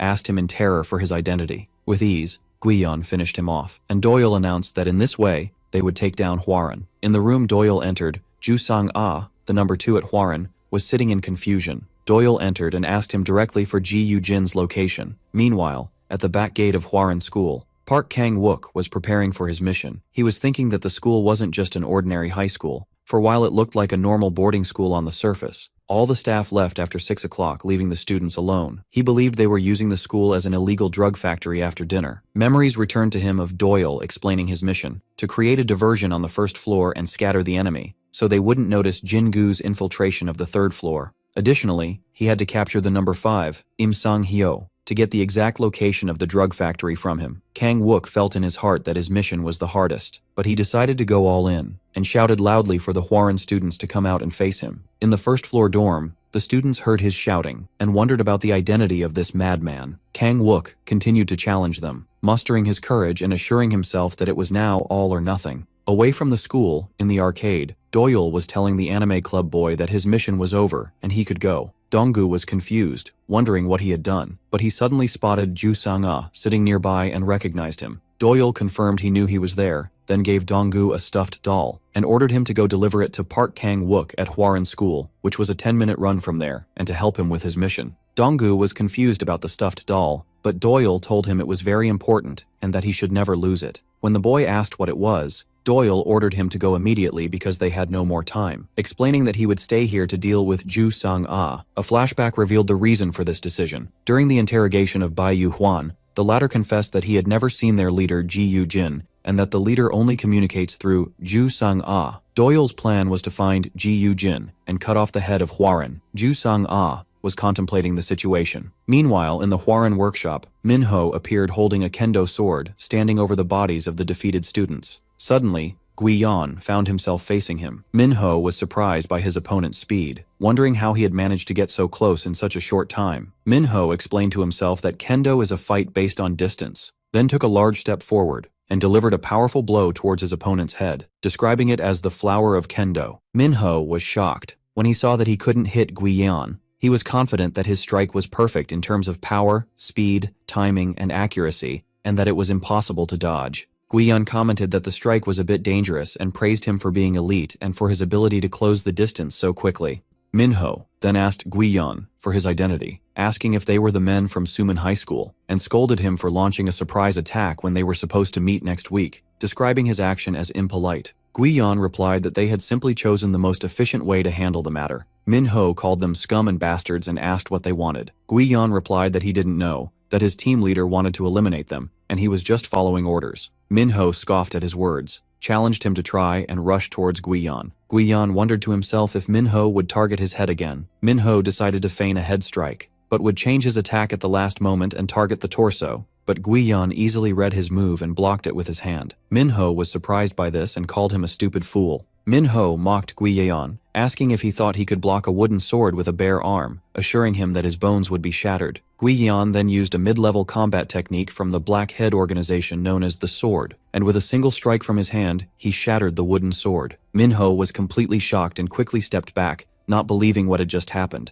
He couldn't believe that Guiyan had cut the sword made from the finest ebony wood with just his hand. Minho wondered in terror about Guiyan's identity and how he had managed to do that. But Guiyan was also surprised. His strike was true and powerful, yet Minho had managed to partially evade it. Guiyan admitted that Minho was definitely better than his previous opponents. Guiyan thought to himself that it would be easier if he were aiming to kill, but Doyle's voice echoed in his mind, reminding him that he couldn't kill them. He felt that fighting while trying to match the opponent's level was still a strange thing for him, and he realized he had a long way to go. Minho yelled at him angrily, wondering what he was muttering about. Guiyan continued his contemplation when Doyle told him about the talent of his past opponents like Wang Guokui and Bai Gichul, believing that if they had received professional training, they would have easily surpassed the elite team. He guessed there were probably 10 others like them, or even more and much stronger. Guiyan wondered if it was really possible for such talents to exist in South Korea and at the high school level. Elsewhere, a white-haired person appeared sitting in a tub full of blood. Guiyan truly wished it would happen, and that he would find stronger talents who could compete with him.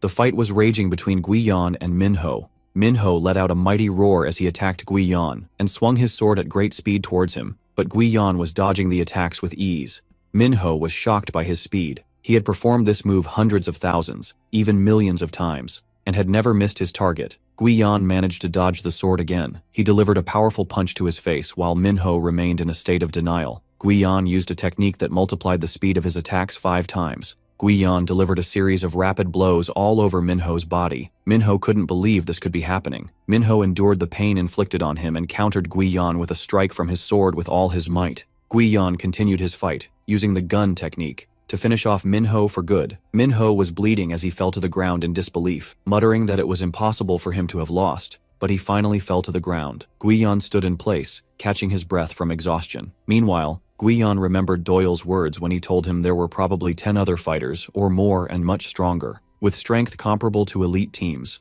Elsewhere, Donggu was running quickly, carrying the stuffed doll, muttering angrily that Kim Doyle always acts recklessly without consulting him. He wondered how he could suddenly decide to start a riot that night. Doyle had ordered him in the past to take good care of the doll. Donggu thought to himself that there was something inside the doll, and he began to feel nervous. Suddenly he bumped into someone and fell to the ground, his backside hurting. Donggu quickly apologized, explaining that he was in a hurry, but the mysterious man told him to cut the nonsense and asked if he was Ma Donggu from Suman High School. Donggu was shocked and wondered about the man's identity, who introduced himself as Ha Che-ho, the leader of the 3rd team in the National Union. In the present, Doyle was in a conversation with Ju Sang-ah, who asked him if he wanted to ascend to the top, then advised him to do what he could, but assured him that he would never be able to defeat him and that he should give up his ambition and tell him where Ji Yu-jin was. Ju Sang-ah spoke to Doyle, wondering if he would be an exception among the strong men who don't boast about their strength like this. Doyle was facing Ju Sang-ah. Doyle moved with astonishing speed, which puzzled Sang-ah. Sang-ah analyzed the situation, seeing that Doyle exuded an ordinary yet strange aura and estimated his level to be roughly equivalent to that of Ha Che-ho.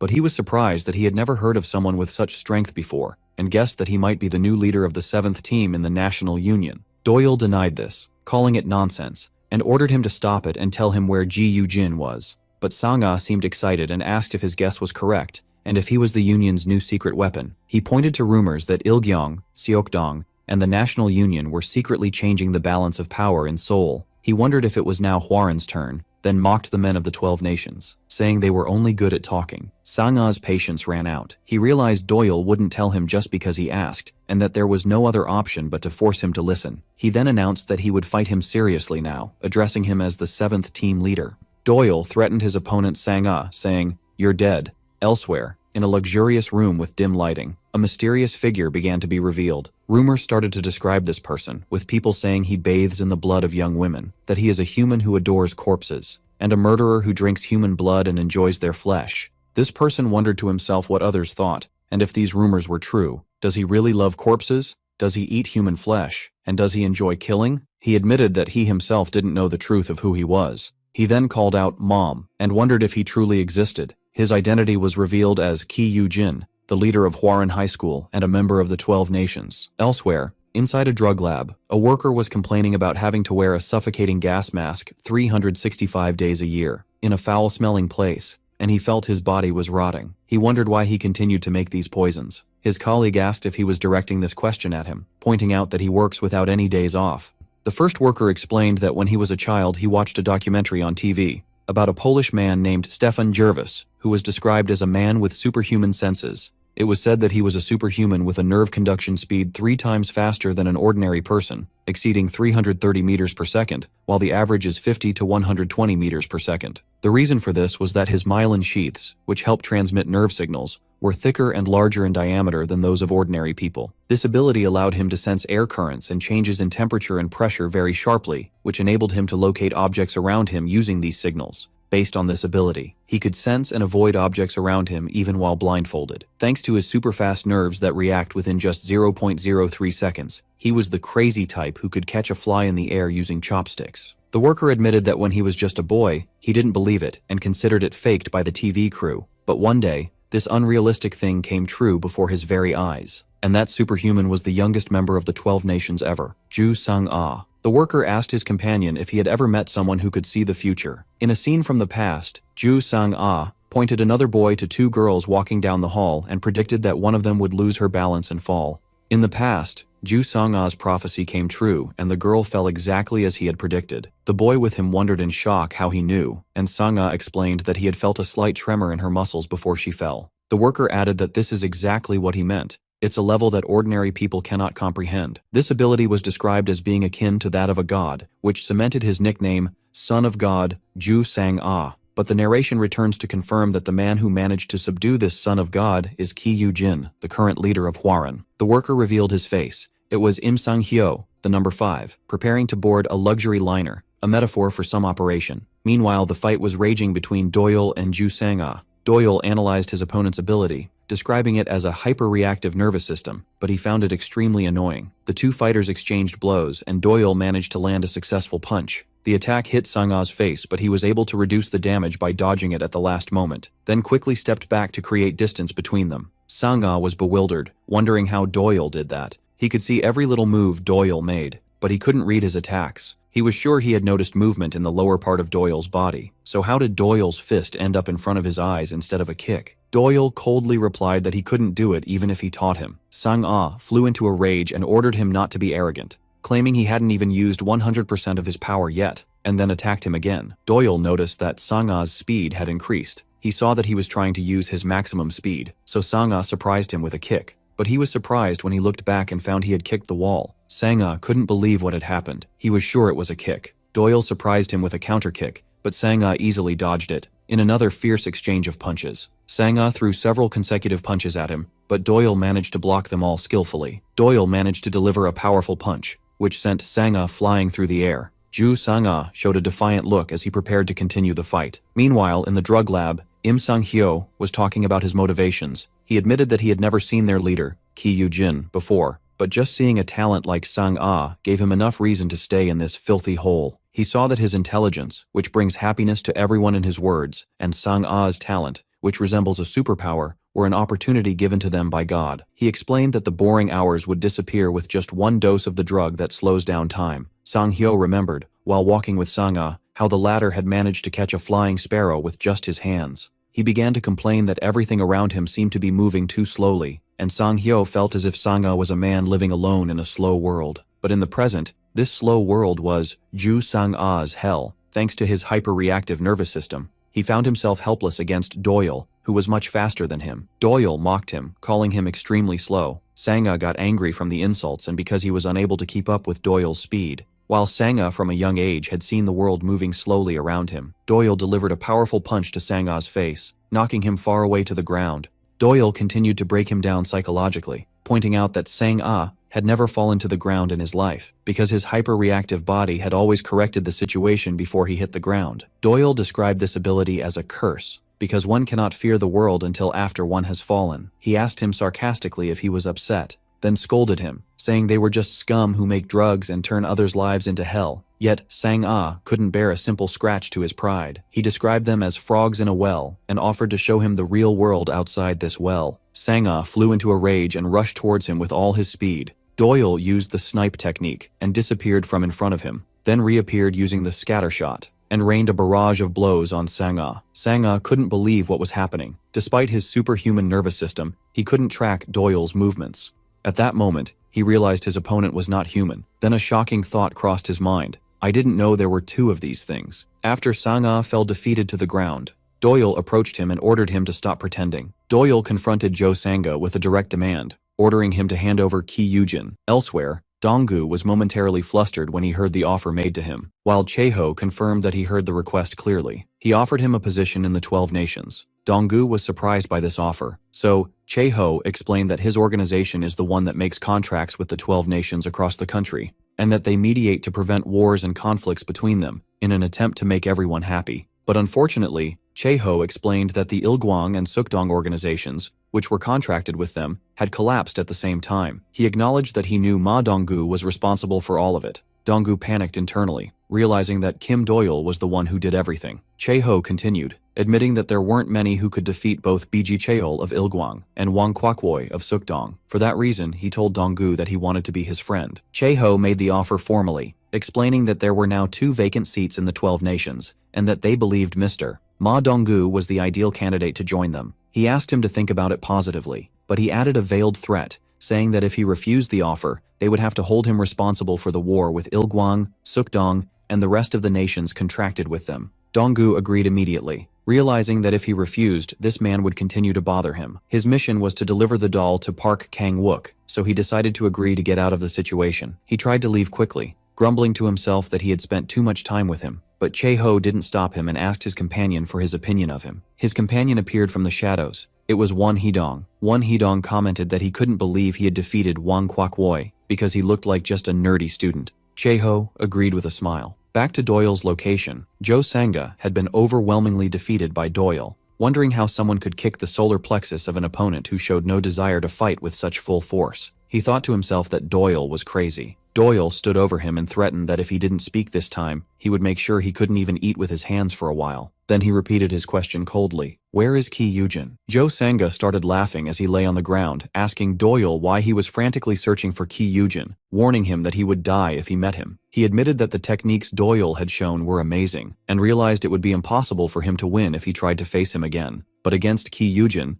they were nothing more than child's play. He wondered in despair why Doyle was trying to bring this terrible thing into the world. Elsewhere, in a luxurious room, an injured woman woke up to find Ki Yujin over her. The woman screamed in terror and begged him not to kill her, but Yujin calmly asked her why he would kill her and what had made her so terrified. He continued to question her, asking what he had done to her, and if he had really tried to hurt her. Sanga told Doyle that Ki Yujin had even killed his parents, and that he was the devil himself who felt no remorse. In the present, Yujin listened to the injured woman's story that he had attacked her just a moment ago. Yujin continued to wonder if he had suddenly attacked her. Really? As if he didn't remember attacking her at all. Back in the alley, Sanga explained to Doyle that Yujin couldn't feel remorse, because he couldn't even remember what he had done. He suffered from selective amnesia, where he would commit terrible acts as if they were nothing, then erase them from his memory. Another scene showed Yujin comforting his victim, apologizing to her, while she was confused. Sanga told him he didn't know if he truly didn't remember or if he was just pretending. Sanga described Ki Yujin as evil itself, a terrible thing that could never fit into this world. He remembered making a promise with him in the past, after Yujin committed another atrocity and asked innocently, "Did I do this again?" Sanga told Yujin that day that he would destroy himself someday, so he promised to create a drug to solve his problem within 3 years and that all Yujin had to do was stay inside that room to protect himself. Sanga insisted that this person could never step outside. Then he revealed what Yujin asked for in return: mother, the body of his mother, whom he had killed himself. Sanga wondered how he could find a body that had already been cremated, so he searched the dark web for days, found a fake mummy that was 99% realistic,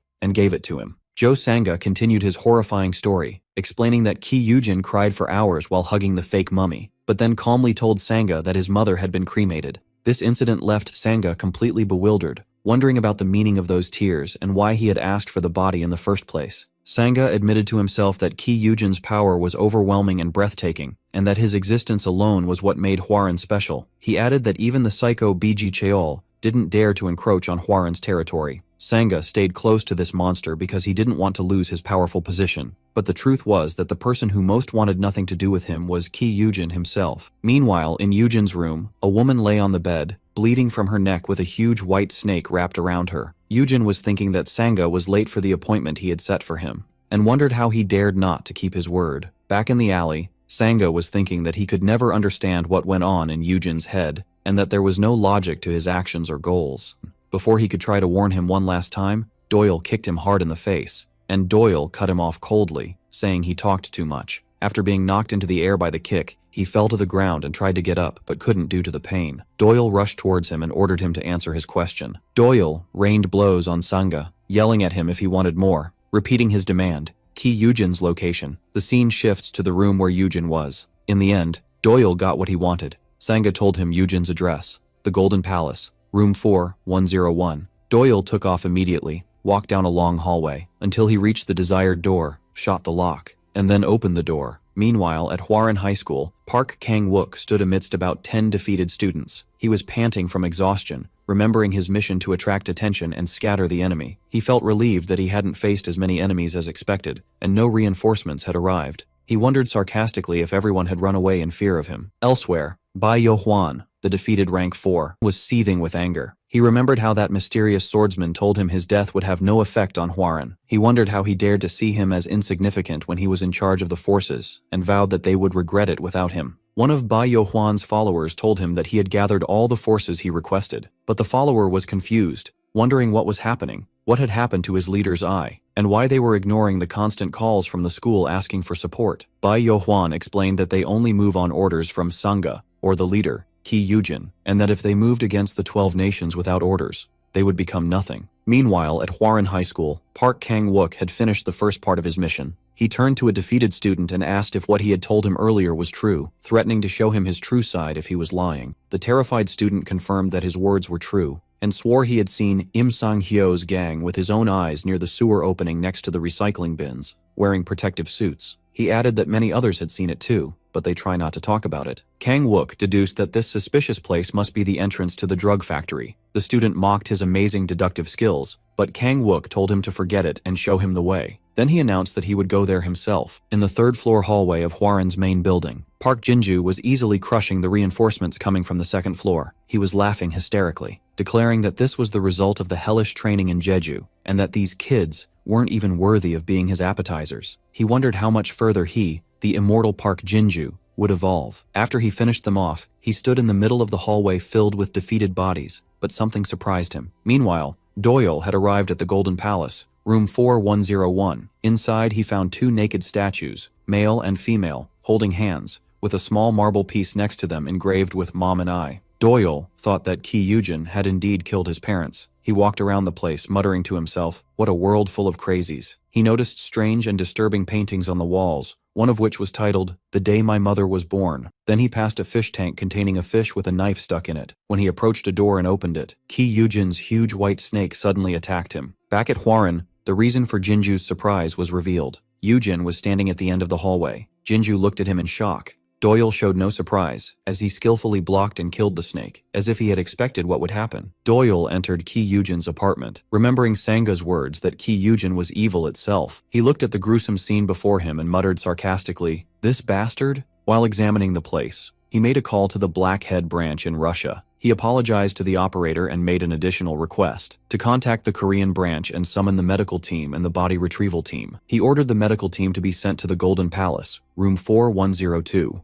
Doyle gave specific instructions, pointing to a note left by Yujin for Sanga, and for the body retrieval team to be on standby at Hwaran High School. Meanwhile, in the hallway of Hwaran High School, Yujin was asking Park Jinju if he had seen Jo Sanga. Jinju was shocked by the question. Yujin approached him with incredible speed, and told him he wouldn't repeat his question, but suddenly, Ki Yujin attacked Jinju with lightning speed and broke his hands. Jinju let out a deafening scream of pain, and Yujin asked him again, "Have you seen my sangha?" Far from there, at the sewer entrance. Park Kang-wook was disgusted by the foul smell, wondering if there was really a drug factory in a place like this. He remembered the boy's instructions that Donggu would come to help him and that he should keep his phone on. But as time passed, Kang-wook's patience began to wear thin. He sent a text message to Donggu, asking where he was and if he had run away in fear. He bragged that he had already taken out hundreds of Hwaran's men and found the factory himself, ordering him to hurry up. At that moment, Donggu was running at full speed towards the entrance of Suman High School, panting from exhaustion. Kang-wook continued sending messages, calling Donggu a coward, and wondering why he was so slow when he was there to help him. Inside the drug factory, a technician was reassuring his colleague. He assured him that with the leader, Ki Yujin, and Sangha, Hwaran was invincible. He promised him that the reward he would receive would be many times his effort, and suggested they have a snack before returning to work. At that moment,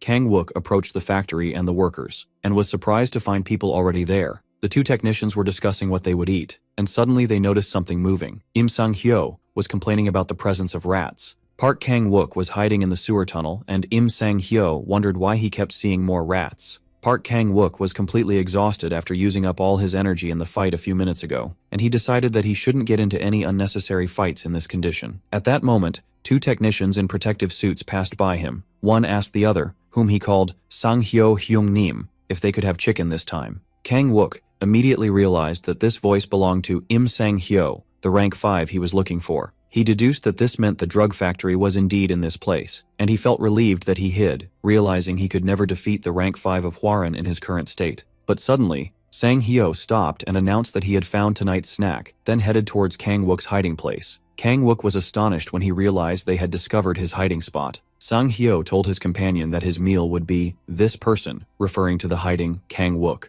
Meanwhile, on the third floor of Hwaran High School, Park Jinju faced Yujin. Jinju was shocked, as he hadn't even seen Yujin's attack. Yujin wondered if Sangha wasn't at the school. Jinju looked at the new opponent, who was standing calmly, and thought that if Sangha were here, he wouldn't have allowed all this to happen. Jinju wondered in terror about this person's identity, and if there really was someone at this level in Hwaran. He felt that even the monster B.G. Cheol was not at this level. The white-haired man interrupted him with a strange question. "Who am I? Do you see me?" Then asked him, "Do I exist?" Before Jinju could comprehend what was happening, the mysterious man attacked him with superhuman strength, shattering his collarbone. Jinju screamed in pain, wondering where that blow came from, and how he was able to do that as if with supernatural power. The man stood over him and told him coldly, "You will die." Jinju couldn't believe his words. Then, strangely, Yujin offered him a chance to survive if he begged him. Jinju refused to beg, so the man told him that life is precious, and he should make some effort to preserve it. Jinju didn't understand this illogical talk. When Jinju didn't answer him, Yujin attacked him again with overwhelming force that broke his leg.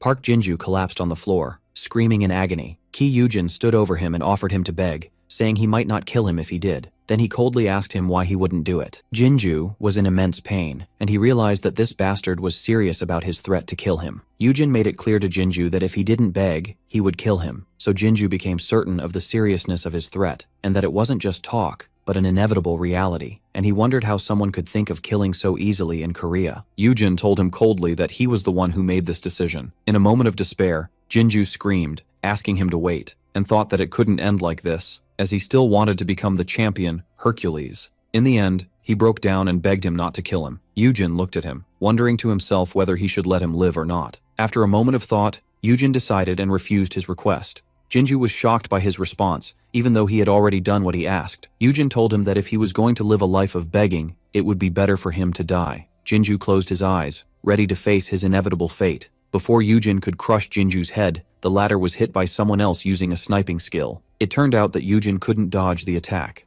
but he was surprised by Gweon's sudden appearance. Gweon used a technique to increase his attack speed. Then he used the orbit technique on Yujin.